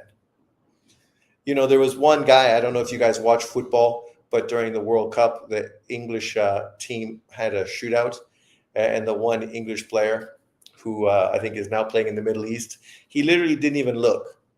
He kicked the ball, never looked at it at all, and made a fucking spectacular goal. But imagine if you fucked that up, right? That would play out so fucking terrible. Newcastle with the victory. Newcastle's a good team. They should be playing way better than they are. And this is all thanks to you, Ezzy, missing a fucking kick because of a shit fucking attempt. And your team's thinking, motherfucker, what's that shit? Newcastle's dangerous. They got a good team overall across the board. And that was a terrible defensive play. Own goal.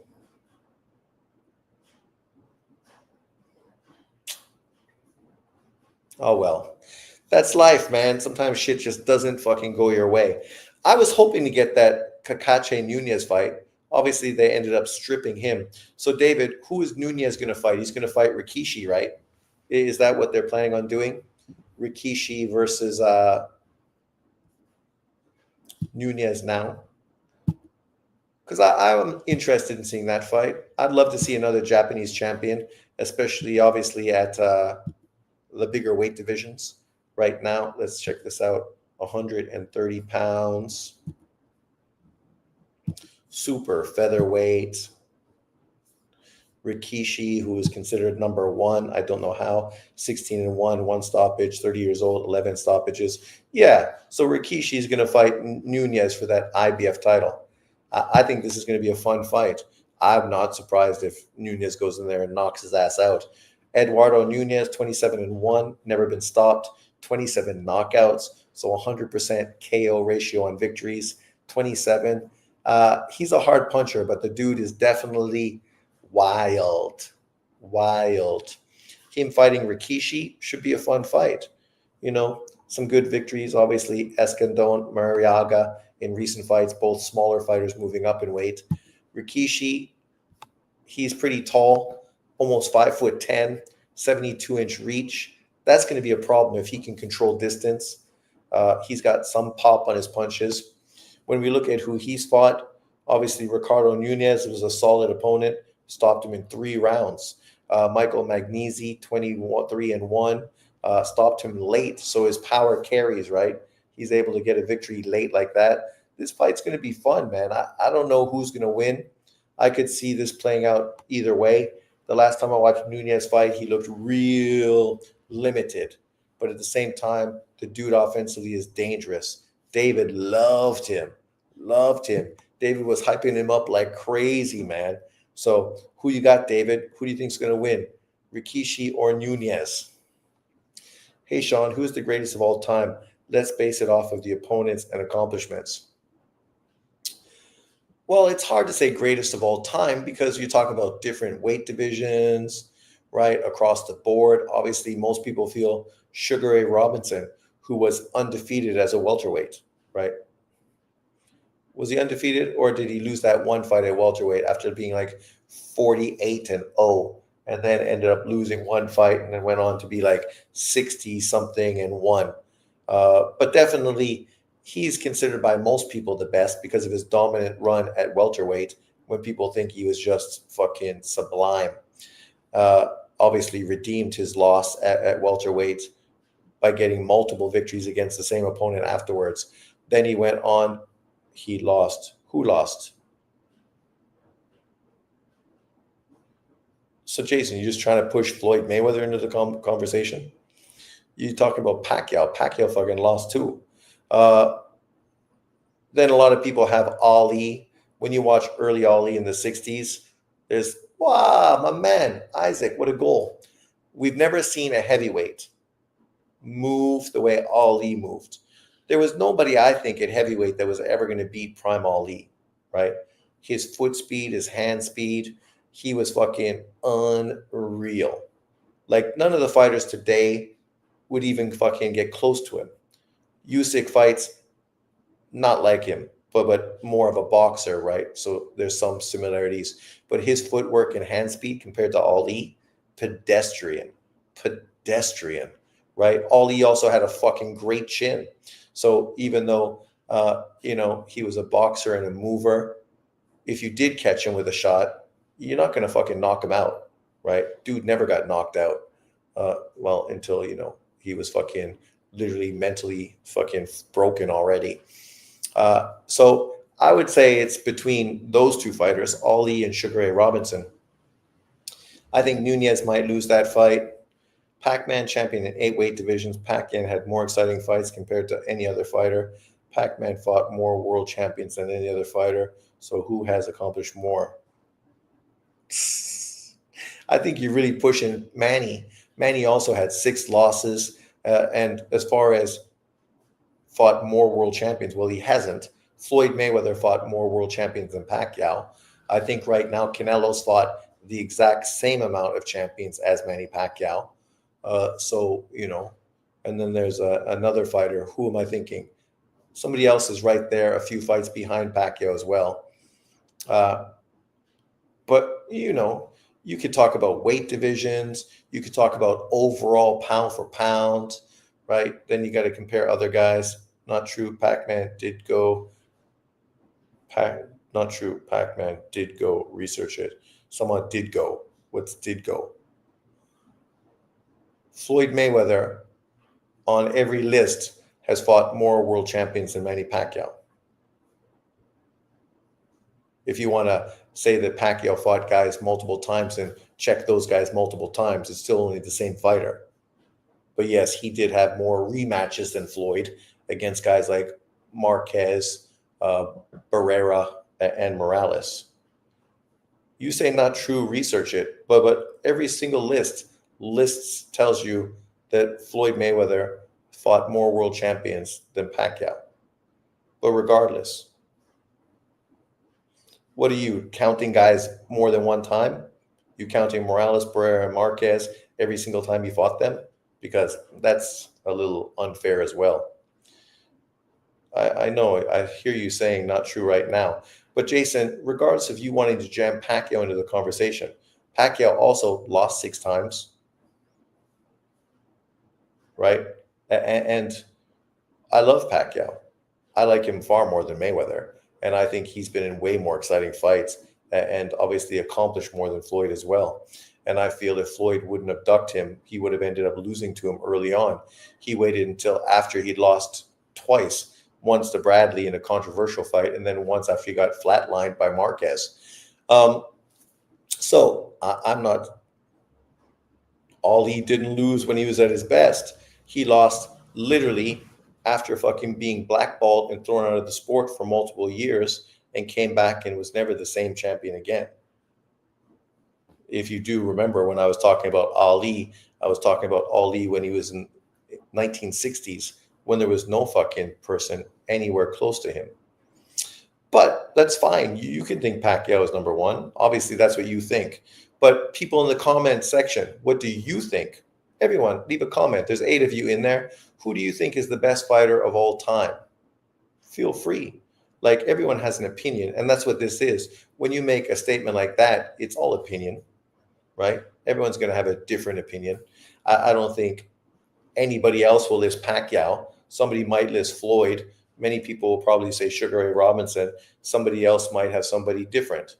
Like, there's multiple older fighters, Joe Louis, other guys. Obviously, my great fighter from fucking Canada, Nova Scotia.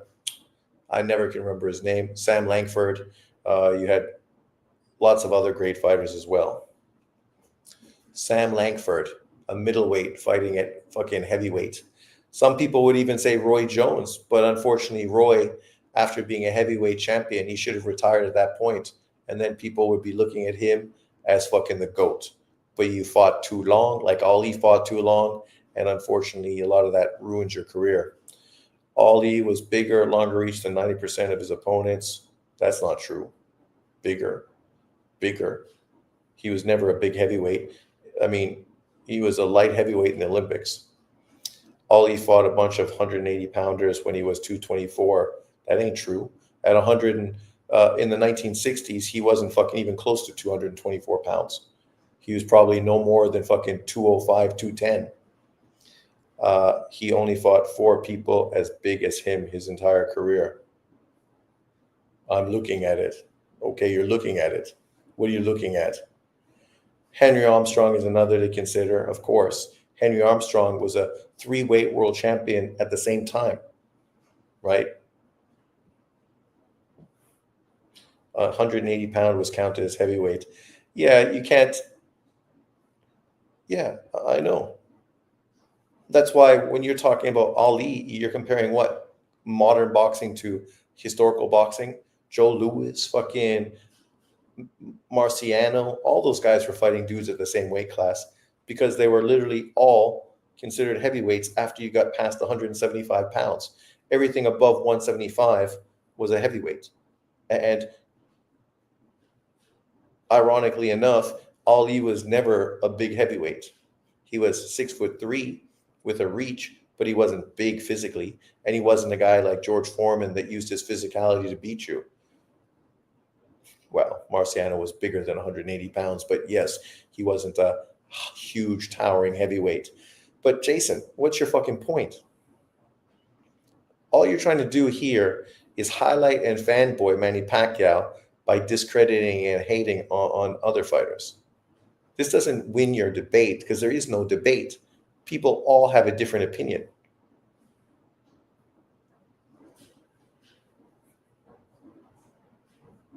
Right? Like, that's why that question, it's you're not going to get a definitive answer. You can go to fucking ChatGPT and find what they say. I guarantee they're not telling you Manny Pacquiao. No, you're not trying to tell me how people are biased. You're trying to preach fucking your opinion. Bias was never fucking mentioned in this conversation. This is people's opinions. What do you mean bias? You trying to discredit Ali shows your bias. It doesn't show anybody else's bias.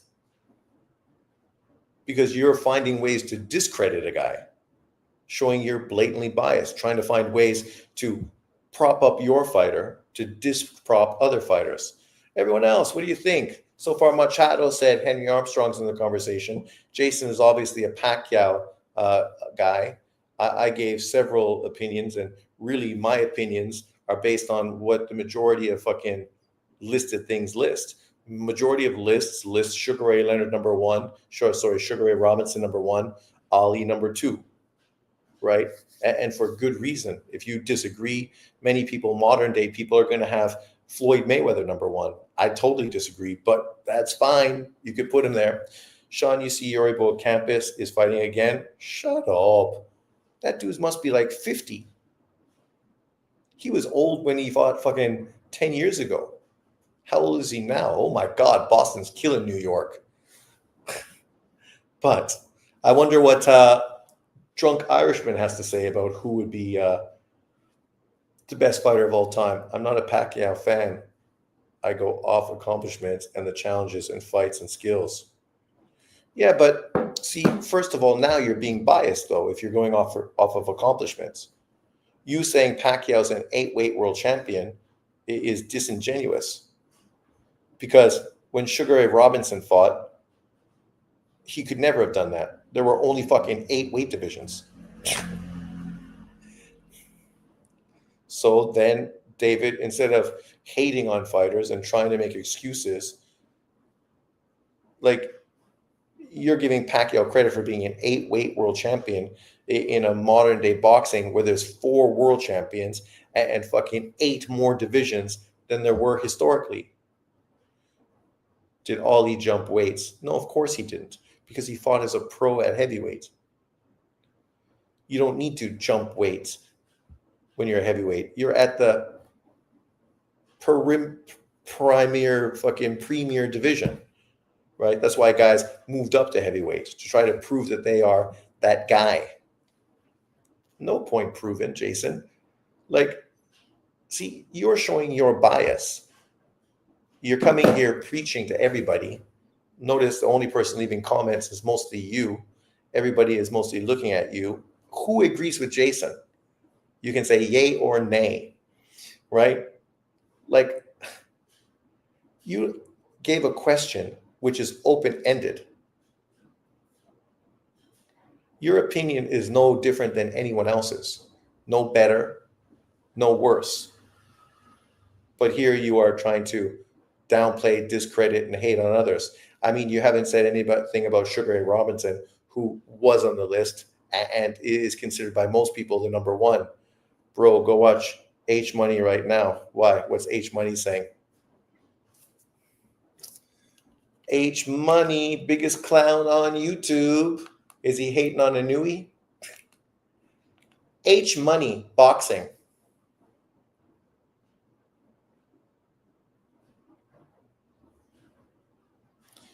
Why you got two channels? H Money, no money. Which one? H Money boxing or H Money hashtag mob? I guess it must be boxing. Hell nah. Sam Langford. Well, that's what I said. Sam Langford also in the conversation.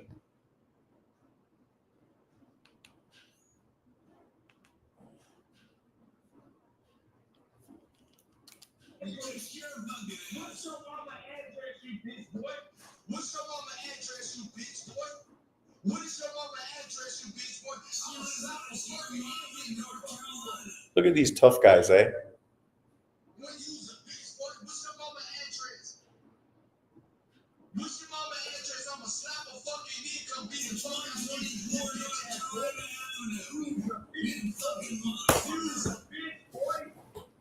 See, this is the problem with H Money.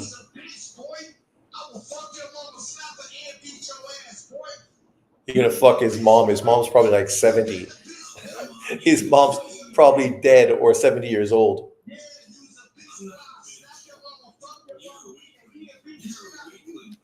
H Money's a fucking clown. But of course, the people that follow his channel, they fucking love that shit, right? They buy into it because they're clowns just like him. Like, who would even listen to that guy? That guy's a fucking idiot. Idiot. Do your 12-hour fucking lives. But back to the topic. Machado says Sam Langford. Most people say Sugar Ray Robinson. Nobody has Manny Pacquiao, the best of all time. Who is considered the best boxer of all time? Top 10 men's boxers of the 21st century. 21st century. Who is the greatest boxer in history?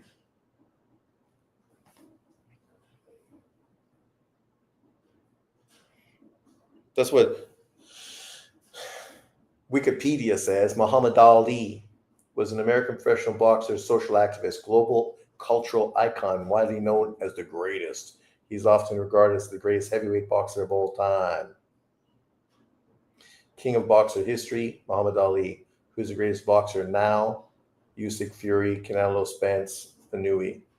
Who is considered the best fighter of all time?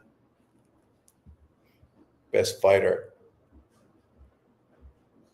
Sugar Ray Robinson.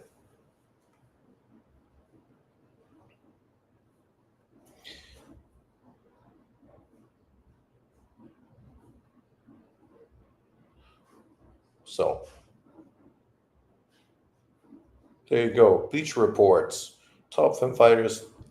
Bleacher, look at this. Bleacher Report won't show in Taiwan now. It did historically, but it's like, why won't you show news in Taiwan? Like, it's so fucking weird. Like, what do you mean, man? Like, Bleacher Report, you're the same as ESPN, which is American-based, but I can look at ESPN. I don't follow him. I'm just having angry rants. Yeah, we gotta listen to him. And I don't know why this stupid fucking dude even stays in the live with him. Just fucking get off. Why are you gonna argue with this fucking dumbass? Like, literally. Fucking nothing this guy has to say is worth listening to. Ryan Garcia exposed by Rolly Romero and Canelo Alvarez versus, what's he doing? All fucking dick riding Devin Haney. Yeah, okay. Devin Haney exposed himself. That's the irony in that fucking whole statement. Literally, Devin Haney exposed himself with a piss poor performance. I haven't seen Bleacher in a long time. Well, fuck. Me neither, until I tried to open it in Taiwan recently, and I can't. Dmitry Pirog was like a Russian Salvador Sanchez. Get out of here. Only difference is he's still alive. He's one of those who could have been. Obviously, Salvador was a better resume. David, what are you talking about? Boxing wise, they're not even fucking close. But I think Sanchez should be in the conversation. For best fighter of all time, it's hard to put a fighter that died at 24 years old as the best fighter of all time, because you never even had an opportunity to really get to your best. But, come on. Like, that's the whole point about some of these questions.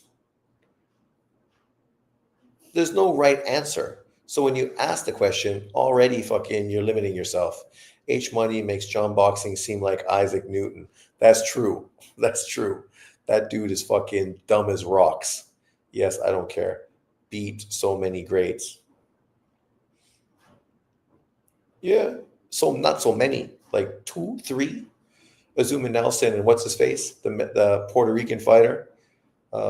Right? Those were his 2 biggest names. Outside of that, what other big names did he beat? Obviously, Azuma Nelson went on to prove a lot, which is historically the best win of Salvador Sanchez's career because of what he did afterwards. Usyk is, if he were to beat Cavill and Parker and Dubois, how about Usyk? Would you say he's the best fighter in boxing history? I don't think so, but he's definitely top 10. You beat Cavill, Parker, and Dubois. You could easily say Danny Lopez was never great, though, Machado. Come on. You would definitely say he's one of the 10 best fighters in history. Maybe even put him in the conversation for top 5. He didn't have a deep heavyweight run, but with his cruiserweight run, which obviously was fantastic, and then you beat literally every top heavyweight in boxing. Yeah, Wilder got beat by Fury. You beat Fury, okay. You beat AJ. You beat Chisora. You beat Dubois. 2 fights against all those guys except Chisora. Then you beat Parker and Cavill. 2 fighters that are doing great right now, right? Really peaking. There's not much more you could ask for him. Like, obviously, I mean, stylistically, he's not the biggest heavyweight. So you could say that he'd struggle with certain guys potentially, and that might be true. Go back down to cruiserweight and beat Jay Opataya, but Opataya hasn't done anything. Make Jay become undisputed at cruiserweight, and then that fight makes sense. Yeah, I know, Wilfredo Gomez. Well, that's what I mean. You got Wilfredo Gomez, the Puerto Rican murderer, and then you got Azuma Nelson. Those 2 fighters are the 2 best fighters in Salvador Sanchez's career, both Hall of Famers. But that's it. Those are the 2 big names. And Gomez, didn't he go up in weight or did he come down in weight to fight Salvador Sanchez? And then, of course, Azuma Nelson was very young in his career at that point, right? Yeah, but Zurdo don't want to fight him. Yeah, well, Turkey going to fucking make an offer that Zurdo can't turn down. So if money is the, premier fucking thing for making fights, he's going to be offered way more money by Turkey to fight Jay for unification than he's going to get to fight David Benavidez by the BBC. But we will see what he chooses to do. Go for the money and the legacy fight or fucking go the PBC route, Duck Island. But, regardless, we will see. There's been lots of great boxers, right? Like, let's just go here. BoxRec obviously has the worst fucking pound for pound list in the history of the sport. I don't even know how they come up with their lists. They overrate every active fighter and underestimate every historical fighter. But this is their list. Even they got fucking Ray Robinson number 1. 174, 19 and 6. Great Canadian, Jimmy, number 2. Floyd, Greb, Monzon. Monzon definitely should not be top 5. Armstrong, Benny Leonard, great. 186, 20, and 10. Almost fucking as good, identical as Ray Robertson. Hagler, Hagler shouldn't be top 8. Joe Louis, yes, 66-3, dominant. Ali, Jose Napolis, Duran, yeah. Alvarez, no chance. Chavez, man, you know, unfortunately for Chavez, 85% of his opponents are fucking taxi drivers and Uber drivers. Mike Gibbons, Archie Moore, yes, Archie Moore. What's his knockout percentage? Look at his knockouts. 132 fucking KOs. 132 KOs. Fucking old Mongoose was a fucking menace. De La Hoya, Alexis Aguero, probably too high for him. Pacquiao at 19. Gene Tunney, 81-3. This is a guy that, was a light heavyweight that won the heavyweight title. Roy Jones, if Roy Jones didn't have those 10 fucking losses based on staying in the game too long, he wouldn't be at 21. He'd be fucking top 5, above Monzon, Greb, right up there with Floyd Mayweather, Jimmy, Ray, and probably fucking, Armstrong. The dude deserves to be way higher. Ezra Charles, Ortiz, B-Hop shouldn't be so high. Colbert III, my man ain't even there. You can't even find his name. Charlie Burley, 34. Charlie never was a world champion. Mickey Walker. There's a lot of great fighters. Golovkin at number 42. Anui at 41 already. I mean, I definitely think they're in position.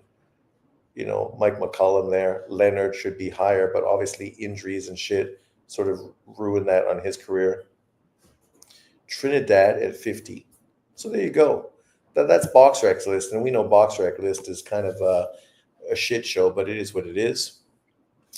Beterbiev was just about on his way if he would have beaten Bivol both times and beat someone like Opataya and Benavides. I met a guy at the Twin Peaks restaurant who fought Chavez. Really? He's from Indiana. I forgot his name. Tons of losses, laugh out loud. Harold Brazier? Was it Harold Brazier? A black guy? I don't like to go back in history like that. Sometimes I do, I guess. Was it Harold Brazier? Harold Brazier. Let's go back. Where's my man? Because I'm sure Harold Brazier was from Indiana and had tons of losses, but a ton of fucking fights. Brazier was a man. He was like Friday night fights all the time. Real fucking monster. Where's Brazier? Didn't he fight Brazier? I thought he fought Harold Brazier. Am I wrong? I can't be wrong. I'm pretty sure he fought fucking Brazier. Am I fucking mistaken?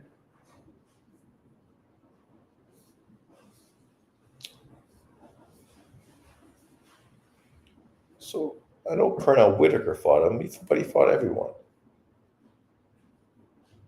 Who?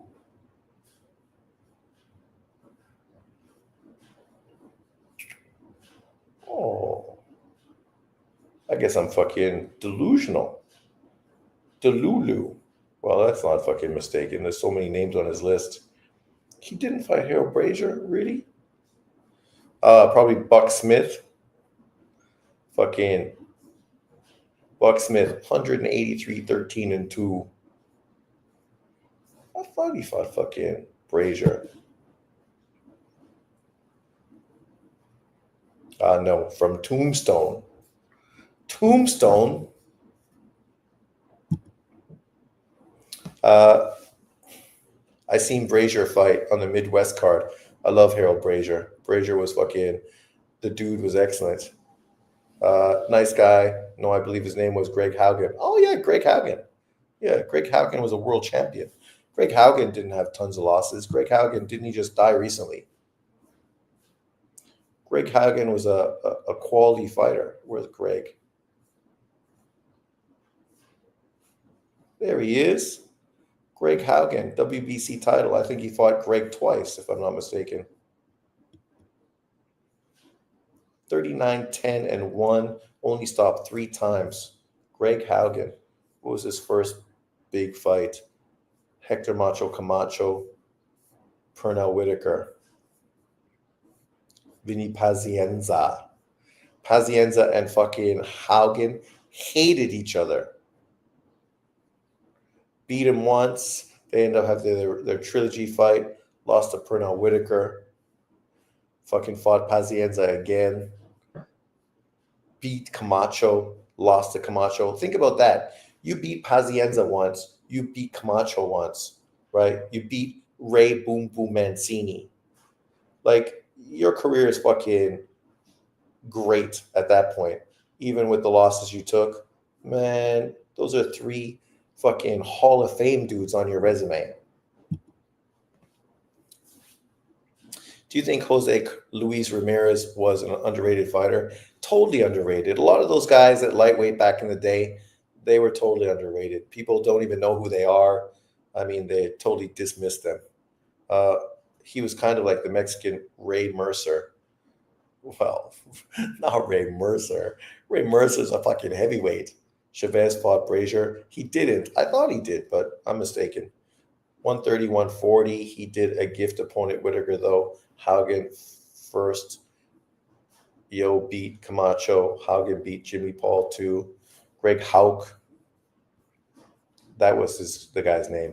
Greg Hauk. Yeah.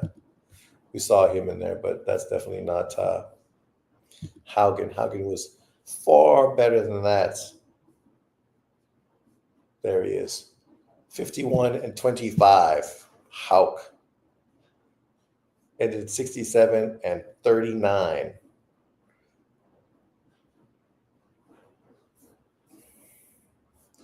Lost to Camacho. Lost to Gamach. He did beat, lost to Uto. Yeah, he lost to fucking a lot of dudes. He must have fought fucking Brazier with a resume like that.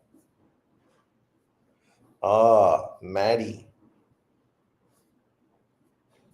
There you go. You got to win. Oh, no win. No decision. Fought Maddie fucking a million times. Boxing back in the day, dudes were fucking staying busy, fighting people all the time. That's why it was great. But thanks everyone for jumping on. I'm going to feed the baby because obviously it's been a tough morning for her. With her shiny eyes, saying, feed me, feed me. He's a nice guy. If you meet him, amazing thing. He doesn't even sound punch drunk. Well, that's it, right? A lot of guys, not punch drunk. Some dudes just could take it. I remember I met Chavallo. He definitely didn't sound punch drunk when I met him. And that was, how old was he at that time? 50-something years old when he was working with Razor Ruddock. So, but thanks everyone for jumping in. I appreciate it. We've been on for almost 5 hours. It's been a long day. I will see you guys next time. Peace out. Enjoy what's left of your weekend. And remember, good fight card from Japan tomorrow. World title fight, Puma versus Ioka. See you then.